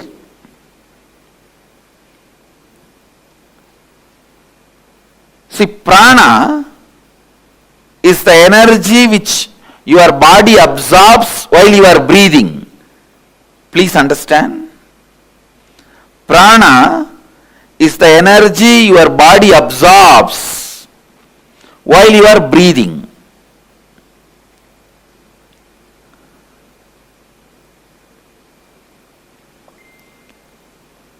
Air itself is not prana, but the energy which comes through the air is prana. Air is like a vehicle. Air is like a vehicle. On a physiological level, prana refers to your circulatory and respiratory systems. See, prana does 5 things inside you. Inhalation, that's called prana. Vyana means the air which goes inside and stays in you. Third, udana, the air which goes inside and spreads all over the body. Samana, the air which leaves your body. Apana, the air which does cleaning process in your body. Actually, these 5 movements of air energy inside you, as totally called as pranic layer. Please listen. I'll repeat once more. The 5 breathing activity happens in you. Inhaling, holding, exhaling, spreading all over your body, and cleaning. These 5 put together is called pranic layer.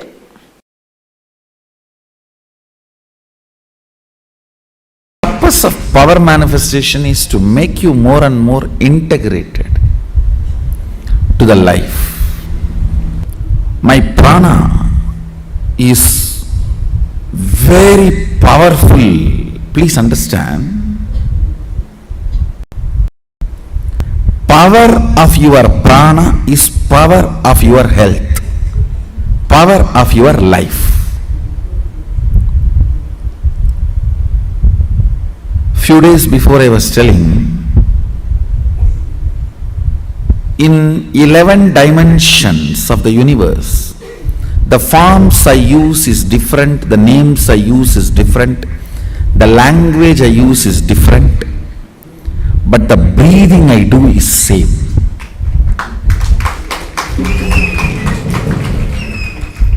The inhaling, the air inhaled now goes up to Kailasa, Bhur, Bhuva, Suva, Tapa, Satya, crossing all the lokas, goes up to Kailasa and takes a turn and comes back.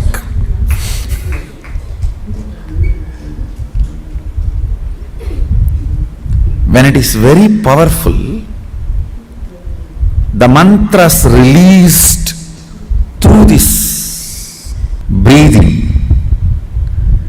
gets into your system so deeply,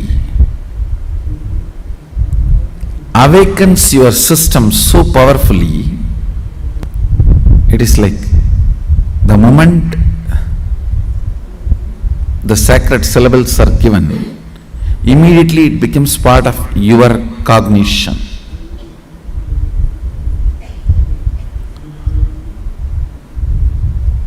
So now the breath is so intense, the prana is so intense. Let's not waste this moment. Let's use it for beautiful initiation. I'll recite 7th, 8th, 9th verses. Please recite along with me. Yat chakshusha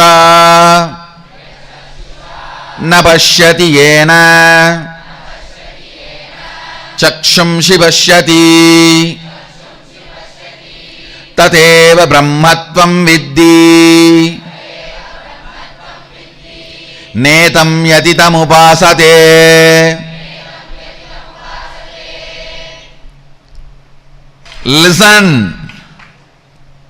4th, 5th, 6th, 7th, 8th, 9th.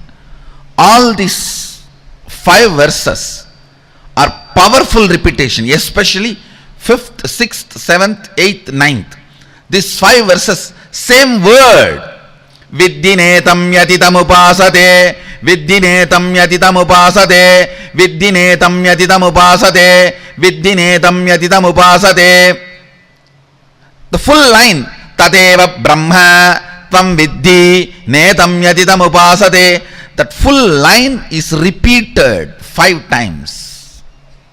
As I said, Tadeva Brahmatvam Viddhi Netam Yatitam Upasate is the most number of time repeated verse in all the 108 Upanishads. I wanted to explain the sacred secrets in these verses one by one, the way you can grasp. Understand the importance of breathing. It is not smelling, you are breathing life. It is too important. You need to constantly be aware and alert whom you are breathing. Like whose food you are eating, with whom you are eating matters. With whom you are breathing matters. And if thousands more and more number of people feel rejuvenated and happy by breathing your space, you will be blissful. Naturally, you will be loved, you will be wanted. That will make you more and more blissful, more and more loving. I tell you, what you breathe out becomes your character. Whatever you deny becomes your weakness pattern. Whatever you breathe out becomes your character. Breathe out love, breathe out completion. It becomes your character. Whatever you deny, I cannot do. He will talk, who knows, only I know. After 2 days, all these are not working for me.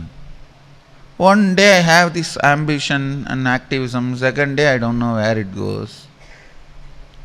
All this denial will become your pattern. Whatever you breathe out, which everyone around you enjoys, becomes your character. I tell you, breathe out, breathe out, breathe out. Breathe out joy. Let everyone around you breathe the joy. Let everyone around you breathe the completion you radiate. I tell you, whether in business, personal fulfillment, joy, love, relationships, contentment, health, in everything, if you can breathe out more and more joy, completion, and more people love to hang around you, feels rejuvenated, love, energy, completion, all that. That is what is success.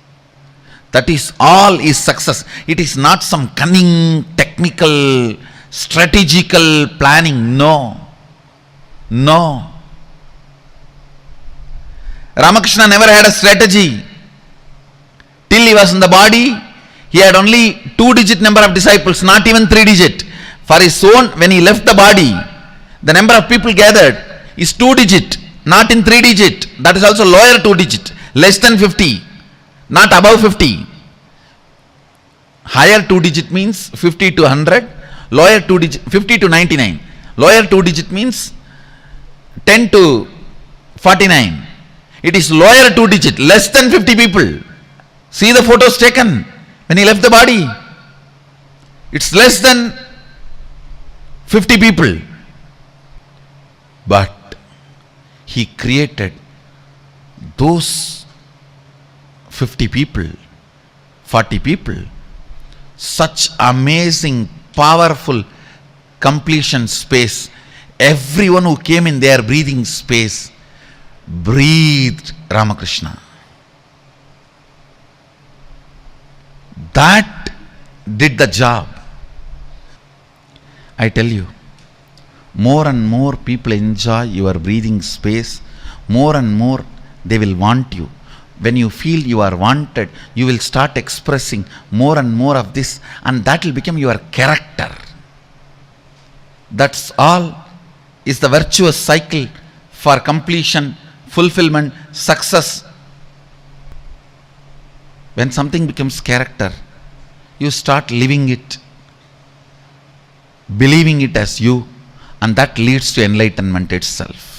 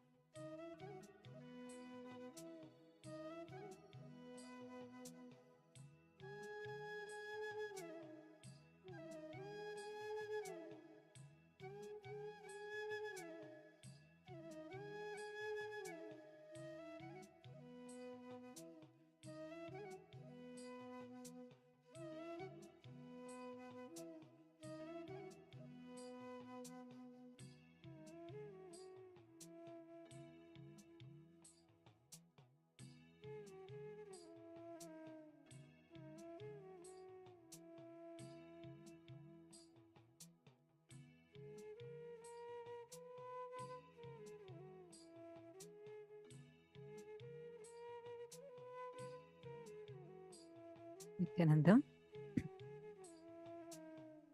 Very powerfully, Swamiji explained to us on the importance of prana. I hope all of us now understood about the pranamaya kosha, how the pranamaya kosha exists in us, and what is the difference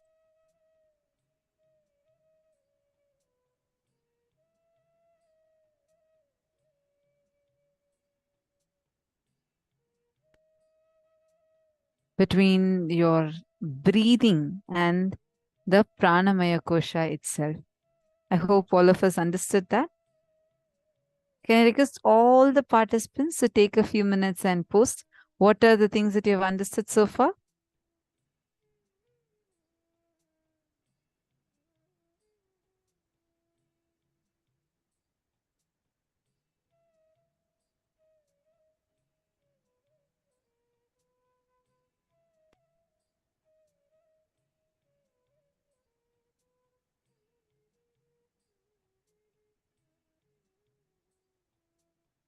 Okay, Ma Lucy is asking question, Ma, where can we acquire the Mrigendra Agama Loka Shastra to learn more about building our identities, specifically for Jana Loka and Swarga Loka? For Kailasa, we can enter with whichever identity, right?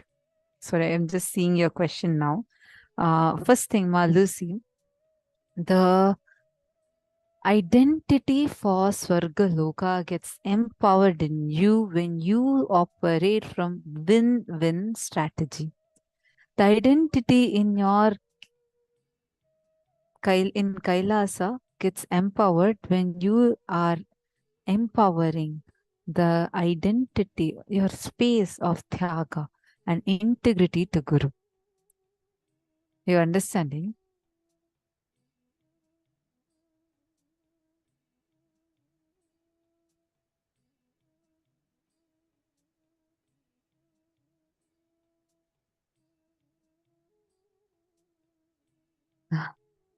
Lucy saying a bit off subject right now, but I had to say, Swamiji in today's background picture looks absolutely divine. Such a beautiful picture of him. Thank you for sharing it with us.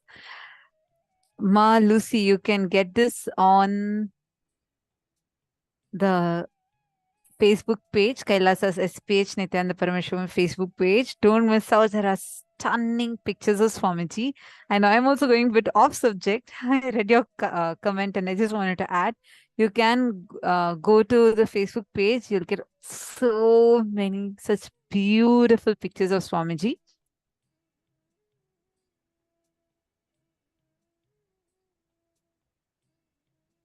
Ma Poonam Yadav is asking for the verse that Swamiji had revealed to us. That is from the Keno Upanishad. In Keno Upanishad, this is where this verse comes. Definitely, we can even send that satsang link itself to you, where Swamiji explains this verse elaborately. I request the support desk team to kindly send it. If we are attracting people cheating or lying, this lying to us, this is stored in one of our layers. Prana or breathing has 5 stages. Air is a vehicle, makes breathing integrated in your life. Absolutely. Masalinians, wonderful. You have posted some of the key points. I just wanted to hear from all of you. Did you all understand about this breathing being your power?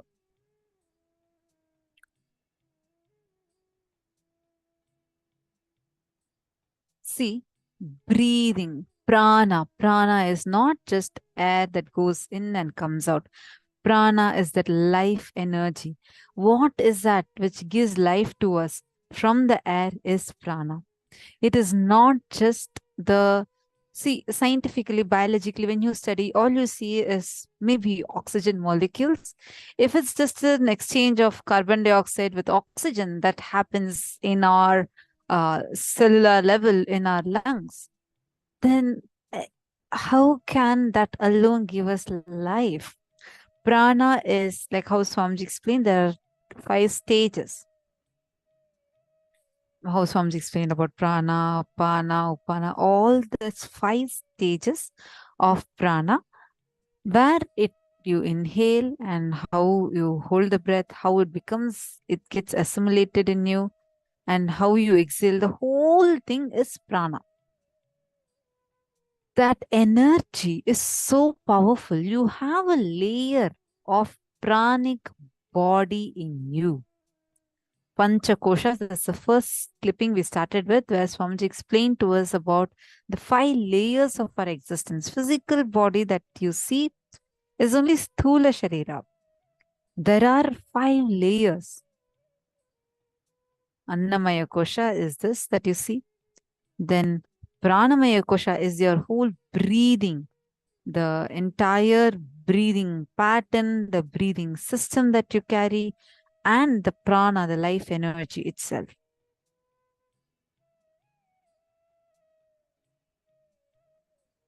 Masali saying, I used to think that prana was our food. Prana is the energy that comes out of your food is also prana, because it's basically the life-giving energy that's there in you. Now, this prana is so powerful. Swamiji shared a very powerful incident when one of Swamiji's gurus, how just using the power of prana, it takes normal rice. Just from thin air, he touches that rice and converts that into sakra pongal. Sakra pongal is a sweet dish. It's when you mix it with jaggery and boil it nicely, it will become a very sweet rice. Swamiji's guru said that there was a ilipam maram. There's a very sweet smelling, sugary tree that was there nearby. And the air carried that sweetness with it, which is why he just took that and inserted into this. Understand, prana is that powerful. It can infuse so many things in you. That is why Swamiji will say, in whose breathing space you are in. All these are very important. Because the breathing space, the prana that you inhale and exhale matters. And the pranic layer is blocked by the conflicting desires, contradictory desires. All these things block your pranic layer. We had earlier worked on this. I think we all had done a workshop on this. That really helps purify your pranic layer. And one very, very, very powerful techniques Swamiji is given. In Ishavasya Upanishad, this comes where it says about Om Krato Smara Kritagam Smara Krato Smara Kritagam Smara Agnenaya Supata Araye Asman Vishwani Deva Vayunani Vidwan. So beautifully in the Ishavasya Upanishad, Paramashiva reveals, like the Upanishadic Rishi reveals, how just by the remembrance of you burning, like Swamiji says, every night, or whenever you want to align your breathing to the cosmic breathing pattern, just declare, let my breathing pattern become one with the cosmic breathing pattern. Let the cosmic breathing pattern become one with my breathing pattern. If you just close your eyes and declare this, suddenly you will see your whole breathing will change. Try right now. Just close your eyes. Just remember, you don't need to talk. Just remember this. Make a declaration to yourself inside of you. Let my breathing pattern become one with the cosmic breathing pattern. You'll actually see your breath going deep. You'll actually see your whole breathing pattern transforming itself.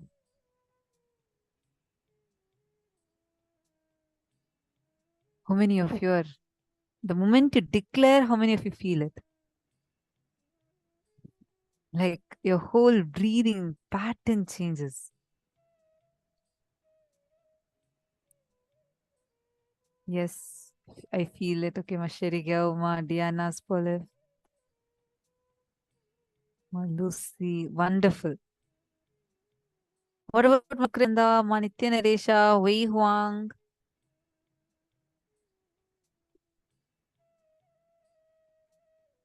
Understand, all of you. This is actually any situation, try this. Just declare, like sometimes whenever you see you get disturbed, right? Like you feel that something that you don't want is happening, or you're angry, upset about something. First thing that gets impacted would be a breathing pattern. The first thing that gets impacted would be a breathing pattern. Just look, even when you start feeling sleepy, you actually can see, that's why they say, whenever you get so angry, your breathing would change. It'll be like kind of like a shorter breath. They'll say, inhale and exhale deeply and slowly. Just breathe in deeply. You'll come, that whole stress will reduce. Why? How can a mere breathing pattern change the impact of hormones in us?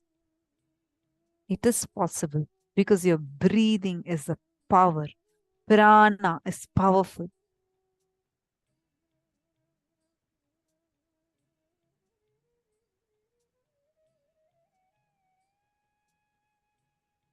Ma Stephanie saying, Ma, is this sentence shifting us to allow breathing prana and start quitting food? Don't worry, it's not about you to quit food or anything right now. See, even though your body is capable enough, powerful enough, I have seen at one point 4 days, or I think 4 days straight or more than that. I don't remember the exact count. Definitely almost 4 days. Swamiji was sitting and working for almost 20 hours straight without a drop of water, without a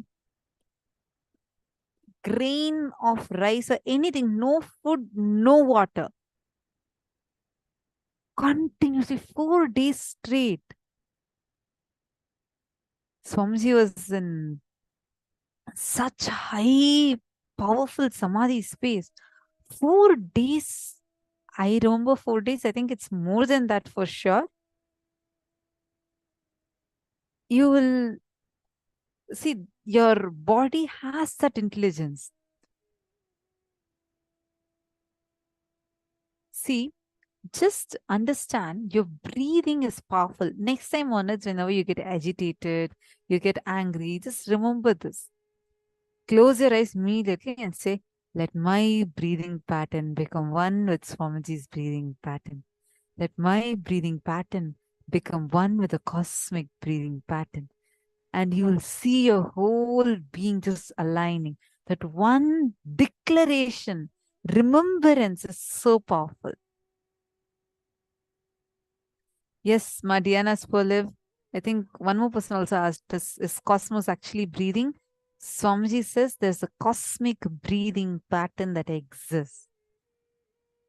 And just by your breathing changing, how many of you have noticed the moment curtains open and you see Swamiji, like stunning and like so beautifully radiating, so divine, just sitting there with that smile on his face and blessing us.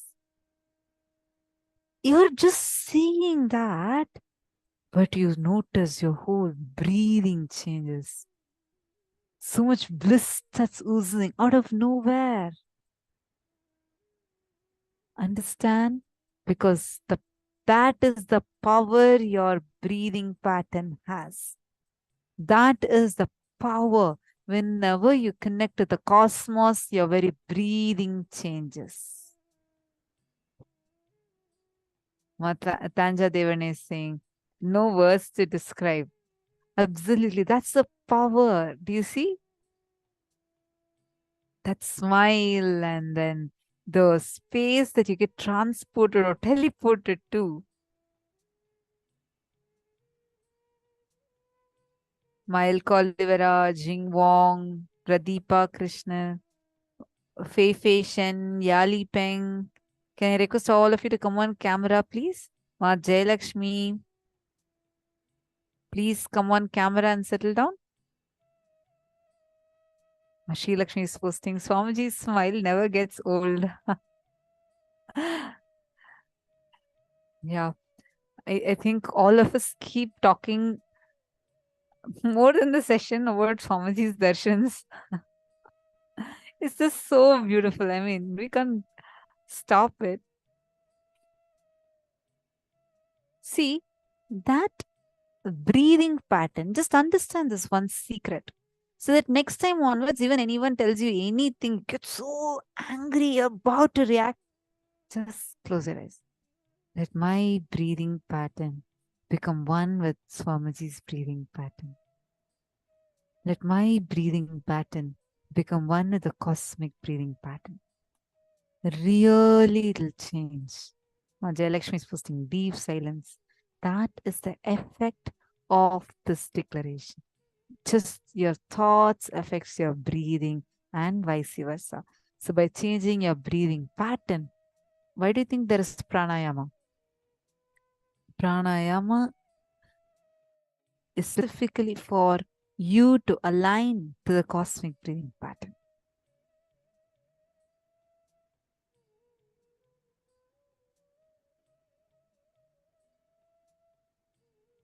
So now we all are going to do a small meditation.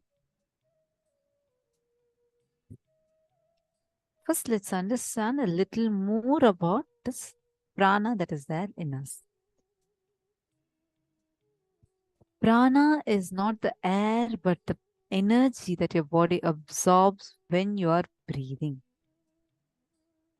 Prana does 5 things.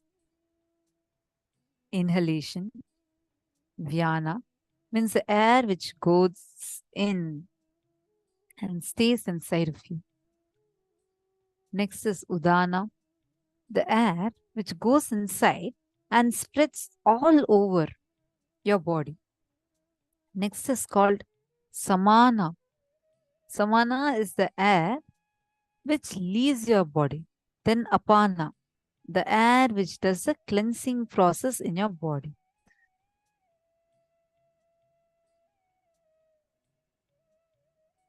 So prana, vyana, udana, samana and apana. Power of your prana is the power of your health, power of your life. It is this prana, which is that energy that your body absorbs when you're breathing. And now before we enter into the Kriya itself, just want to give a disclaimer note. This technique is not intended to be a suitable substitute for professional medical diagnosis or treatment. And individuals with any type of medical condition, the elderly, children below 14, women who are pregnant or suspect they may be pregnant, are advised to seek professional medical advice before practicing these techniques. Viewers who are not on two-way video conferencing are cautioned that they are practicing these techniques at their own risk. Now, you need strong awareness to work with this method. First thing, catch the right place for you. Be completely relaxed. Don't be tense. But you shouldn't sleep. You should not sleep. You should not be lying down. Just relax and sit.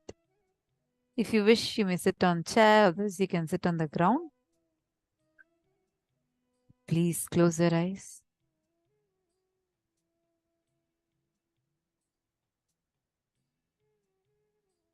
Please tie your eye bands. Request all the participants to please tie your eye bands.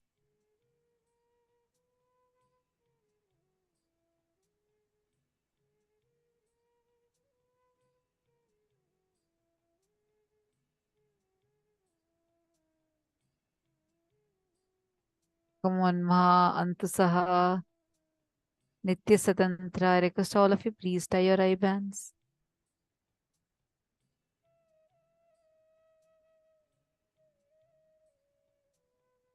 Ma Christina Chenault, Ma Sherry, Lucy, all of you, please tie your eye bands. Remove your specs if you have specs or glasses, and tie your eye bands. Make sure you're in a place, a comfortable place where there is no disturbance of any sort.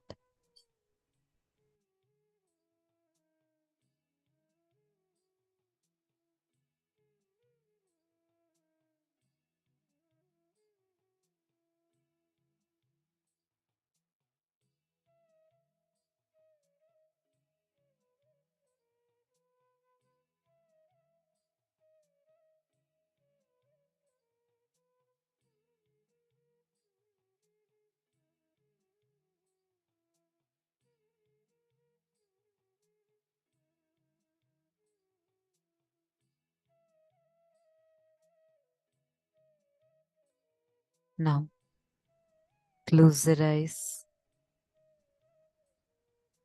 Just sit in a very relaxed way. Release all the tensions. There should be no tension around the navel area. Let your navel region be completely relaxed. Don't change the pattern of breathing by force or by will. Just bring awareness to your navel center. Just bring awareness. That's all.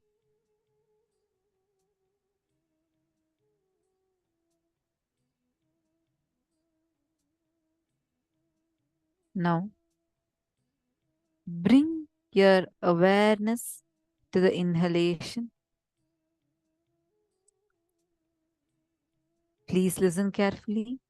Do not change your breathing pattern either by force or by will. You just are going to bring awareness. Okay? Now bring your awareness to the inhalation. Do not lie down, just sit. Don't change the breathing pattern. Just be aware of what is happening. By being aware, if the breathing changes by itself, then it's okay. But you just be aware. Bring your awareness to the inhalation.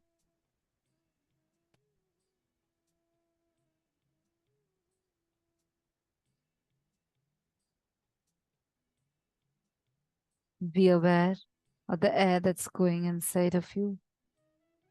Have your awareness in that.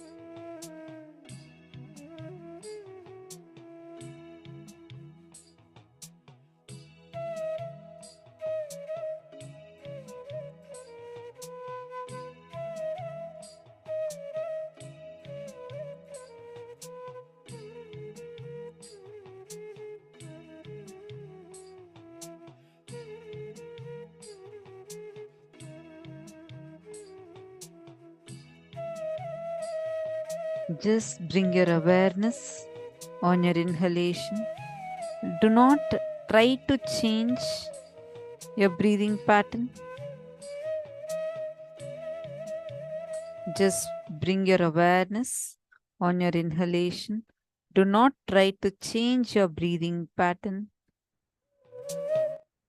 If on its own it's changing, it's okay.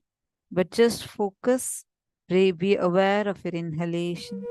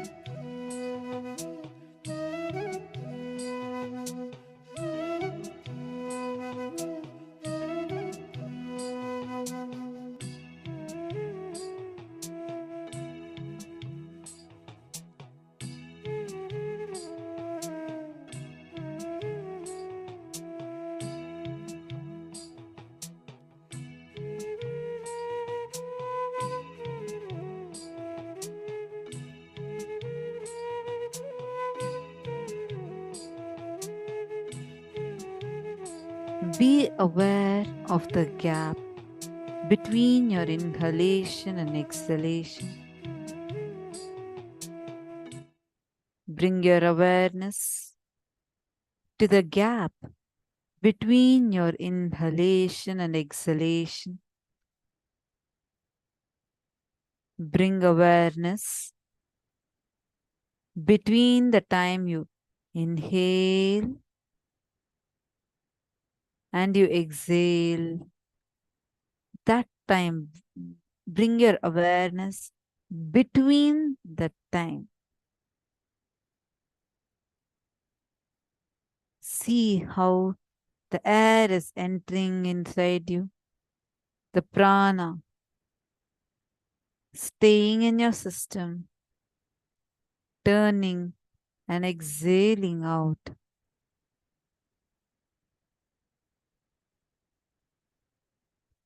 Do not sleep.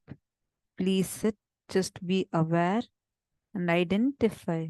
Just bring your awareness between this gap.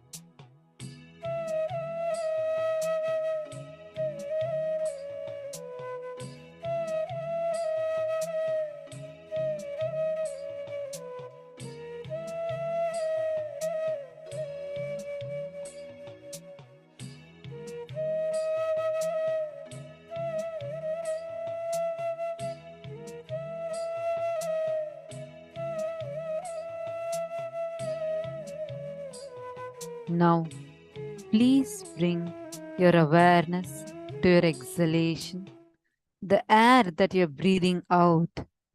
Please bring awareness to your exhalation. Whatever you're breathing out, just be aware of your exhalation.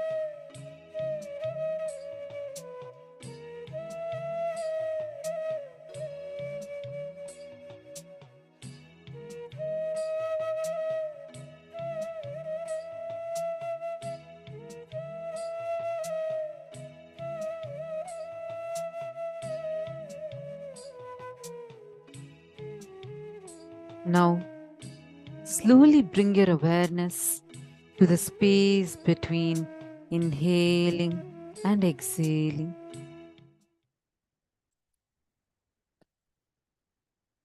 And feel the spreading of prana all over your body. Bring awareness to the part where the spread of prana occurs.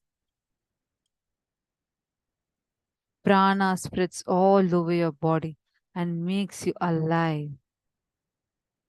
Bring awareness to where prana is spreading in your body.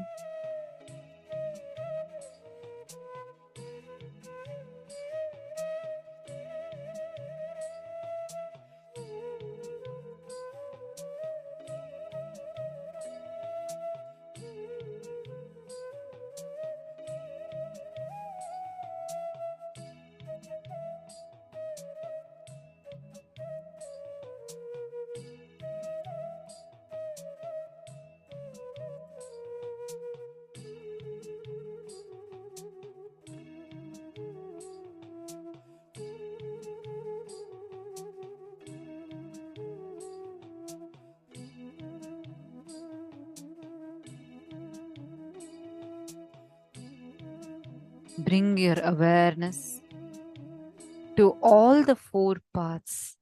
Inhaling, staying, spreading all over the body, and exhaling. Do not sleep. Please sit comfortably and bring awareness to all the four states. Please do this. Bring your awareness to your inhalation, staying of prana, spreading all over the body, and exhaling.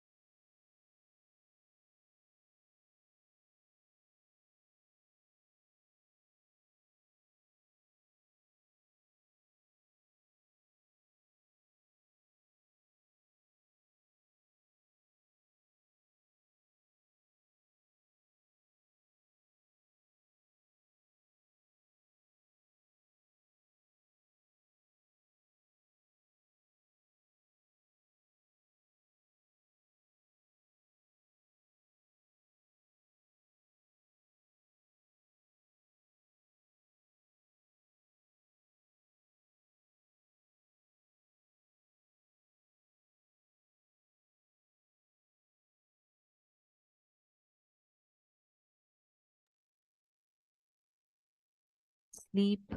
Do not sleep. Do the process intensely. Just bring your awareness. Now, bring your awareness to your navel center.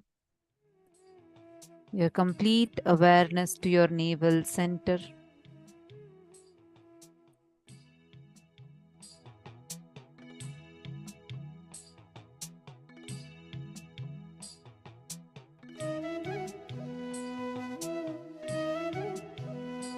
Bring your awareness, do not sleep, do not move.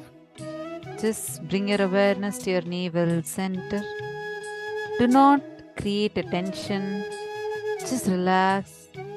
Just bring your awareness to your belly button, your navel center.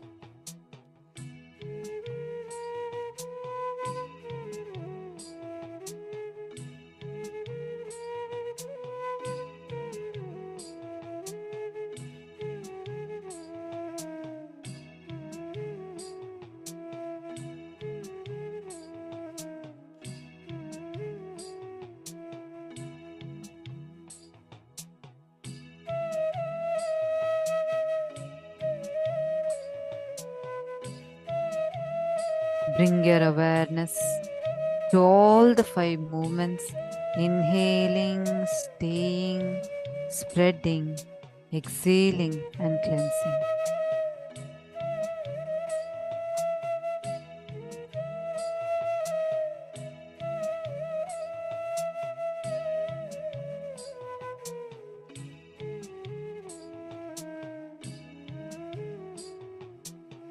Slowly, very slowly, please relax. You can open your eyes. Please relax. All of you can open your eyes now.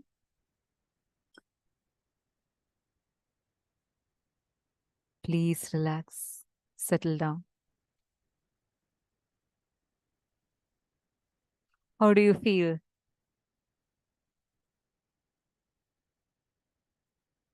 You all can open your eyes. How do you feel now?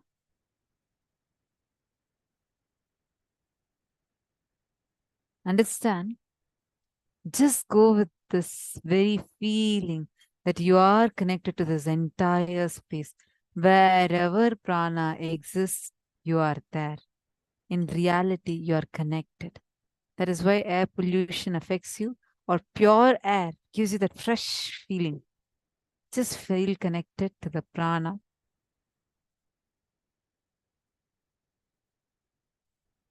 Mantasaha, drink some water and put more awareness in your navel center. Sleepiness will go. That sleepiness is because when you're putting your awareness, there is a heat that is getting generated. Drink water and put your awareness in your navel center. It'll go. Real care. Very nice. Saralananda. Nisha Patel is saying, she's so happy. First time felt meditation. Very nice. Ma Sally is saying, I felt relaxed, but I was feeling really hot and it became uncomfortable. Is that normal? That's what. See, whenever you're focusing your energy, see, your awareness is your energy. You're putting your awareness. So, that awareness is what is making you feel that heat getting generated. That's a Swamiji gave that step of putting your awareness in the navel center. Because whenever you inhale, put your awareness in your inhalation or holding or exhalation, the heat in your body increases. You understanding? So that is why that awareness in the navel center can cool you down. Drink water now. It's just intense energy, nothing to worry. Now in the same space, we are going to enter into power manifestation. And this is a book, a gift from Swamiji. You don't have to learn meditation because you're already in meditation. A very beautiful book on Pancha Koshas. Don't worry about the link. We're going to be emailing it to you now. Now, we are going to be entering into power manifestation. We have Manitya Shambhananda, who's going to be taking us through the power manifestation session.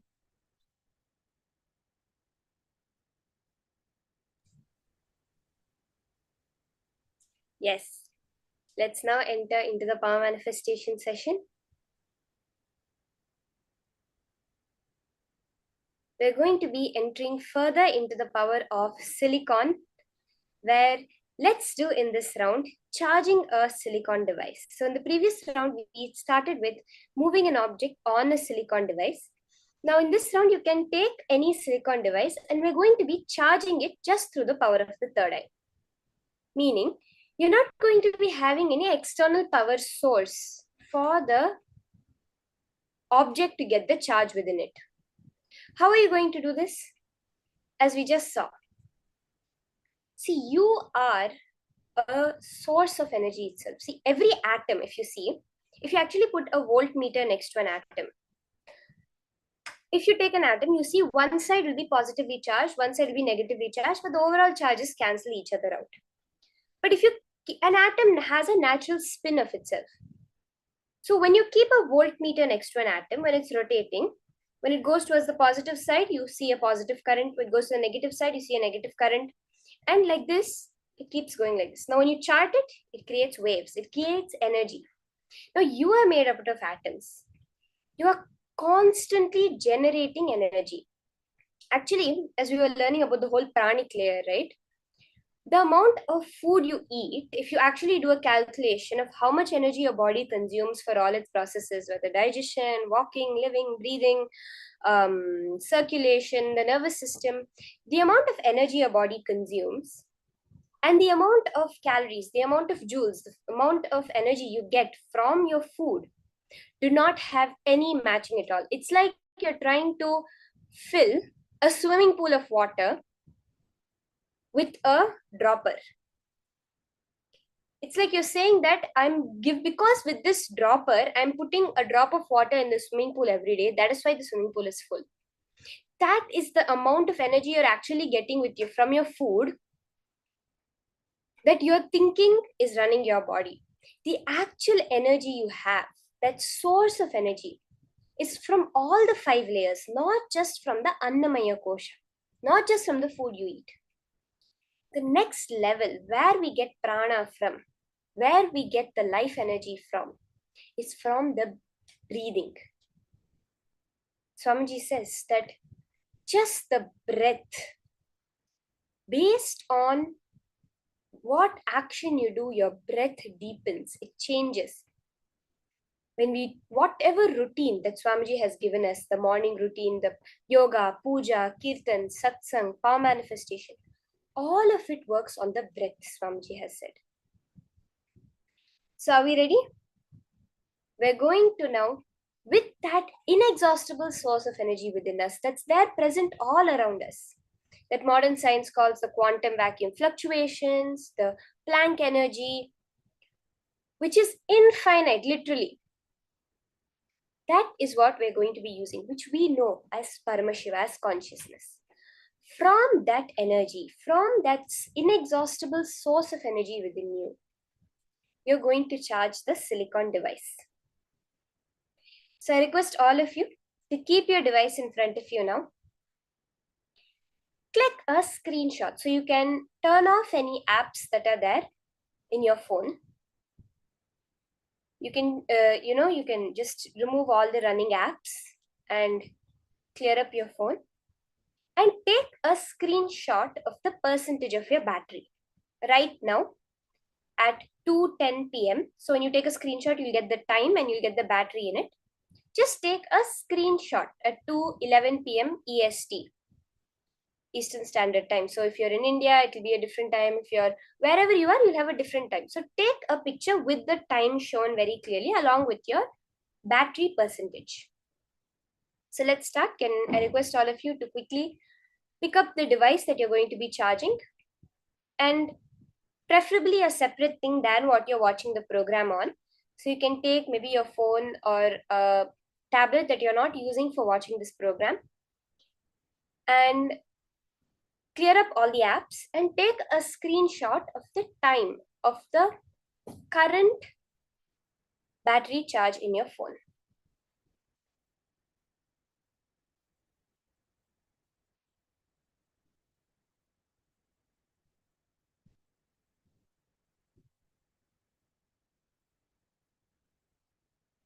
Okay, once we have done this, you can just turn off your phone. You don't have to power it off. Just turn it off and keep it in front of you. Okay, Ma Hongsu has done it. If anyone else is left to do, you can just, everyone who's done, just say done in the chat. If you're finished taking the screenshot.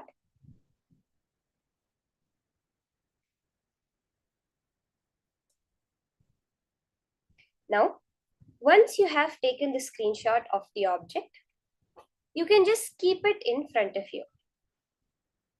Just turn it off and put it in front of you.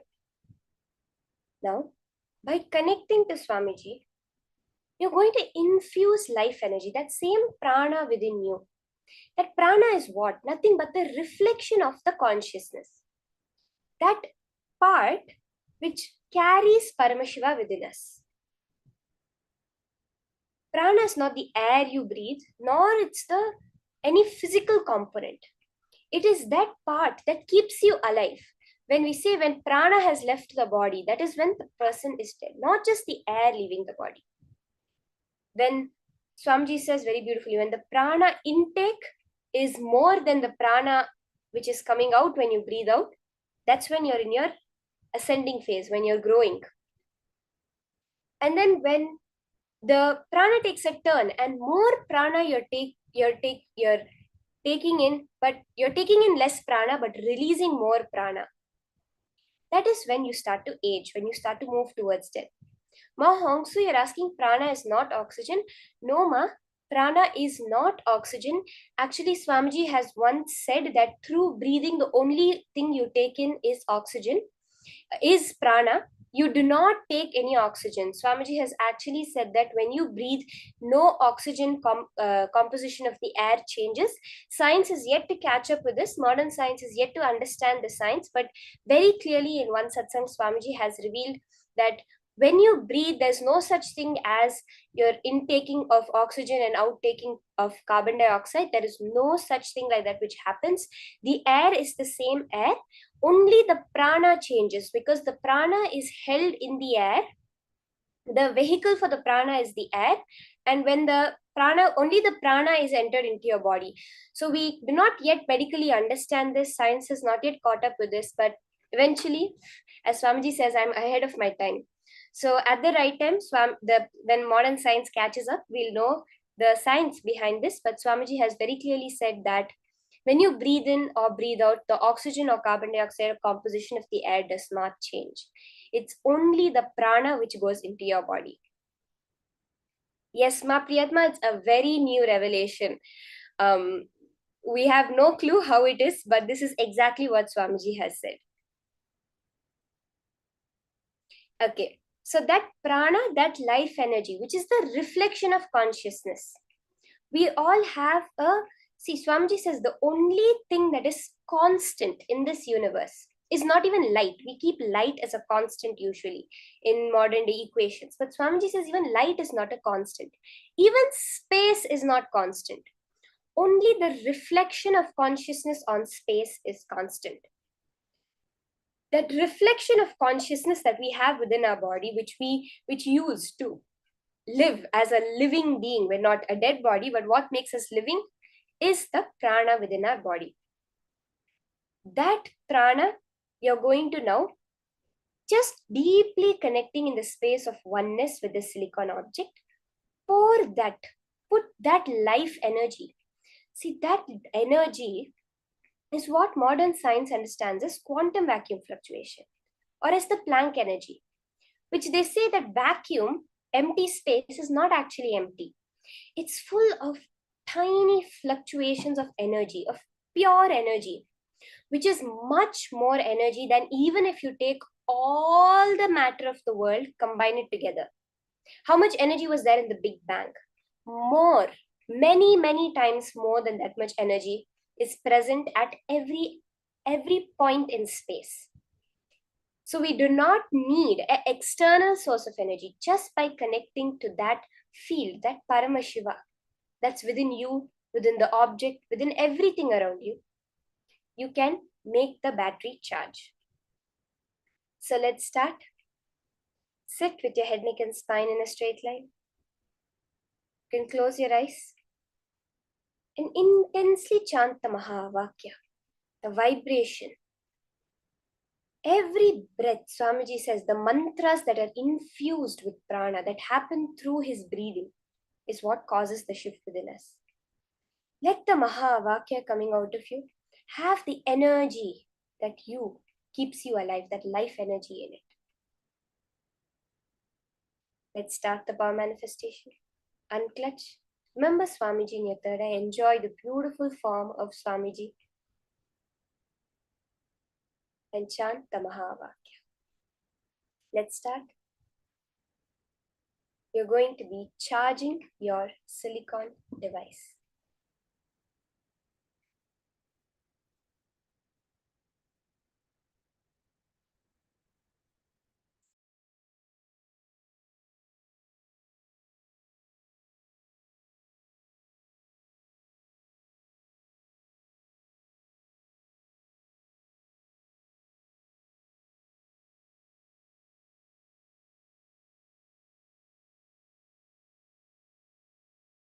Nithyananda Paramashivoham. Om Nithyananda Paramashivoham.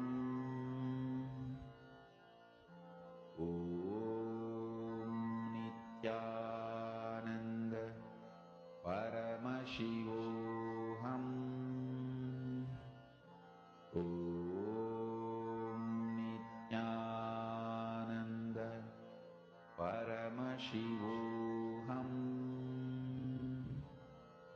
Om Nithyananda Paramashivoham.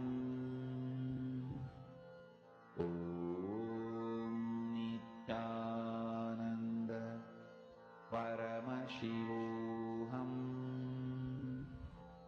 Om Nithyananda Paramashivoham. Om Nithyananda Paramashivoham. Om Nithyananda Paramashivoham. Om Nithyananda Paramashivoham. Om Nithyananda Paramashivoham. Om Nithyananda Paramashivoham. Om Nithyananda Paramashivoham. Om Nithyananda Paramashivoham. Mahamahavagya, spiritual lullaby for samadhi, and Suprabhatam, wake up call, wake up song for Paramashiva. This Mahamahavagya is spiritual lullaby for you to fall into samadhi. Suprabhatam, wake up song for Paramashiva to wake up in you. Just remember this one powerful cognition. This Mahamahavagya puts me in samadhi. This is spiritual lullaby for We just did a very beautiful meditation on the navel center. Suprabhatam, wake up Between your song navel for center and your Paramashiva in Swadhisthana me. chakra, between the Manipuraka chakra and the For Paramashiva Swadhisthana to chakra, manifest. Swamiji beautifully reveals there's a point called the Hara, the With source this of you. one spiritual From that powerful space is cognition, where this power of silicon manifests. chant this Just take your Mahamahavagya. device. Swamiji says, inhale and exhale on the device. Very clearly, Swamiji is giving us the technique. Hold the device and inhale and exhale on the device. It will get charged, because when you do that, the air, that prana will get converted into electricity and stored in the battery.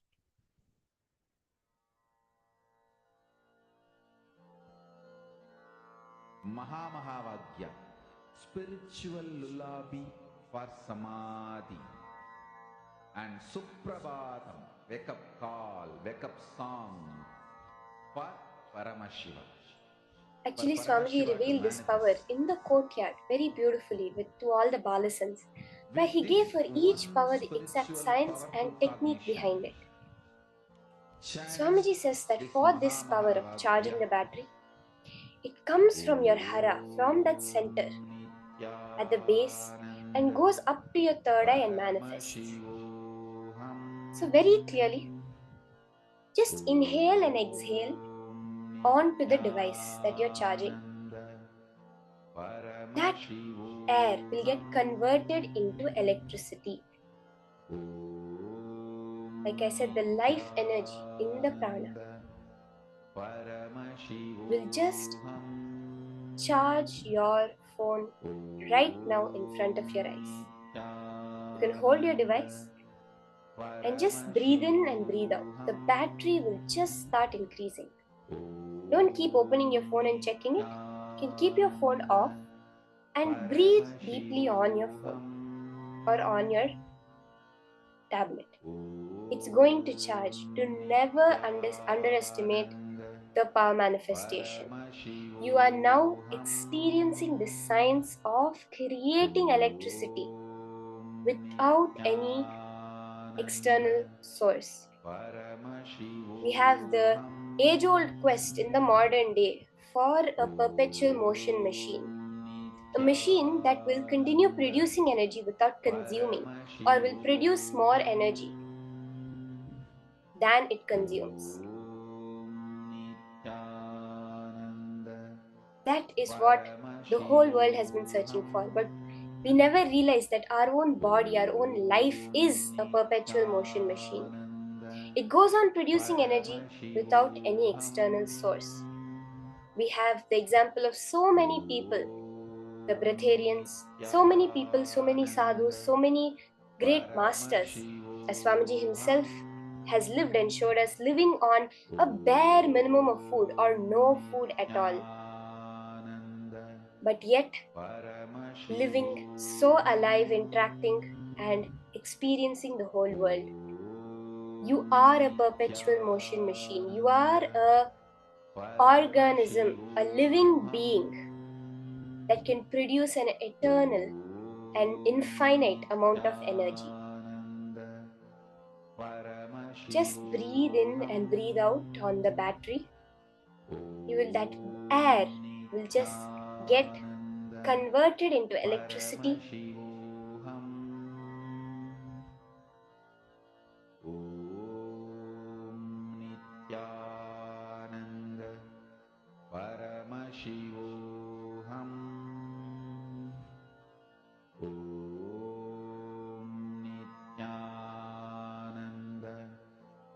Ma Sita Naren, we're doing the power of charging your battery. So you can have a silicon device. For all those who have just joined, I'll briefly repeat it. Have a silicon device, a phone, a tablet. You're going to charge the battery just through the power of the third eye without any external charge being connected. Please make sure your charger is not connected or any external power source is not a battery bank. Just through the power of your third eye, you're going to be charging your phone. So I request all of you who are yet to start, who just joined Ma Sita Naren, you can just take a screenshot of your phone. Usually if you click the lower volume button along with the power button. So on some phones you have to briefly click it, on some phones you have to hold it, you have to long press. So if you click the power button as well as the lower volume button, you will be able to take a screenshot of your phone. It will have the time and it will have your battery percentage. Now, through the power of the third eye, just by breathing in and breathing out on your device, on the battery you're charging, you're going to increase, as Swamiji has given us a very clear technique. That air will get converted into electricity and charge your device. So sit straight, chant the Mahavakya and just breathe in and breathe out over the device. You can hold it close to your face and just breathe in and breathe out. It will charge. It's a scientific fact that at every point in the whole cosmos, there's an infinite amount of energy. It's also proven by science that the food, what food you eat, the energy you get, is peanuts for the body to run. It's nothing for your whole body's necessities. You are producing the energy within you. That energy you're going to infuse into the silicon device.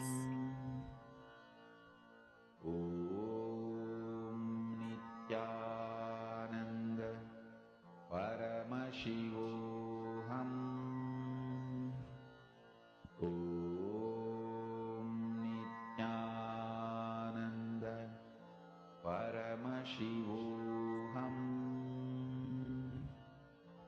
Om Nithyananda Paramashivoham. Om Nithyananda Paramashivoham. Om Nithyananda Paramashivoham. Om Nithyananda Paramashivoham.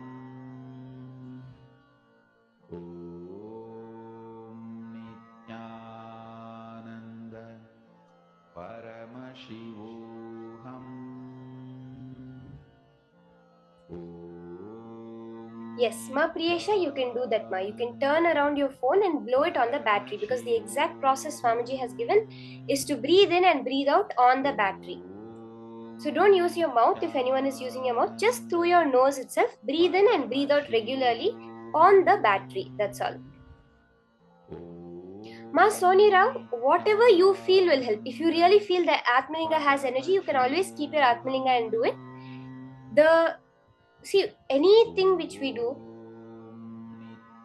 is only Swamiji gives us a technique to do it. He has said breathe in and breathe out. Anything you want to do, you can do. See, power manifestation is not limited in any way. Yes, you can keep the Atmalinga with your device. The Atmalinga can charge the device. Because when we do healing, that is what we do, right? When we do the Atmalinga healing, through the Atmalinga, we are channeling the energy to the other person. So, Ma, if you're really connected to the Atmalinga and you really want to do it, you can always keep the Atmalinga on your device and do it. That's not a problem.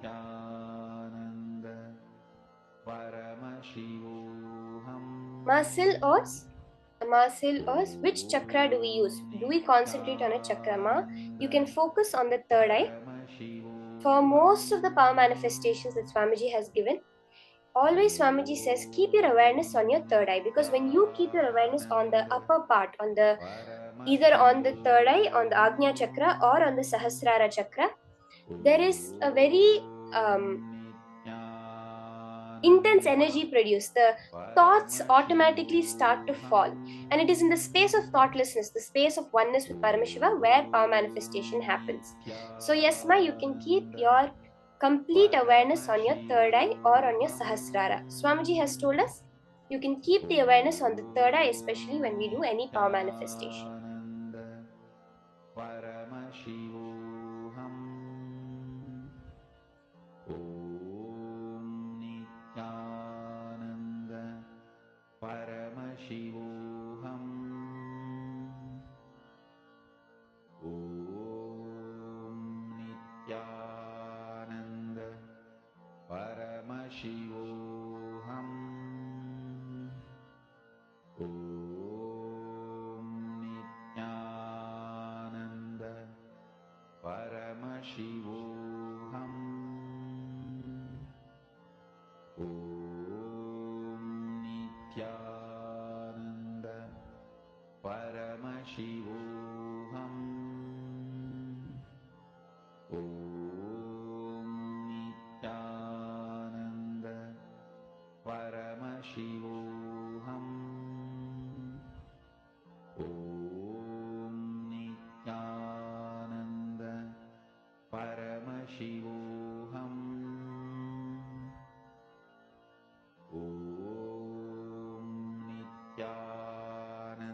I request all the participants, now you can pick up your device, turn it on, and you can turn around your device if you are breathing on the battery, and take another screenshot. See how the charge has increased.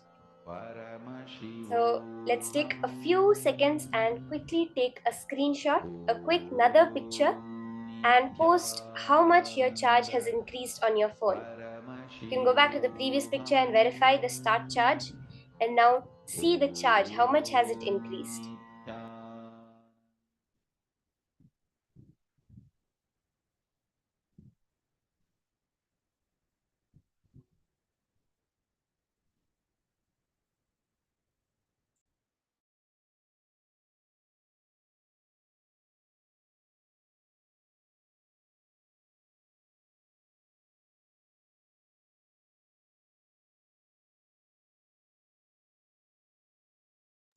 Now, we're going to be entering into a very, very, very beautiful and intense session.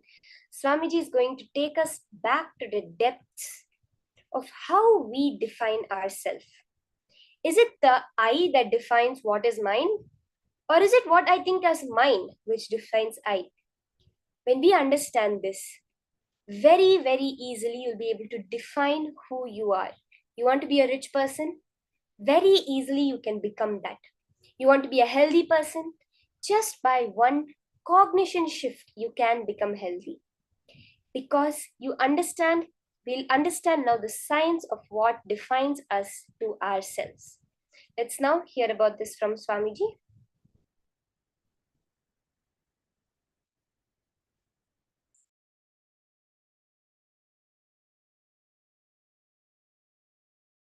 You are all taught wrongly. Arrogance is ego. Showing off is ego. Ego is aggression. No.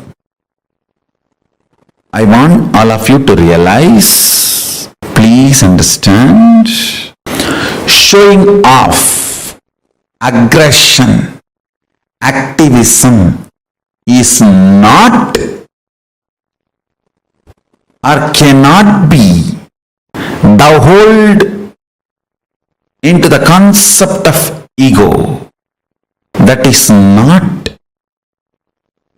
the definition which can solve your problems. I'll tell you from the vision of Paramashiva what is ego precisely. Ego is self-beating mechanism, the stick with which you constantly beat yourself, put you down through your self-doubt, self-hatred, self-denial. Constant SDHD bonding gum is what I call lust, and the frequency with which you use that is ego. Second important thing, the identity I is not the source of mine, but mine is the source of I. This delusion, listen carefully. The truth is, I is not the source of mine, mine is the source of the I. This is the truth. The real I you have, it is from Paramashiva. The I you experience is from mine. But due to the delusion of the lust, you start feeling the mine is from I and constantly legitimize decisions of the mind as the decisions of the I. Please understand. Decisions of the mind, when you associate that as the decisions of I, you have fallen into delusion. For example, some small chemical imbalances in your body, hormonal imbalances in your system, if they decide something, it is decisions of mind, not decisions of I. But you pick those decisions and attribute them to you and start thinking it is decisions of I, then you execute it. That delusion, the decisions of mind getting attributed to decisions of I, decisions of mind becoming part of the decisions of I, decisions of mind due to the lust gets attached and made to feel experience as decisions of I. I tell you, this is the worst shade of the lust. Worst shade of the lust is not the body's attachment or craving for another body or person. The worst shade of the lust is the actions and reactions of the mind being portrayed to you as the actions and reactions of the I due to the extreme attachment, lust between mine and I. Listen carefully. Shanti means able to see the gap between what is the instinct of the I and what is the instinct of the mind. That is Shanti. Able to see inside your inner space. The thoughts generated in you, are they from mind or are they from I? Always the I realizes and releases only powerful cognitions. Always mind realizes and raises only powerless cognitions.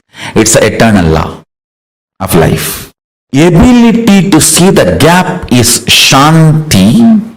Inability to see the gap is Moga.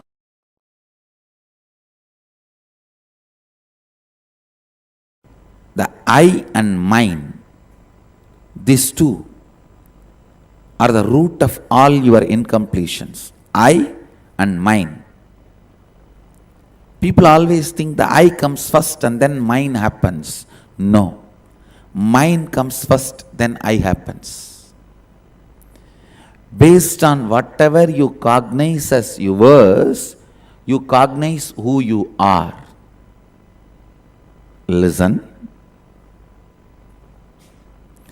Based on whatever you cognize as yours, based on that you cognize you. Many times the yours, that mine, becomes the source of I. So if you give away all of them, the incompletions also will disappear. You will evolve a new I which can be reinvented, which can be rebuilt based on completion. I tell you. Poor man is a man who has never seen poverty even once in life. Understand? I am defining who is poor man. Poor man is a man who has never seen poverty even once in life. Because this country has already suffered in poverty. We are not understanding the richness it can cause. Please listen. I am not promoting poverty. All I am trying to tell you is, even once, if you have not realized poverty, you will not have the free space in your being to reinvent yourself. That is why in the science of enlightenment, at one point you have to break, renounce everything, be in the street empty-handed, till that you don't own anything. Nothing can be the reason for your cognition of I. Your I has to be just dependent on I. The mind cannot be the foundation ground for I. For that understanding to sink in, at least 1 year in your life, you should have been empty-handed, nothing, without anything. No relationship, no friends, no money, nothing. I tell you that 1 year will give you the strength to reinvent who you are. And I can tell you, 9 years of my accepted poverty, self-imposed poverty, not imposed on me forcibly. I may not want to say my Purvashram family is rich, but they are decent. They were able to provide food and clothes and shelter for me. That much they are able to do. But when I renounced all of that and family, friends, all the known contacts, everything. That 9 years of self-imposed poverty gave me tremendous space to reinvent myself and rebuild the new I from the space of completion. Because of mine, you build I. When that mine is taken away, the I can just be rebuilt. Many people come and tell me, rich guys, filthy rich guys, Swamiji, there was a time I declared bankruptcy, I did not even have food. This scene which I am describing will be a typical part of all big rich guys. There was a time I declared bankruptcy, I did not have anything, there was no friends to help me, nobody to support me, I was homeless, I was begging and eating in the streets. I tell you, that part of the life is a blessing. They may not know, but that is the blessing. Because that is the time when mine is taken away, I melts down, all the incompletions disappear, you will have an inner space where you can reinvent and rebuild yourself from the space of completion.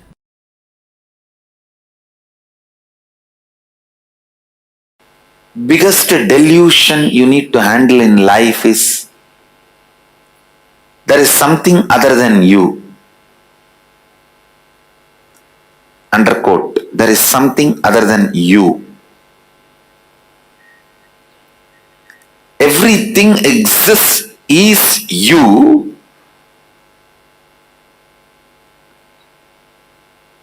If you feel there is something other than you, that is delusion. Handling that delusion is very important.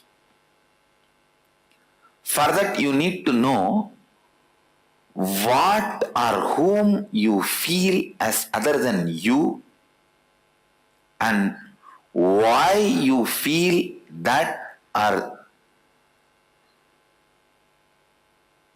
them as other than you. Please understand, if a bamboo is thrown in the Ganga and the bamboo is floating, it looks like Ganga is become two now, right side, left side. But Ganga never became two. The bamboo makes Ganga look like two. It is always our enmity that makes your conscious Ganga to look you and other.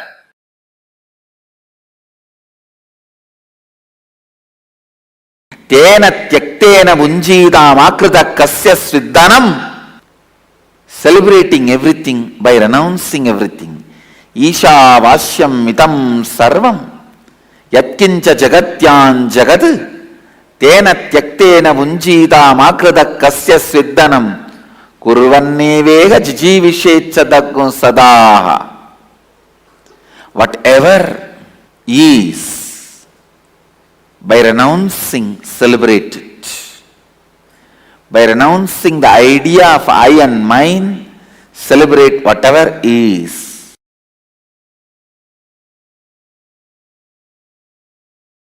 A sublime poet, Isha Vasyam Idagum Sarvam.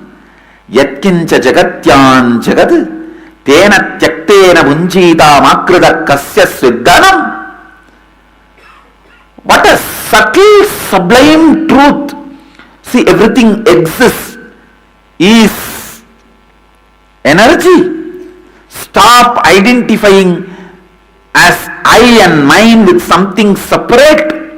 Renounce this I and mine and be liberated and celebrate and enjoy everything exists.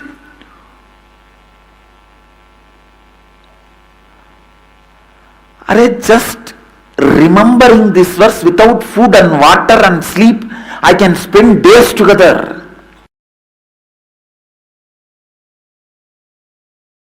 When methods are given, you ask for the gist.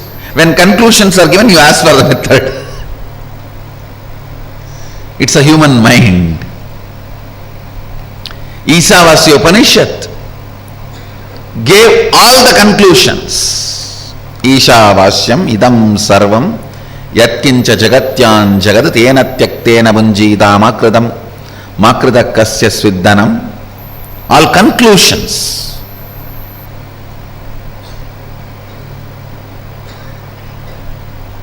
Ishavasyam idam sarvam, the conclusion about the universe, the life image you need to have.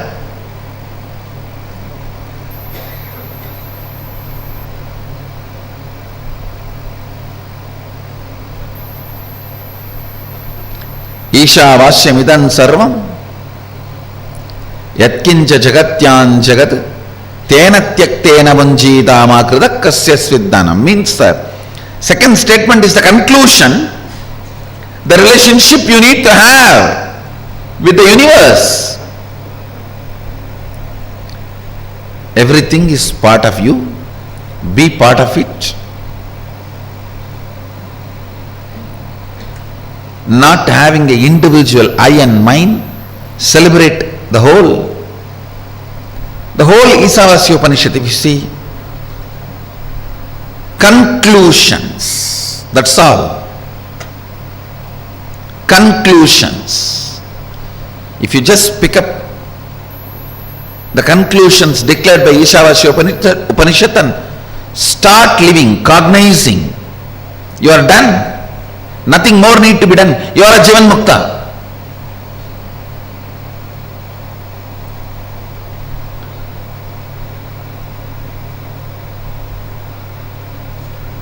But you don't do it with that simplicity, in that simple way.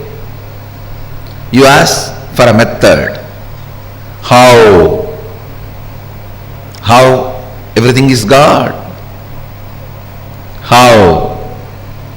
Then comes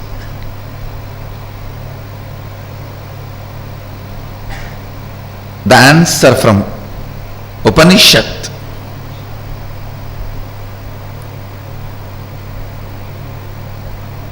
The Kenopanishad. Kenopanishad is a powerful thought current. I should say thought currents, because few more are presented in this. Powerful thought currents. The first thought current presented in Kenopanishad is seeking. Keneshitam patati preshitam manakena prana pratama praiti yuktaha keneshitam vachamimam vadanti chakshushrotram kavu Devo Yunakti.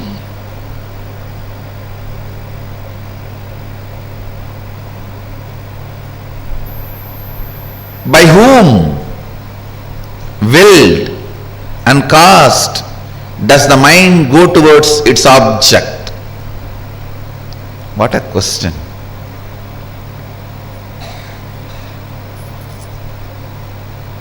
Just by the strength of the question, you know the person who is in front of you is a seeker or poker.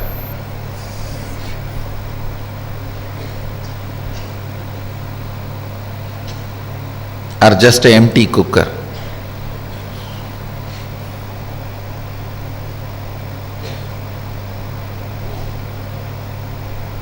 By whom? Keneshitam patati preshitam mana kena prana pratama praiti yuktaha. By whom, willed and caused, does the mind go towards its object?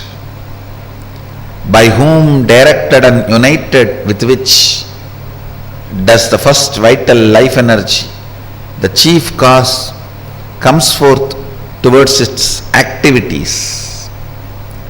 At whose will does the speech gets activated and speaks, enlivened and directed by what? Luminous divine power. Indeed, do the eyes and ears engage in their functions. Understand?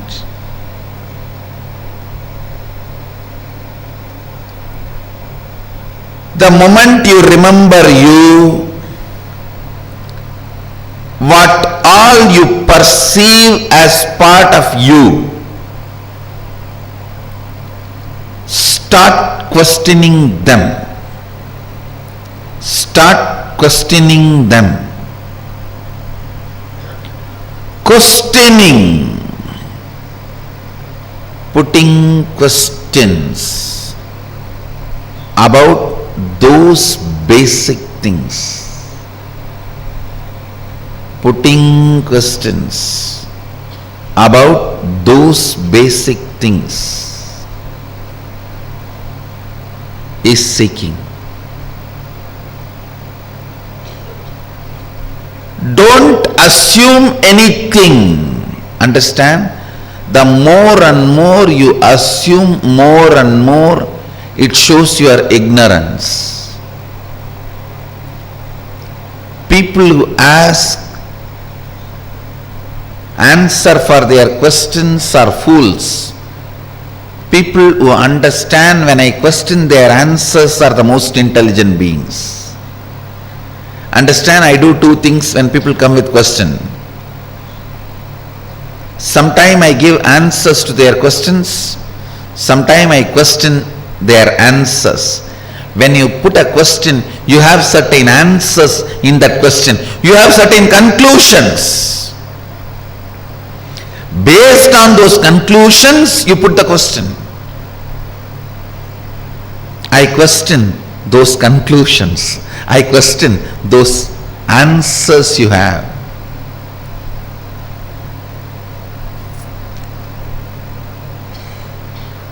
Understand? I am defining seeking.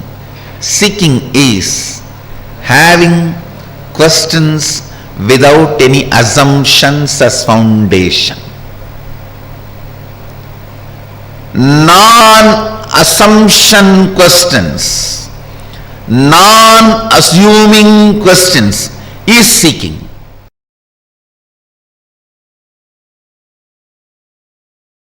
All of us are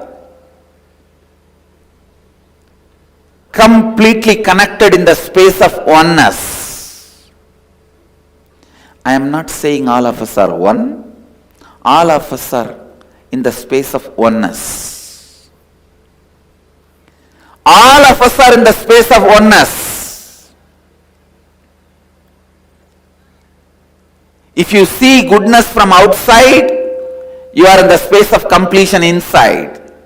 If you see bad things outside, you need to complete inside. Let every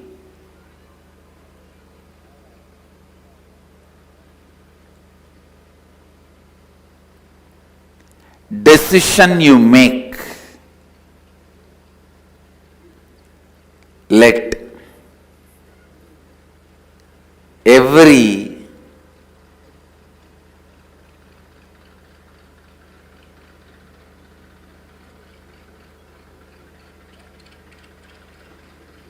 thought you entertain, every word you utter, every action you do, let it be based on Advaita.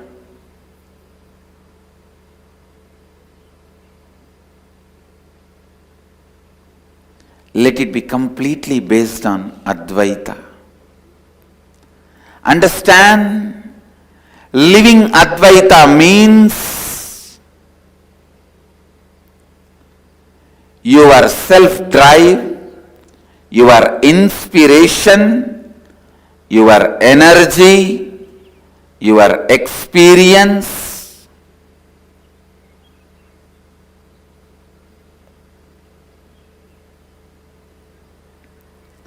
your intelligence,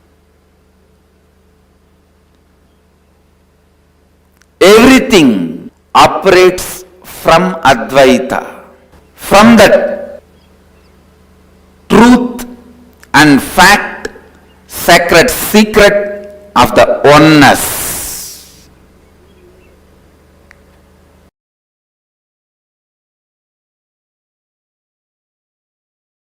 All of us are interconnected.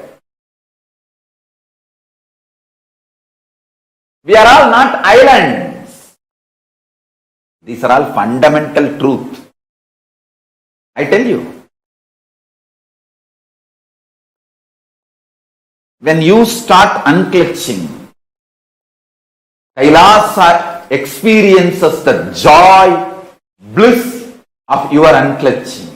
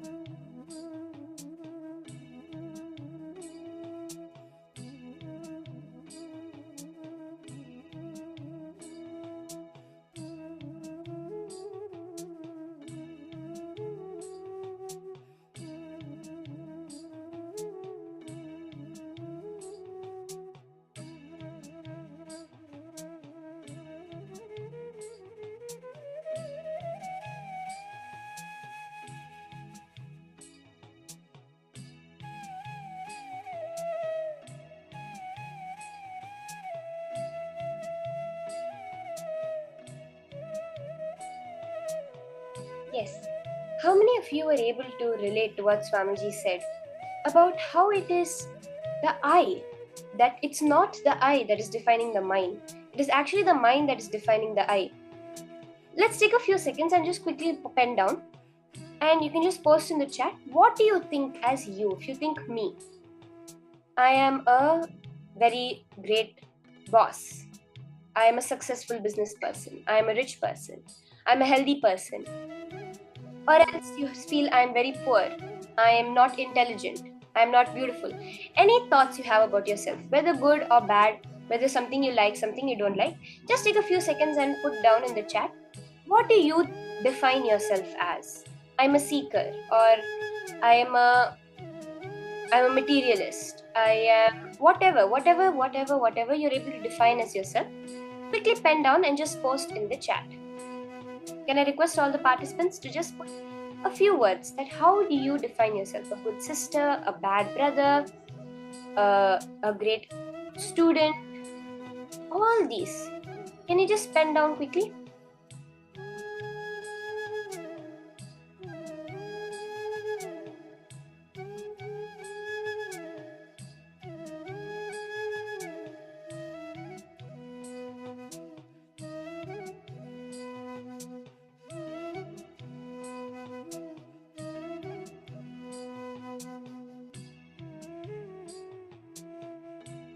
Ma Diana has posted, I am an intuitive speaker. I'm an intuitive seeker, sorry. Okay, Ma. Anyone else? We have only one person posting. Anyone else? What do you feel? What do you define yourself as?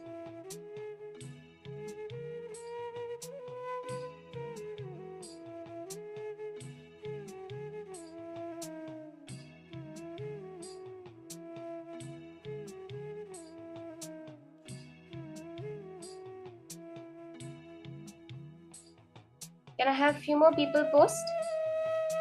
See, when you contemplate deeply, when you look, just take a few seconds to look at what you've posted.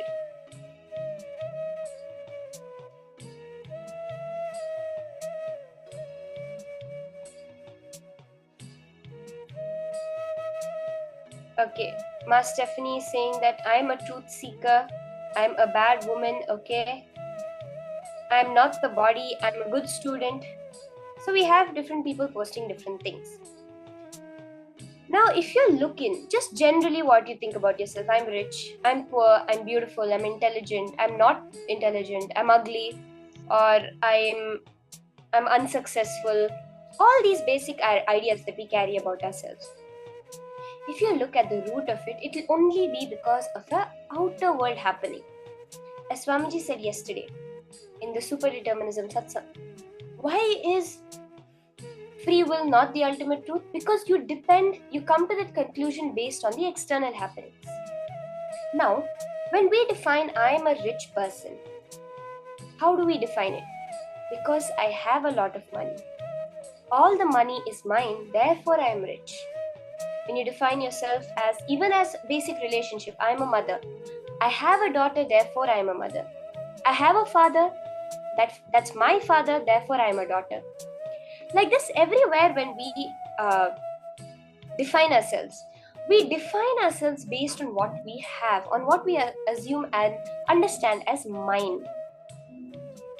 From that, when we take decisions, money is mine, therefore I can buy what I want. When you start thinking that's the decisions of you, that I made the decision to buy it, but it's actually the decision of mine. At every level, when you decide to fight with someone, you've decided that this is my enemy. The mind that has chosen this as your enemy has decided to fight. It's not the decision of you. Because the ultimate you, as Swamiji beautifully says, I is the name of God. The true I within you, not the I you associate yourself as, the real I within you is actually Paramashiva.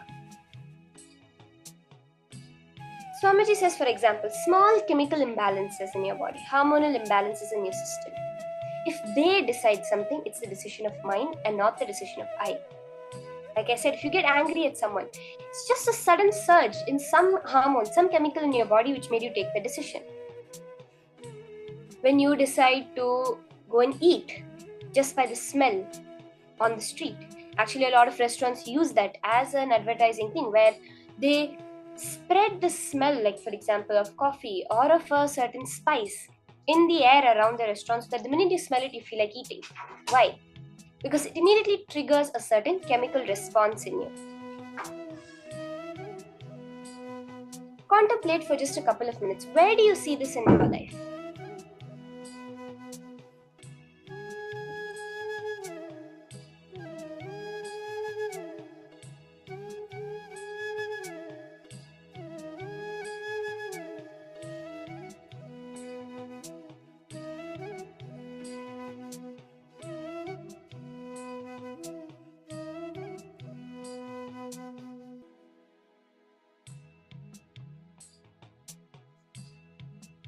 Just take a few minutes to contemplate where all the mind has taken the decision.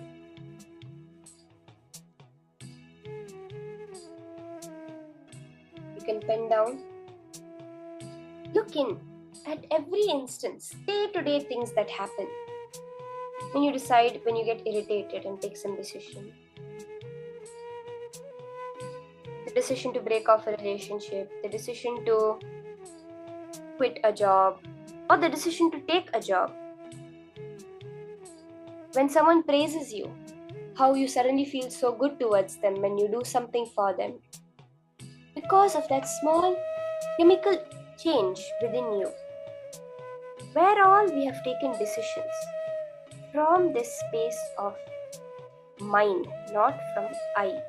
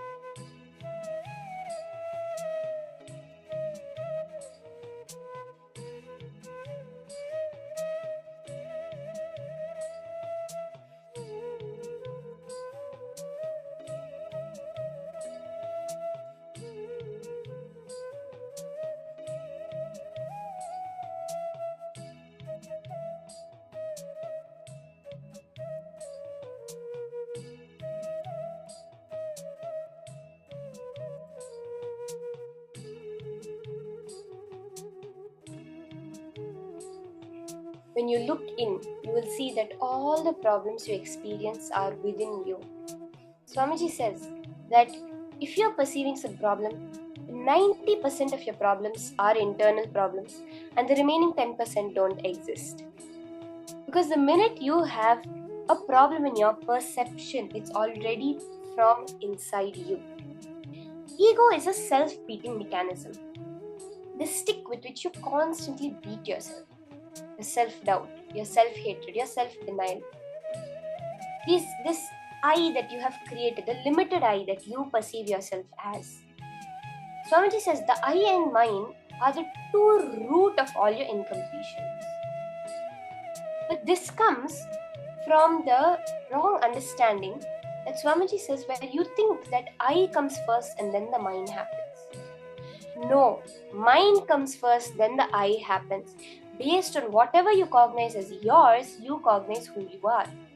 Even the cognition you right now have that you are alive is because you feel that you are the body. Because you cognize that this body is mine. I am this body. Because you have a body, because you have a mind, you have cognized that you are the body, you are the mind. As Swamiji says, no, you are not the body, you are not the mind. You have the body and you have the mind. That's all.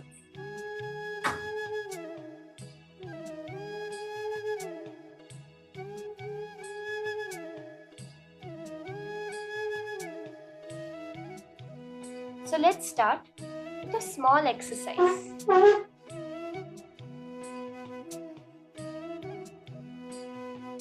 Looking in, who is the core? Who are you really that is not defined by that which you call as mind? So let's start. The moment you remember you, what all you perceive as part of you, start questioning them.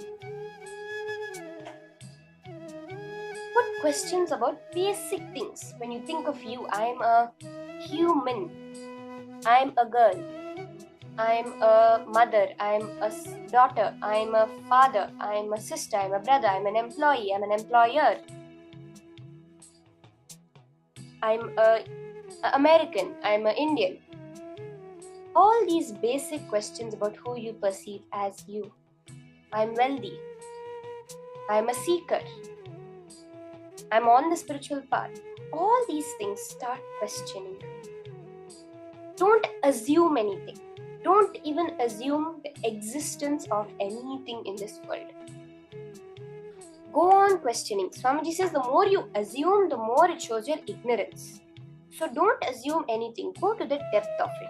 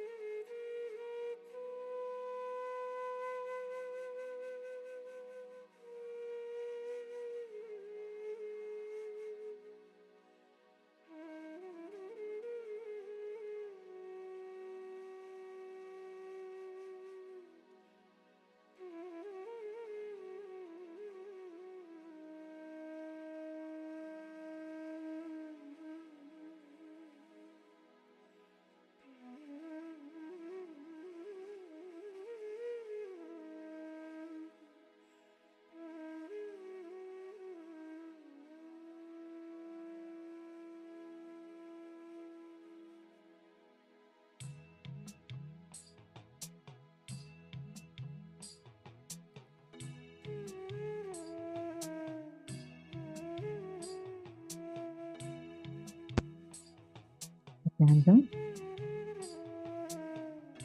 If all of you are able to hear me, can you all put yes in the chat, please? Nithyananda.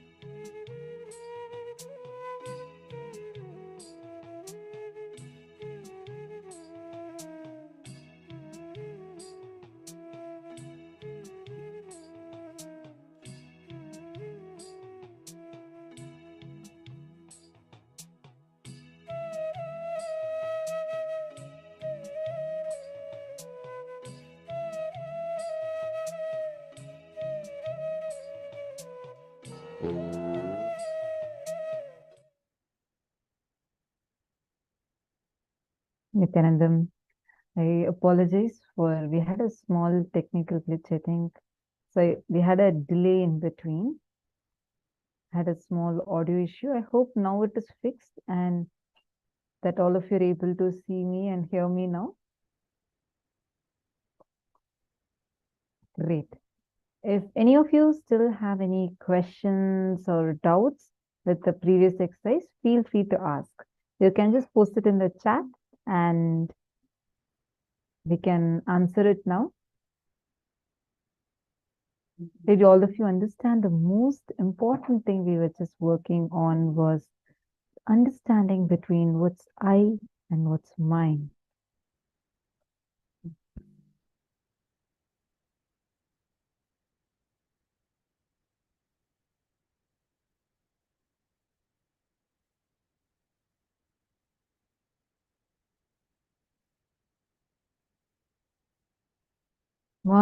Rain is asking a very interesting question. She's asking, why should I be, why create us separately if there is no respect for individuality? Beautiful question. Swamiji answers this actually. Understand, every time you see, let's first understand how we all came into existence. Paramashiva, to celebrate himself, the oneness, to celebrate itself, multiplied into many and celebrated itself. Understand? The why should be looked in individually. The why we started all of this, why am I individually existing, needs to be looked in. But because each individual will have a different answer to it. That's why one Swamiji will say, someone asks Swamiji, why are we at all in delusion? If the whole purpose is to liberate us from this delusion, why did we fall into it in the first place? Swamiji says, um, actually very funny way Swamiji will answer it. And Swamiji will ask like, who asked you to go into delusion? You need to ask yourself. Swamiji said, when I asked the why intensely, I got the answer as my first enlightenment experience. Each of us need to look into that why, because the answer for that why should come from within for each one of us. You understanding, Dr. Rain?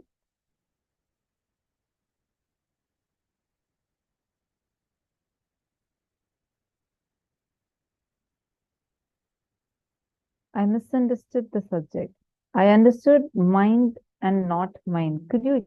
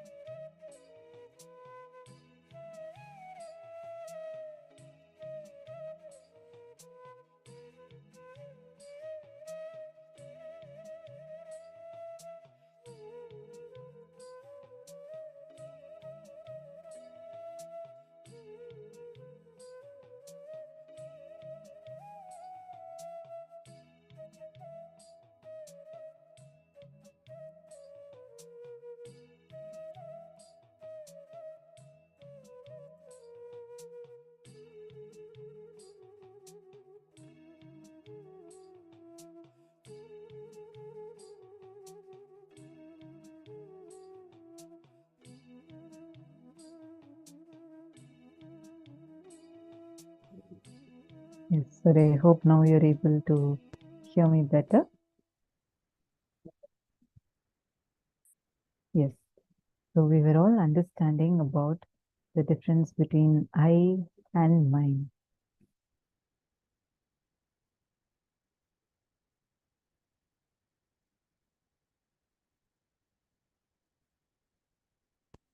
We all were understanding about the difference between I and mine. What is that? What is it that Swamiji is actually explaining to us? See, usually we think that the I comes first and then the mind happens. You think, oh, look, I'm so and so person, that's why I feel these things are mine. Mine means what belongs to you. You think because of what you feel about you, you think that particular thing belongs to you. Are you understanding? That belonging, like, for example, so I would say, so this is mine, like this is my Atma Linga. This is my body. So this mine means what I feel as my own, what I think belongs to me. It's called as mine. I is the identity we carry. For example, I say that I am a girl and this body is mine. We usually think, okay, so because I'm a girl, I feel this body is mine, but it actually does not work that way. If you look in the mind, what you think as yours, this body, this society, you feel like this is your mother, this is your father, this is your friend, this is your money. These are all your patterns. All of these different components together make up your identity. They make up what you feel as your I. How many of you are understanding this?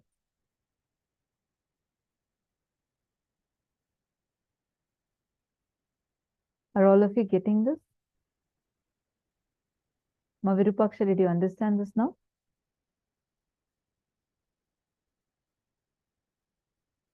Whenever, listen to this one example. When you say, oh, I feel I am wealthy, you need to understand because you feel this wealth is yours, you feel you're wealthy. Understood? You may be wondering, okay, why all these, right? Because we need to now dissect and understand how we feel about ourselves. You feel right now, okay, just this one body is me, what I can see physically. Then you also feel, okay, I feel this is all my limited knowledge. These are all mine. So from there, you draw your own conclusions saying, okay, look, this are all only mine. Therefore, I am only limited to this much. This is my small identity I carry about myself. When you renounce those small things, suddenly the reality opens up to you. That is when you understand that, my God, all of these are mine. Vasudhaiva Kutumbakam. Why in Hinduism we say that Vasudhaiva Kutumbakam, the whole world, universe is one family. Why? Because in Hinduism you do not have the concept of possessiveness. You only have a concept of owning. This is the thought current of Jana Loka. That is why in Jana Loka there's no conflict. Because the thought current is of owning, not possessing. Remember, we learned about it yesterday. Understand this. Inside of you, what you feel is yours, whatever you think, this is mine, that is mine, that is mine. All of these things together becomes your I.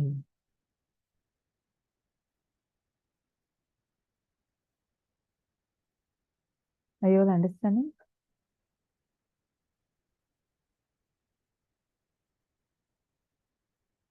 Now, let's all enter into power manifestation.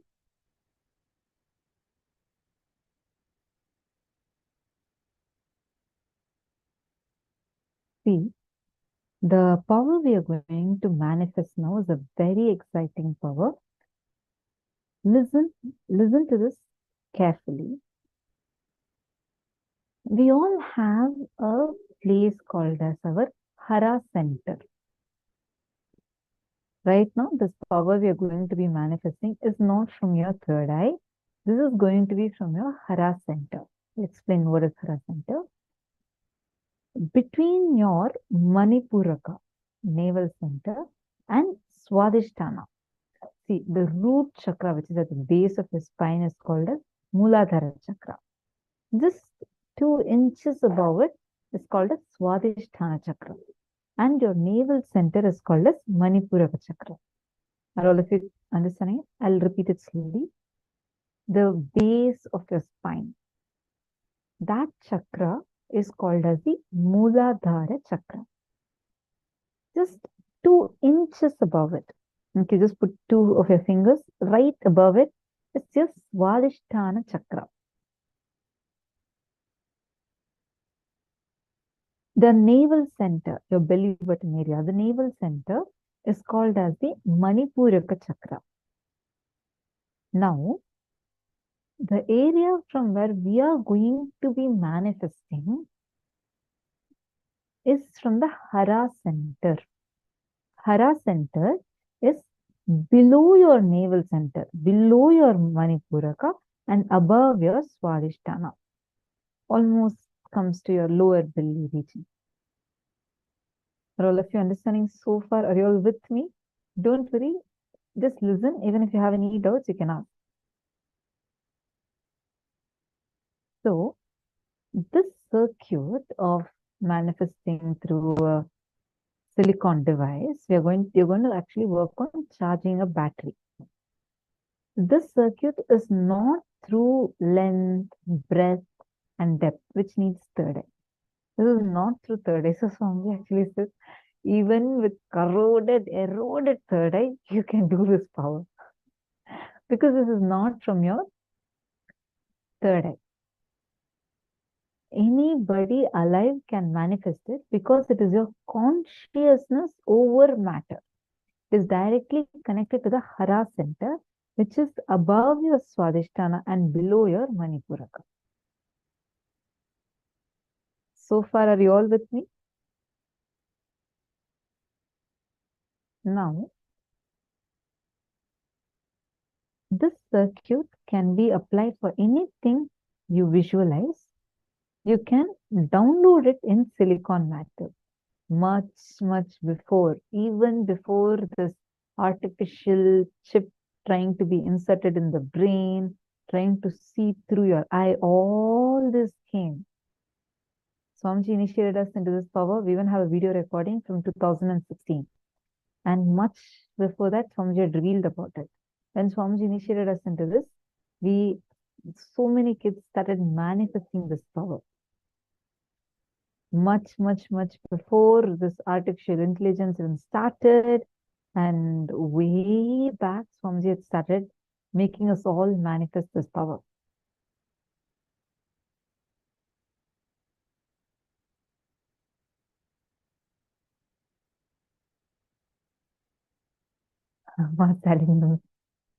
Okay, you already have your phone dying, so you want to manifest this power and see. Wonderful. Now, listen to this carefully. Focus on your Hara center. I want all of you to type and put it in the chat. Where is your Hara center located? I'm going to repeat once more. Listen carefully so that you're able to type it and put it in the chat. Listen. Your navel center, the belly button area, is called as the Manipuraka chakra. See, at the base of your spine, the root center, the root chakra, is called as the Muladhara chakra.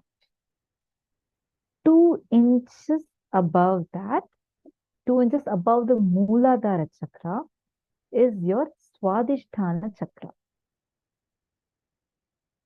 Now, between your Swadhisthana chakra and your navel center, Manipuraka chakra, that area is called as the Hara center. H-A-R-A, Hara center. It is from this place your power manifestation is going to be happening now. Clear?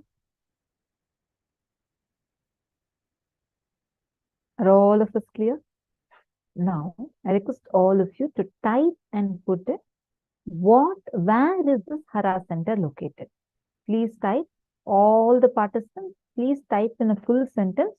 Where is this Hara center located? Just want to ensure that all of you are clear with it.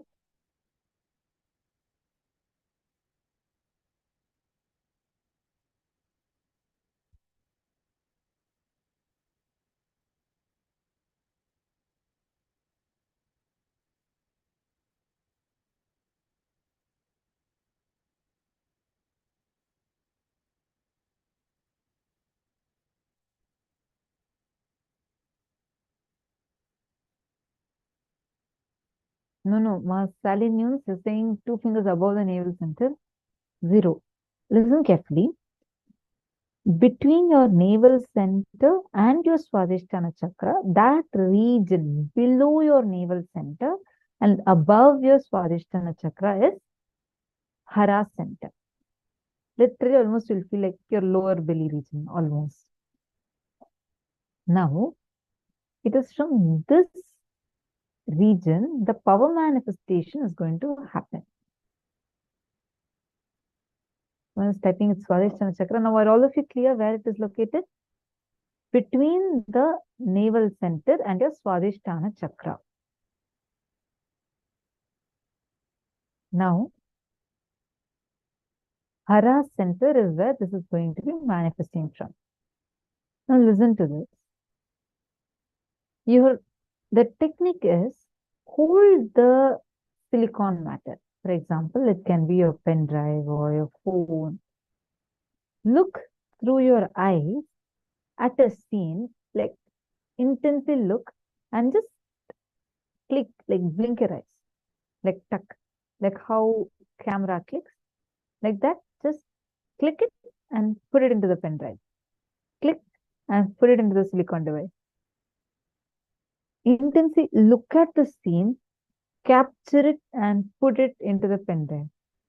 Capture it, and with your eyes, you're going to capture it and put it into the silicon device.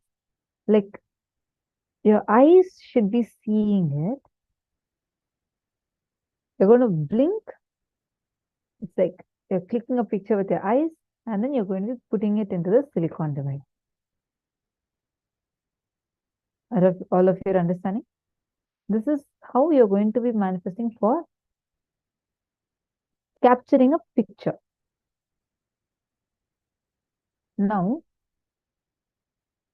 first level, before you go into the capturing a picture, you're going to first understand how you're going to charge the battery, because this will be the first level and then you're going to capturing a picture.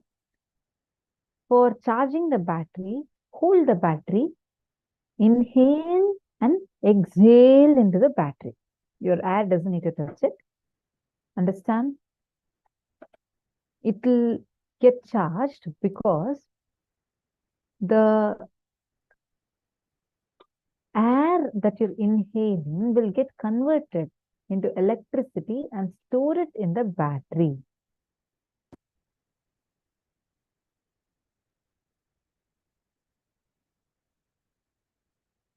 Are you understanding?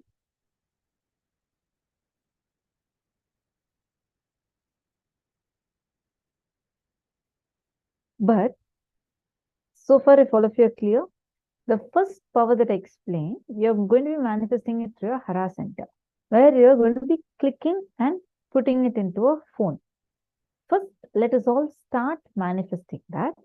And next, we'll be coming to this battery charging, because for the battery charging, you're going to use your third eye. You can use this power like just with that circuit is also connected from your Mooladhara and your Hara center, but it is transmitted through the third eye because the conversion of air into electricity happens and gets transmitted. So the first power we are all going to be doing is take any image and or any scene, like basically whatever you're seeing, see it, capture it, like click, and then put it into your pen drive, like with your eyes or like your phone, your mobile phone, your laptop, anything is okay. chant the Mahavakya and do it a few times. Don't cherish any other thoughts inside. Focus on your Hara center. Literally feel Swamiji's energy there and capture and put it. Shall we start? Please start. Chant the Mahavakya. Come on, chant the Mahavakya.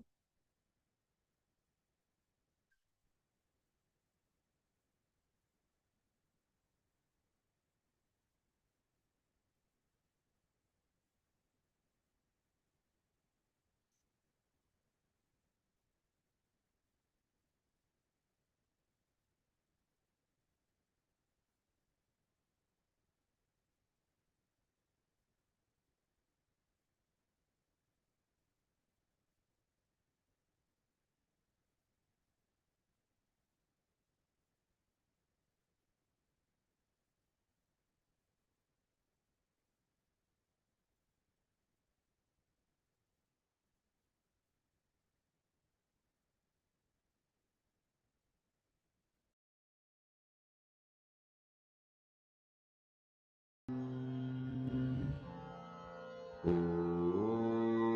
Nithyananda Paramashivoham. Om Nithyananda Paramashivoham. Om Nithyananda Paramashivoham. Om Nithyananda Paramashivoham. Om Nithyananda Paramashivoham. Om Nithyananda Paramashivoham. Om Nithyananda Ma Jnana Pradata. Yes, you can hold the phone and do it. Hold the phone and do it.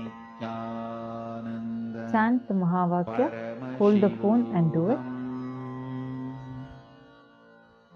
Om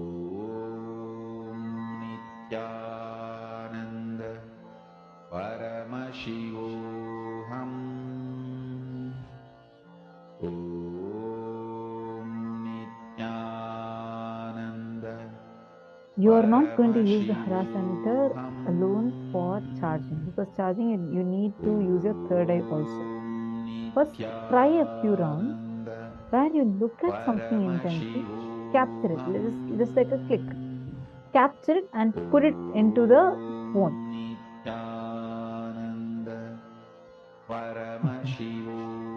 Some of you are laughing.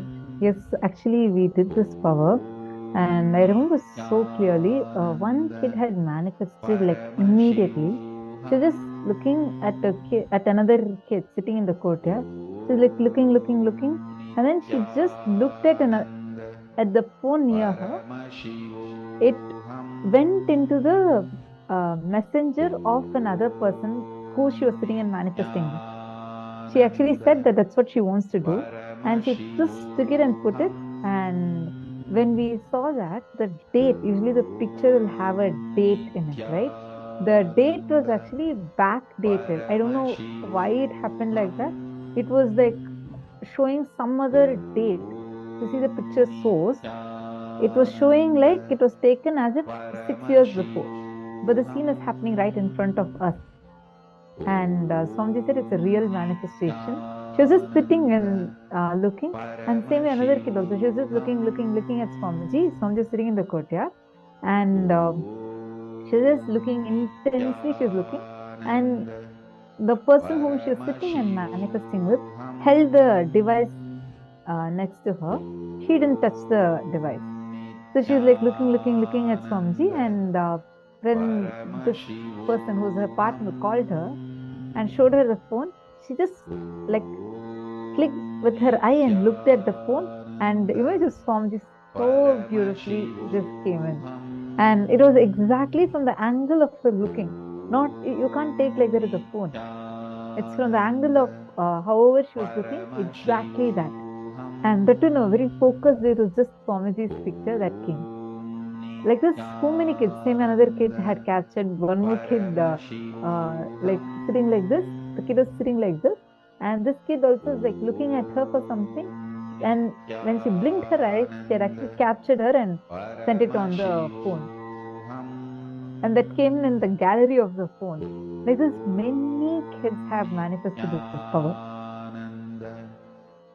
If you feel, try this first few times, and next you're going to be doing, chant the Mahavakya and try it.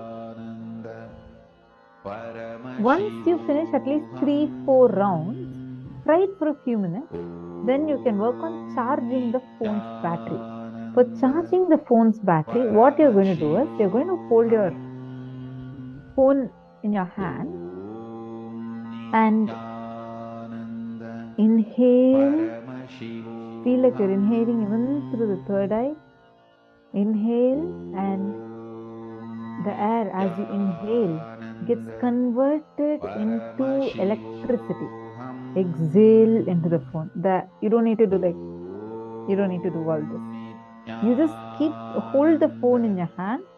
Feel like you're inhaling and exhaling the electricity into your phone. We all learned the power of prana now, right? Understand prana is life-giving energy. Your body has that power. With that only you are converting normal air, which is filled with all kinds of things. You're converting that into your energy, you're converting that into your blood, everything. Prana is that life-giving energy. Sit now and do it. Please start. And for this, you need to visualize Swamiji in your third eye and do it.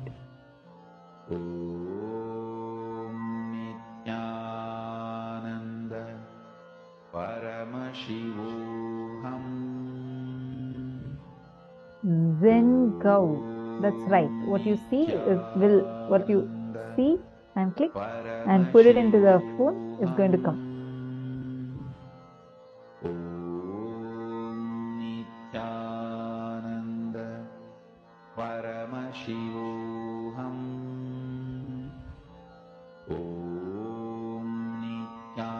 Sit now and do it. You should hold the phone for both the things. You should hold the phone, hold the battery, meaning hold the phone.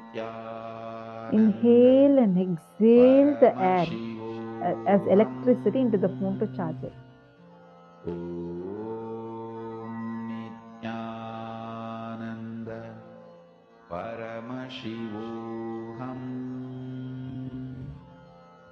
So I'm not able to see your question. Just a moment.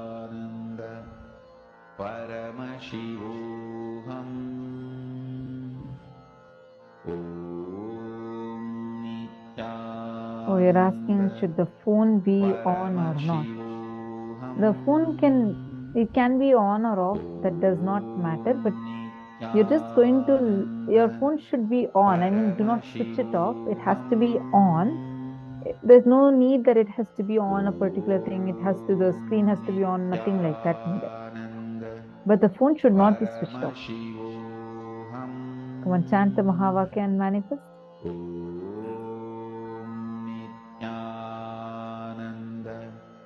Paramashivoham.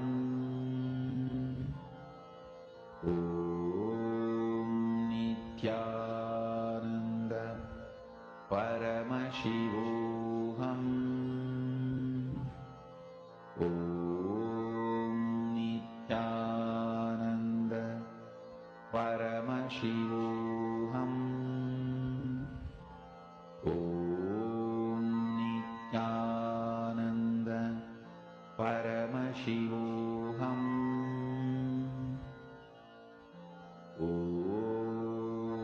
Nithyananda Paramashivoham.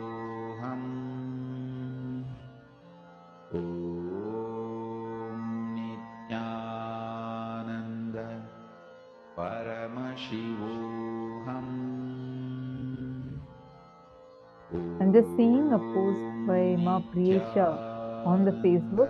Once again, Atmalinga increased the charge by 1% in half an hour. Wow. Just posted screenshots also. Amazing, Ma Priyesha. Sit now and manifest. Very nice. I'm just going to show it to the class also now.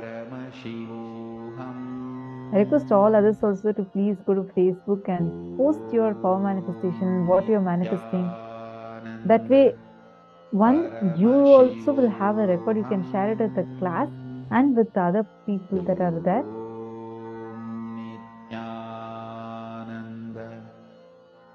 All of you can see here so beautifully Ma Priyesha has manifested this power. You all can see the screenshot.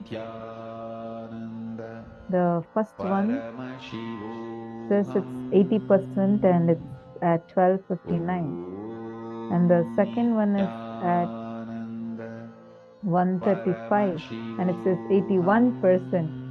So this is definitely a manifestation. Wow.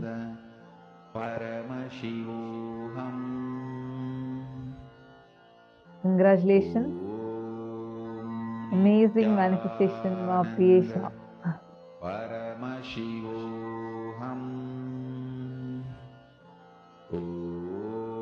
Come on, all of you can sit now and manifest. All of you will be able to manifest like this.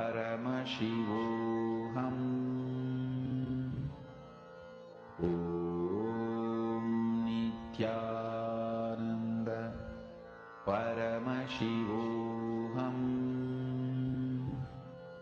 Om Nithyananda Paramashivoham.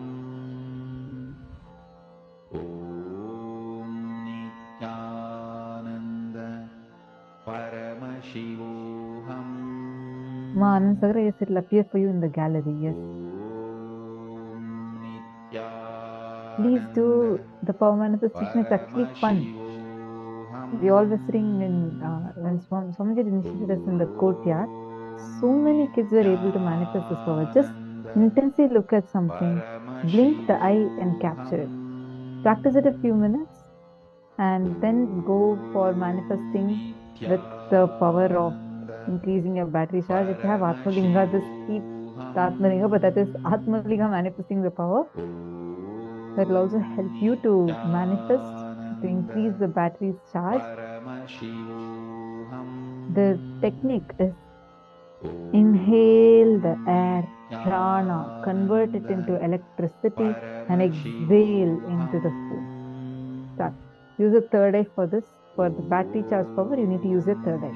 Nithyananda Paramashivoham.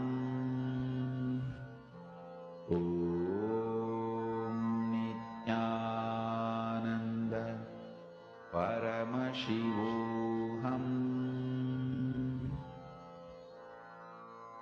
Mahamahavagya, spiritual lullaby for samadhi, and Suprabhatam, wake up call, wake up song for Paramashiva. This Mahamahavagya is spiritual lullaby for you to fall into samadhi.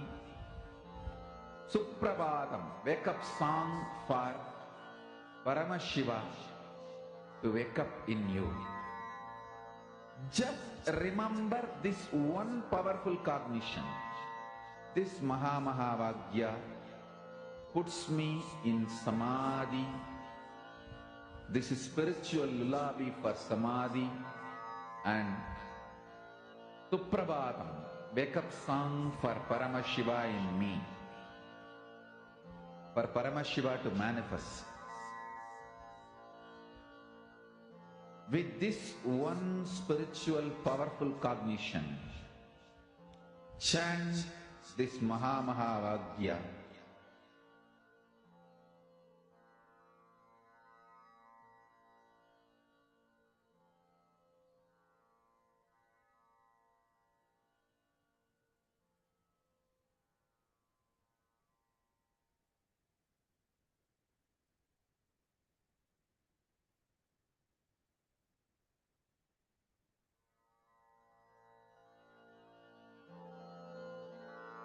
Mahamahavagya, spiritual lullaby for Samadhi. And Suprabhatam, wake up call, wake up song for Paramashiva. For Paramashiva to manifest. With this one spiritual powerful cognition, chant this Mahamahavagya. Om Nithyananda. Now continue the manifestation. We are going to now enter into the next session where Swamiji explains how working on your mind is a waste of time. Very, very powerful revelation. Now let's listen to that revelation from Swamiji.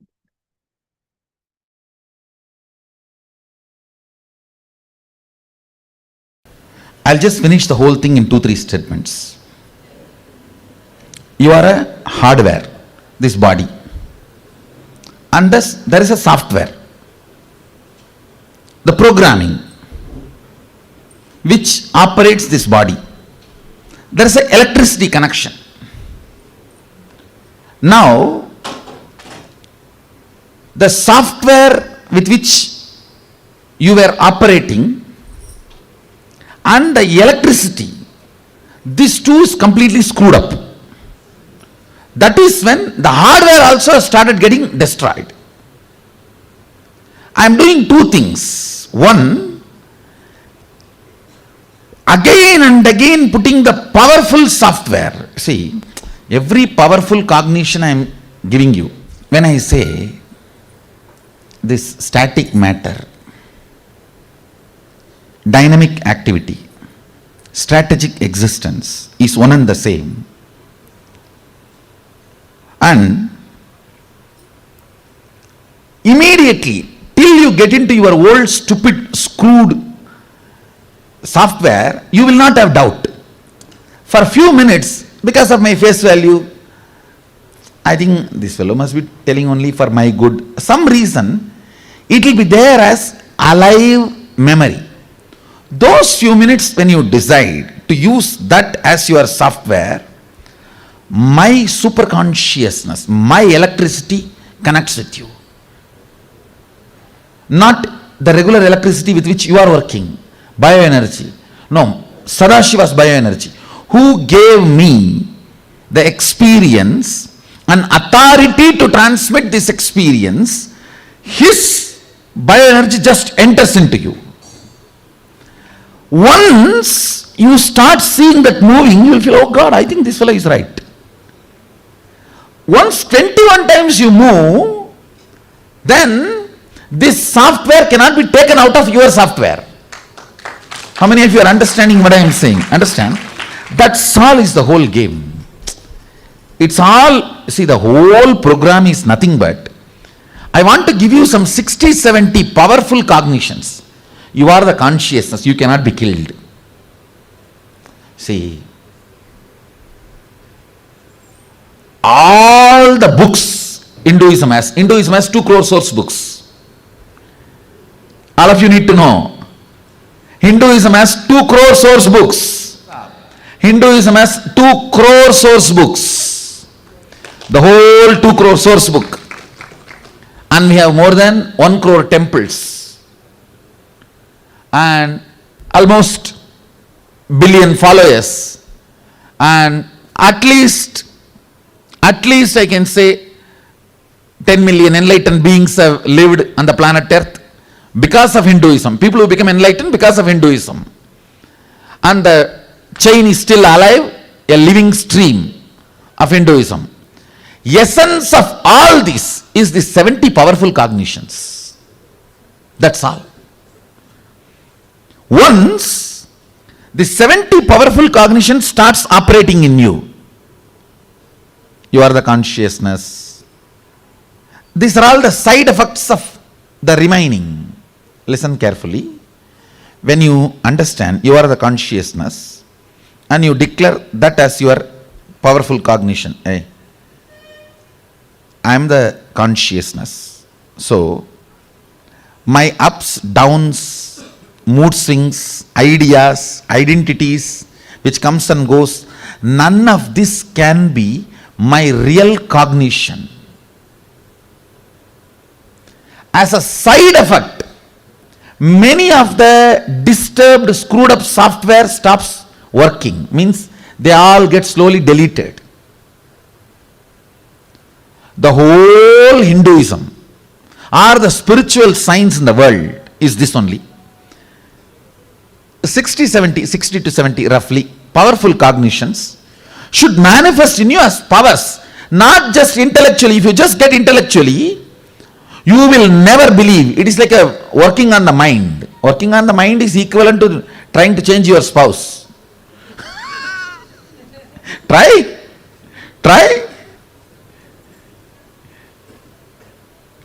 Working on the mind is waste of time. I am telling you. If you have been working on mind, or gurus who are teaching you to work on your mind and you are doing that, please be informed, you will end up only in frustration. I have seen enough of fellows working on mind. I have seen enough of fellows working on the mind. It's a failure. Be very clear. Because mind is non-existent screenplay of the hormones and chemicals in the body. Understand, when Buddha says nothing exists, he talks about mind only, not about the consciousness. One young brahmachari goes to a very senior 90-year-old monk and asks, "Oh Swami, how long it takes to control the mind?" He says, "I do not know how long, but till 90 it doesn't happen." I am telling you, if you are working on Vedanta, if you are working on mind, that is what is the truth. See, Hinduism has only two traditions. Only two traditions. One works on consciousness, another one works on body. That's all. We never worked on mind because we know from the beginning it doesn't exist. Work on biology. Allow the superconsciousness to give a breakthrough. People ask me many times, "Oh Swamiji, in other ashrams, in other organizations, in other systems, we work for 5 years, 6 years to have a small experience. How come we are manifesting powers here? Is it all magic or is it really real?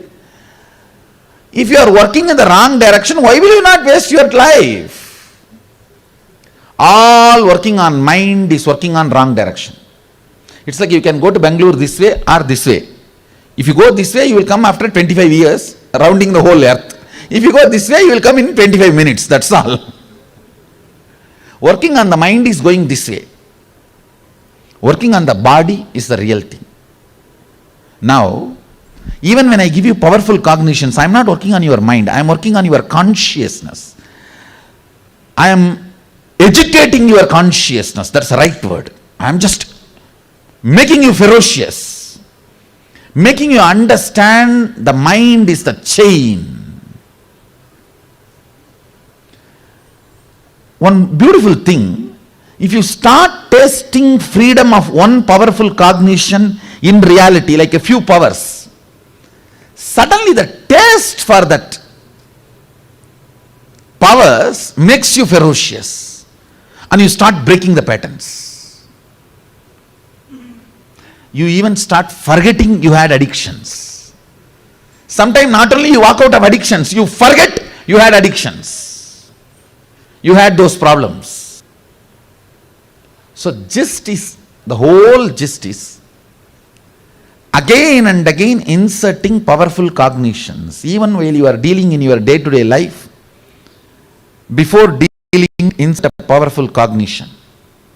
I am consciousness. I have a superiority over everything exists around me. Everything exists around me is my decision. It is not arrogance. Please understand, it's not arrogance. It's not arrogance. Insert that software and bring oneness. And I am giving you this consciousness, this cognition. If you do something right or wrong and all that, I am responsible, don't worry. You just go ahead. I am responsible. start rolling your inner space with powerful cognitions, once the power manifestation becomes like a lifestyle, like a flow of your very being, the kind of a inner image you will start cherishing, you will actually bless yourself. You will feel so happy to live in your body. You will feel so happy to live with you. You will feel so blessed to be who you are. End of the day, that is the result I wanted. Not just, see, all these are great, no doubt. But end result is that only. You feeling blessed with yourself. It's powerful cognitions, that's a result. Power manifestation is a side effect. Power manifestation is a side effect of powerful cognitions. That's all is the essence of the whole program. The essence of what I am doing, I have spoken.